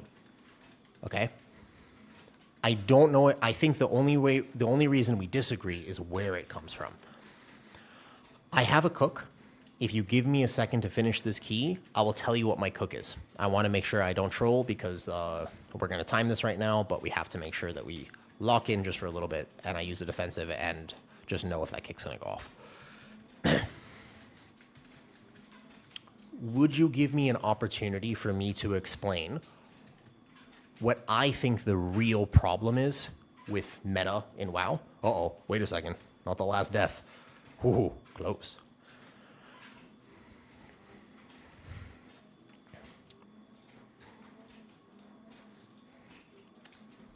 Yeah. No. It is destructive. Don't get me wrong. I agree with that. How it is destructive is important. Okay. Let me stop the treadmill. You wonder how many steps we got in, by the way? Crazy. This is actually like a giant hack because I walked a lot earlier today. Watch this. I think that the way Mistweaver heals will be good no matter what. But whether or not it's going to be this powerful in meta, unsure. Okay. Observe. 5,500 steps. Holy. Crazy. That's 5,000 steps. Uh-oh. High quality bacon on your next cook. Make it crispy. I actually wanted to order bacon. I was thinking about that. Okay.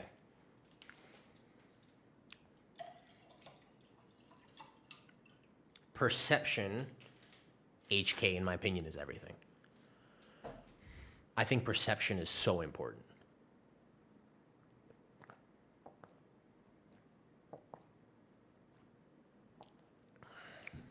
Tell me what you think about this. Kyrax, HK.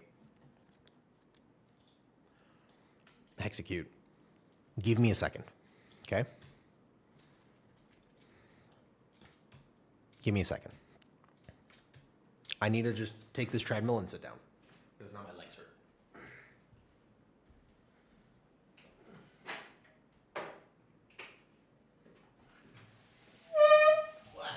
Sorry. I was saying this earlier.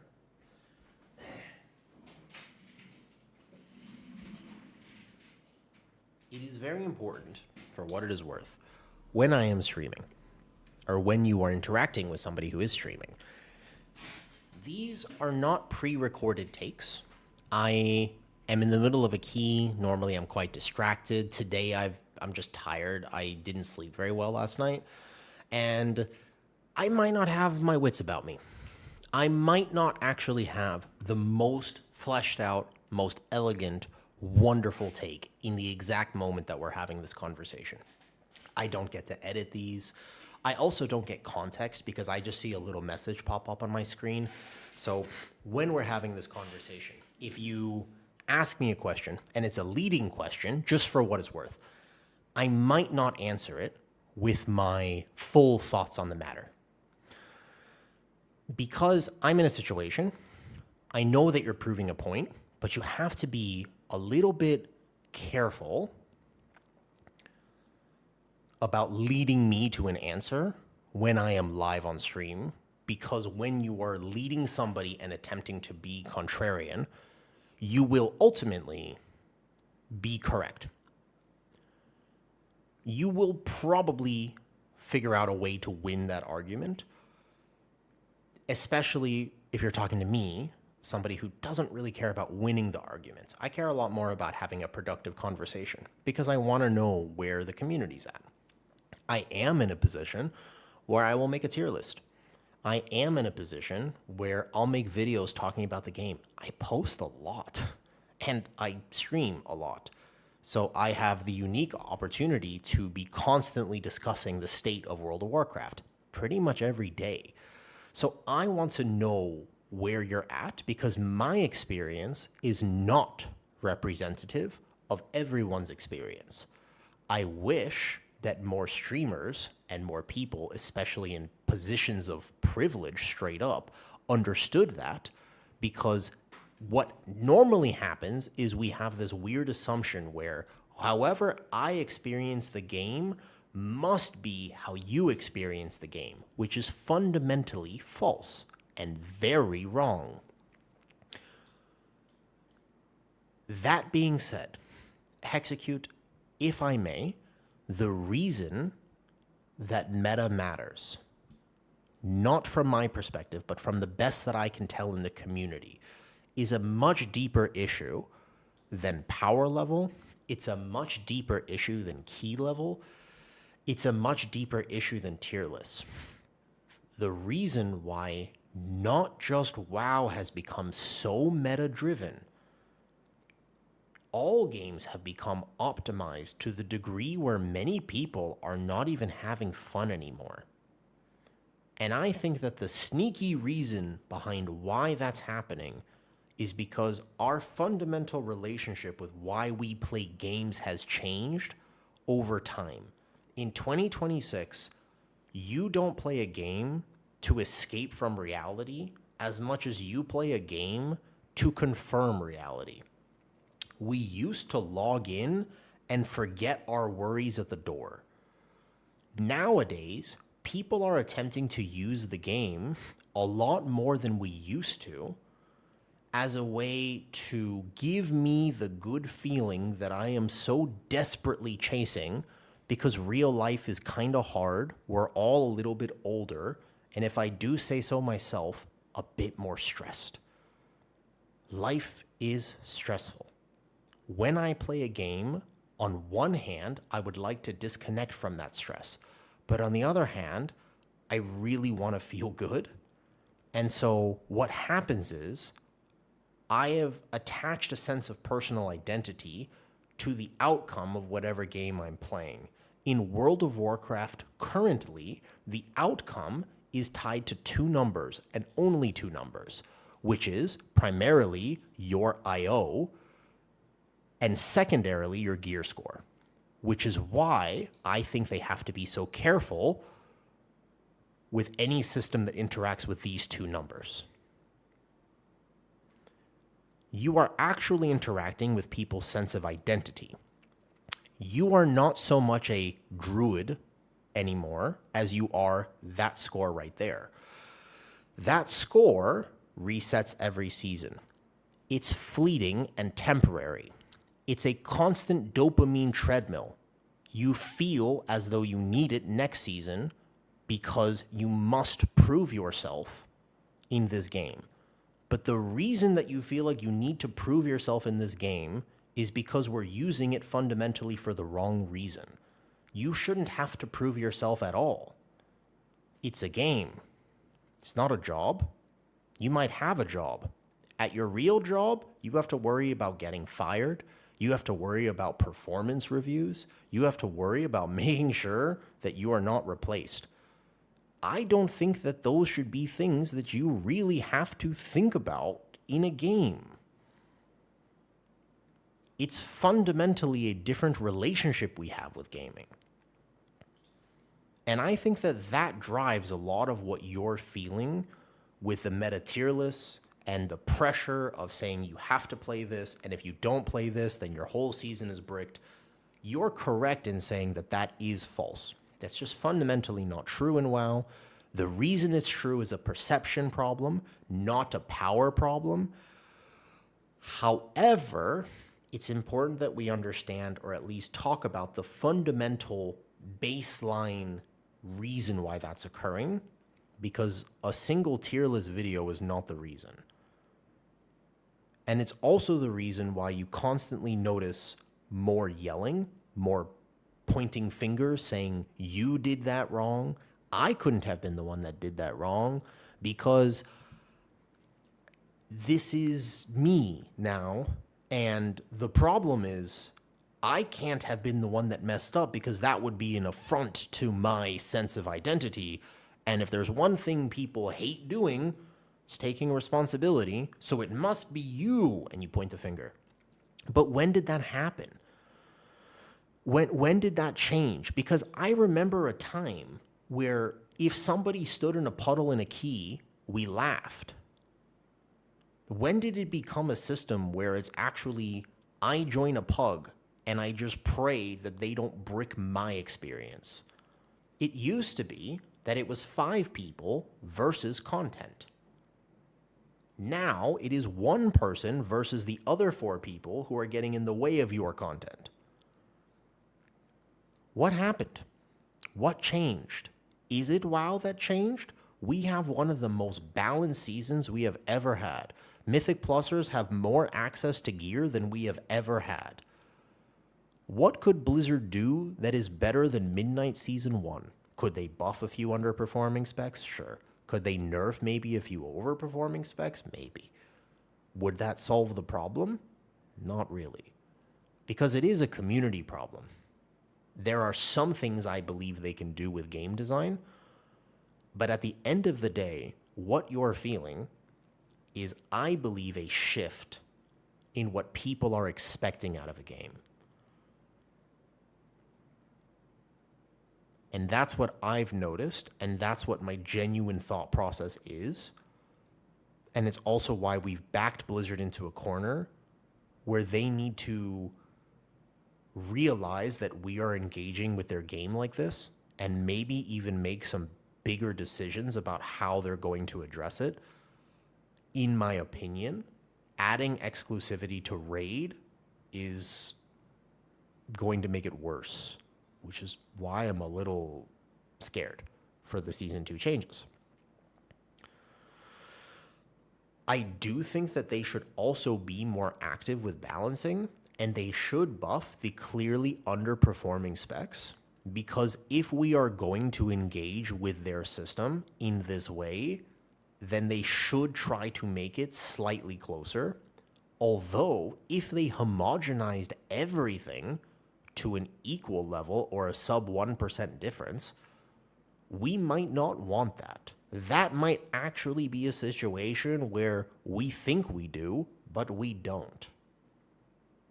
we might find that we don't like what lies at the end of that tunnel.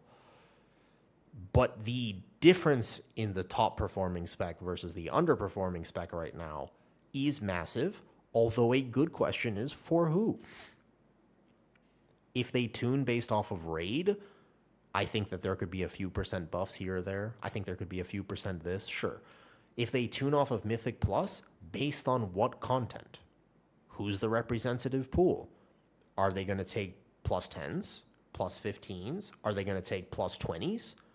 Oh, Kayaks, thank you for the 5 gifted subs. Come have this conversation with me any day because this is an ongoing conversation. It doesn't get solved by us talking about it right now. Thank you. I appreciate that.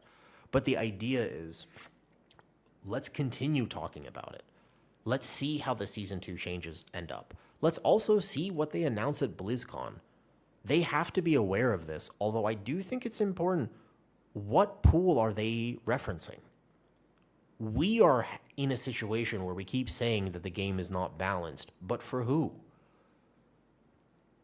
And ultimately, although it does matter, I don't know if it's the good idea to balance the game for people who are literally and physically going for a 1% title, or 0.1% used to be. 1% is slightly more players, but it's still, by definition, 1%. And I think that percentage gets skewed because it does take into account anybody who logs in and does a single +2. So, for what it's worth, okay?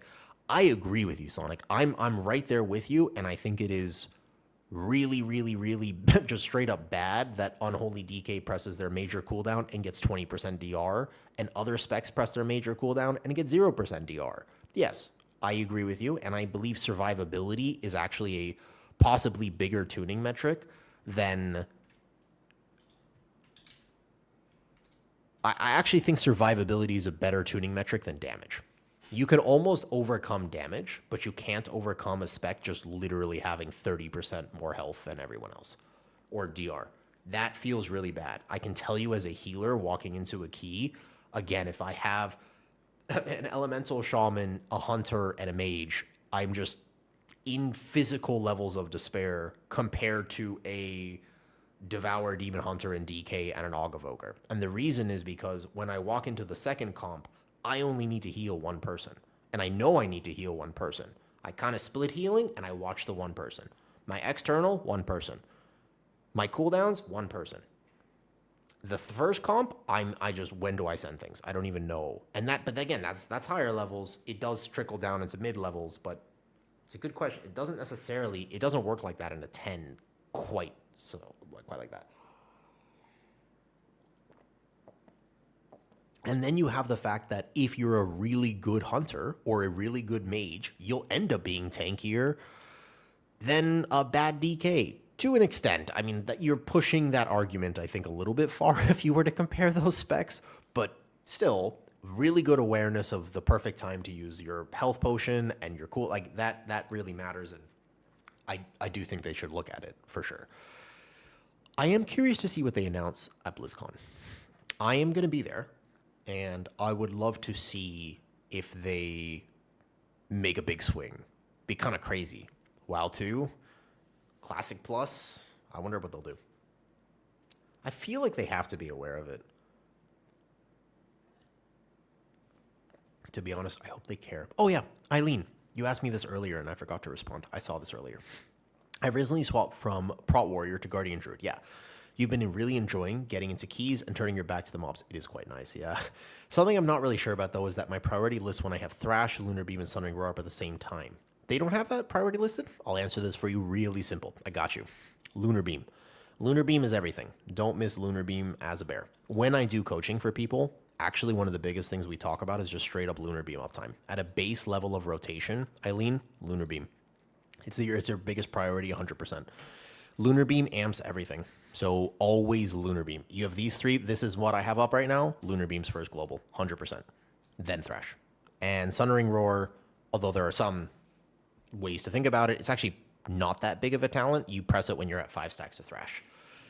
Yep. Actually, I don't think, darling, that the issue is... Oh, yeah. What's up, Tisha? I saw you said this earlier. How can you talk for so long? I'm in my own environment. I am alone in a room in my own space with an AC running at exactly the right temperature. I am playing my favorite game, and I'm also in an environment where I got to talk about the thing that I like talking about, because if you put me in a regular ass bar right now, I would be fucking mute. I would not talk at all. I'm actually very quiet when I go outside if I'm in an environment that is overwhelming and I don't like. So if I go to a restaurant and I have to socialize, I don't like it because it's loud. I can't really eat anything.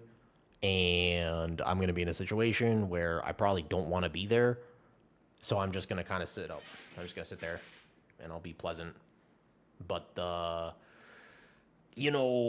it actually is a factor that I am here having this conversation with you. I think it's important to find your own people.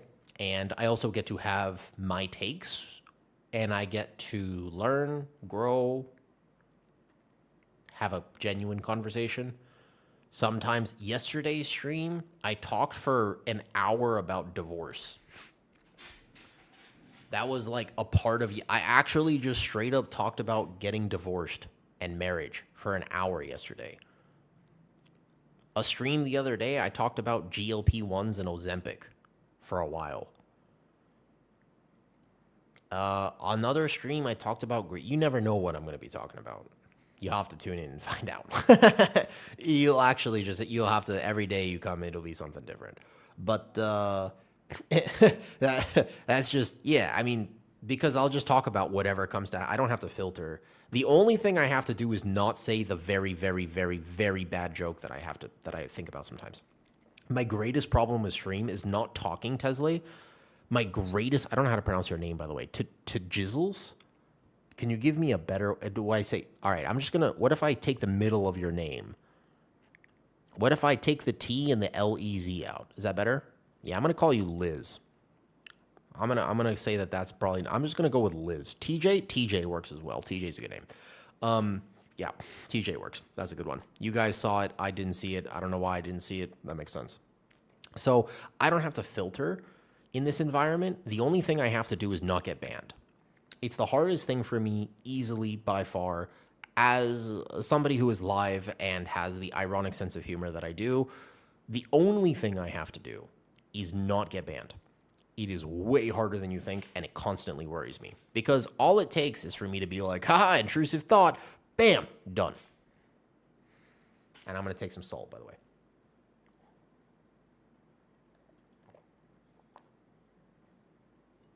It's the entire Jazz struggle with. I remember calling, yeah, that happened. Well, I mean, I don't even think it was a joke at that point, Sonic. Although that was pretty awkward because you couldn't see the comment because it got modded. And therefore, you didn't realize that I was calling somebody out for saying that. And, yeah. Carax, thank you for the support today. I appreciate the gifted subs. And I hope you have a great night or day, depending on where you are. You're on day 5. Playing 14-day fast. Holy shit. That's crazy. 14 days. That's a long fast. Do you have any sort of digestive issues, Hexecute? And Hexecute, I hope I was able to have a reasonable conversation with you. And thank you for engaging with me. Even if we might have slightly different perspectives, thanks for engaging with me. I appreciate that. I don't think he found it funny, Sonic. He never came back. And I don't think I would let him come back, to be honest. If you go into somebody's stream and you just start, that your first comment is just that, I'm not going to really engage with you. I mean, I'll give you the benefit of the doubt because I feel like I've had enough really good rants today. I don't know if I should continue with this one. This is also another good one, but I've said this before. I actually posted a video about it once, which got a lot of hate because I think, again, I maybe didn't contextualize it enough. But I grew up playing Halo 2, and when I was 10, gamers had a way of talking to each other, which is not funny in 2026, but many gamers never learn that, and also might be in environments or Discords or other streamers where the right thing to say is something heavily inappropriate or also just something, it's not funny anymore. But many people didn't know that for like a long time, and for a while it was funny. That's just how we talk to each other. I might not appreciate those words, but if you are brand new to my stream, you might not know that. So if you come in here and the very first thing you say is something pretty offensive, I will give you a chance. I will never just straight ban you. If you get auto-modded by the Twitch's in-detection system, that's on you. But if you come in here and you say something that I don't like, I am going to tell you that this is not the place for that. And sometimes people will just go, my bad, got you. And they're fine. And sometimes they'll go, ha ha, then you're a XYZ, and then I'll ban you. But very rarely does that happen. To be honest with you, I just think that there are some streams where the right thing to say is a really, I don't even want to go into it, but it's not funny. You know what I mean? Well, they're discussing that argument. I appreciate that. If it's for months, you pop. Oh, thank you. I appreciate that. Execute. I'm saying pretty offensive. I don't know what else to say here, Sleeping, because I'm trying not to get banned. Again, very hard for me. Very difficult. That's interesting. I've been sort of pseudo-carnivore for a long time, but mostly just no fiber. I pretty much eat carnivore, but plus sugar and dairy. And these electrolytes, which have glucose in them, technically. And whatever else they have. But I've had to eat like that for a long time.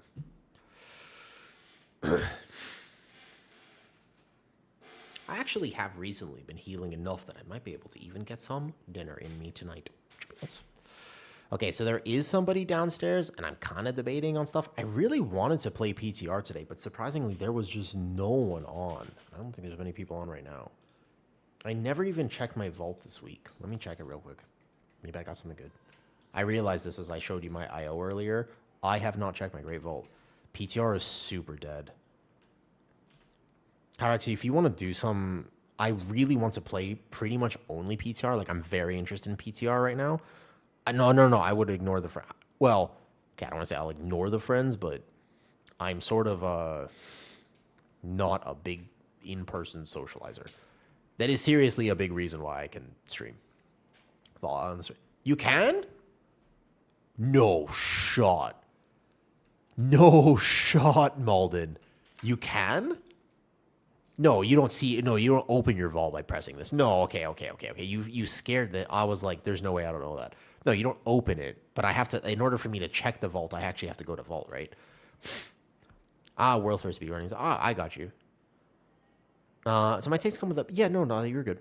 And also, I don't know anything about PvP currently. I kind of wish that I could just get PvP gear so I could at least try it for what it's worth.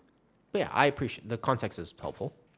But I didn't take you as a super. I didn't take you as a mole person, Andy here. Execute. But Kyrax, I think we got to get some people together for PTR. This is a weird PTR cycle because we only have very limited time. Like, we had 1 week to test 4 dungeons, and I didn't even get to see the Den of Nalarak. I went into it once, somebody lagged out, didn't get to do it. I've only seen up to second boss of Voidscar Arena, and I am the sort of person who really wants to have a pretty in-depth knowledge of not just tanking, but also healing. I'd also like to heal the dungeons. I didn't even have time. The cardiac events in your key room. Oh, well, let's see. I think there's normally like 1 or 2 people I have on PTR, but today it was no one. It was like actually just, there was 1 DPS friend, and that was it. Pecco was barely on. I think Pecco logged in and found a group. But, yeah, PTR has been Omega dead. Take tokens. So, I would like to test more. And hopefully they fix the Guardian Druid Apex because it would be great to test that too.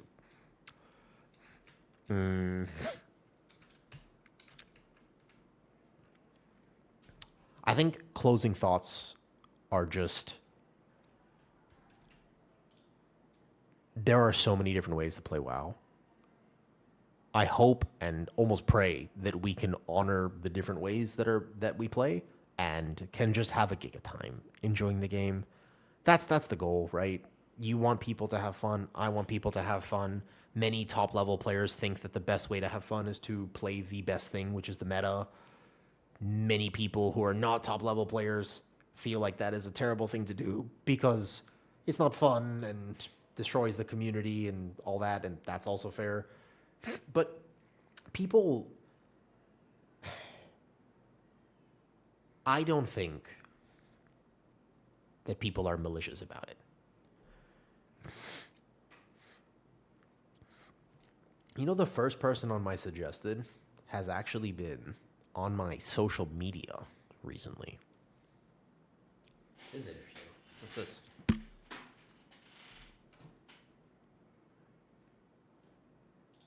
That's a good song.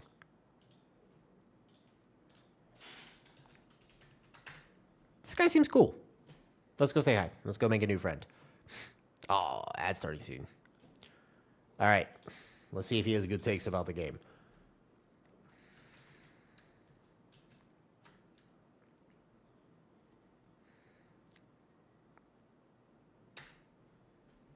Well,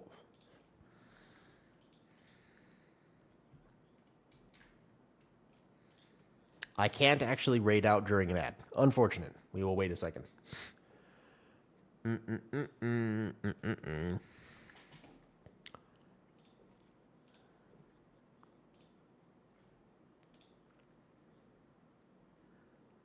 He has asked me some good questions. Oh, hi, Earth. Earth, hello. Earth, hello there. You have been eaved. I have indeed been eaved. I have. All right. Now, Earth. You know what they say about good timing?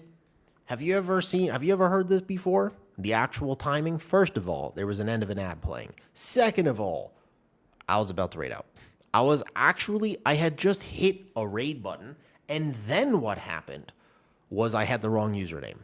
And so the timing could not have been more perfect. Absolutely perfect. Because I went and it's basically like a perfect set of timings. I was about to end. And unfortunately, I do not get peer pressured into keeping things going. So I will actually be ending, but I appreciate you coming to say hi. Yes, perfect timing.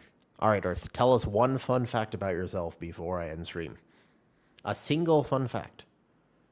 Do you like Earth Day? Probably. We'll just have a double raid? Yeah, I have to wait a second now. Good night, over. All right. Dog person or cat person?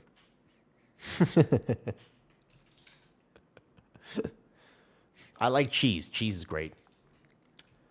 There are those who like cheese and those who are wrong. I have a dog named after sausage. Very cute. I'm a cat person, but I like both. If you so desire, and I do have to go actually, but send me a picture of your pet in Discord. I always like seeing people's pets. My entire social media is just my cats, and they're very cute. I have been a dog person my whole life, but I have recently been learning how to live with cats. I can tell you that as of right now, most of what I know about cats is the fact that they are hella menaces, and the only reason they get away with it is because they're so damn cute. That is actually what I know. This is what I have learned. My life is now full of noise, screaming, and pretty much everything else, but they are so cute. And they're the thing is, I just don't know how they constantly get away with it. Because the other day, I saw him. He's like over 10. There's two cats. And I saw this one cat. He never stopped screaming. But also what happened was he went to the litter box. And then he left the litter box. But he was a little constipated. So he had a piece of thing on his butthole. And then instead of like kind of scooching his butt like a normal animal, he took his mouth and just sort of. And I love that cat. It should have changed my opinion on him. It should have. And yet somehow I was like, I still hug him and kiss him. If that was anyone else, it wouldn't be like that. And yet he is like he's very cute. And I think if he wasn't that cute, I would have a very different opinion of him right now. You know what I mean? They get away with a lot. That's like the worst possible story, probably, to introduce myself as. Now, I will forever be burned into your memory like this. I've got to come up with something. What do I say here in this situation? I've got to come up with something better. Mozzarella. Bye.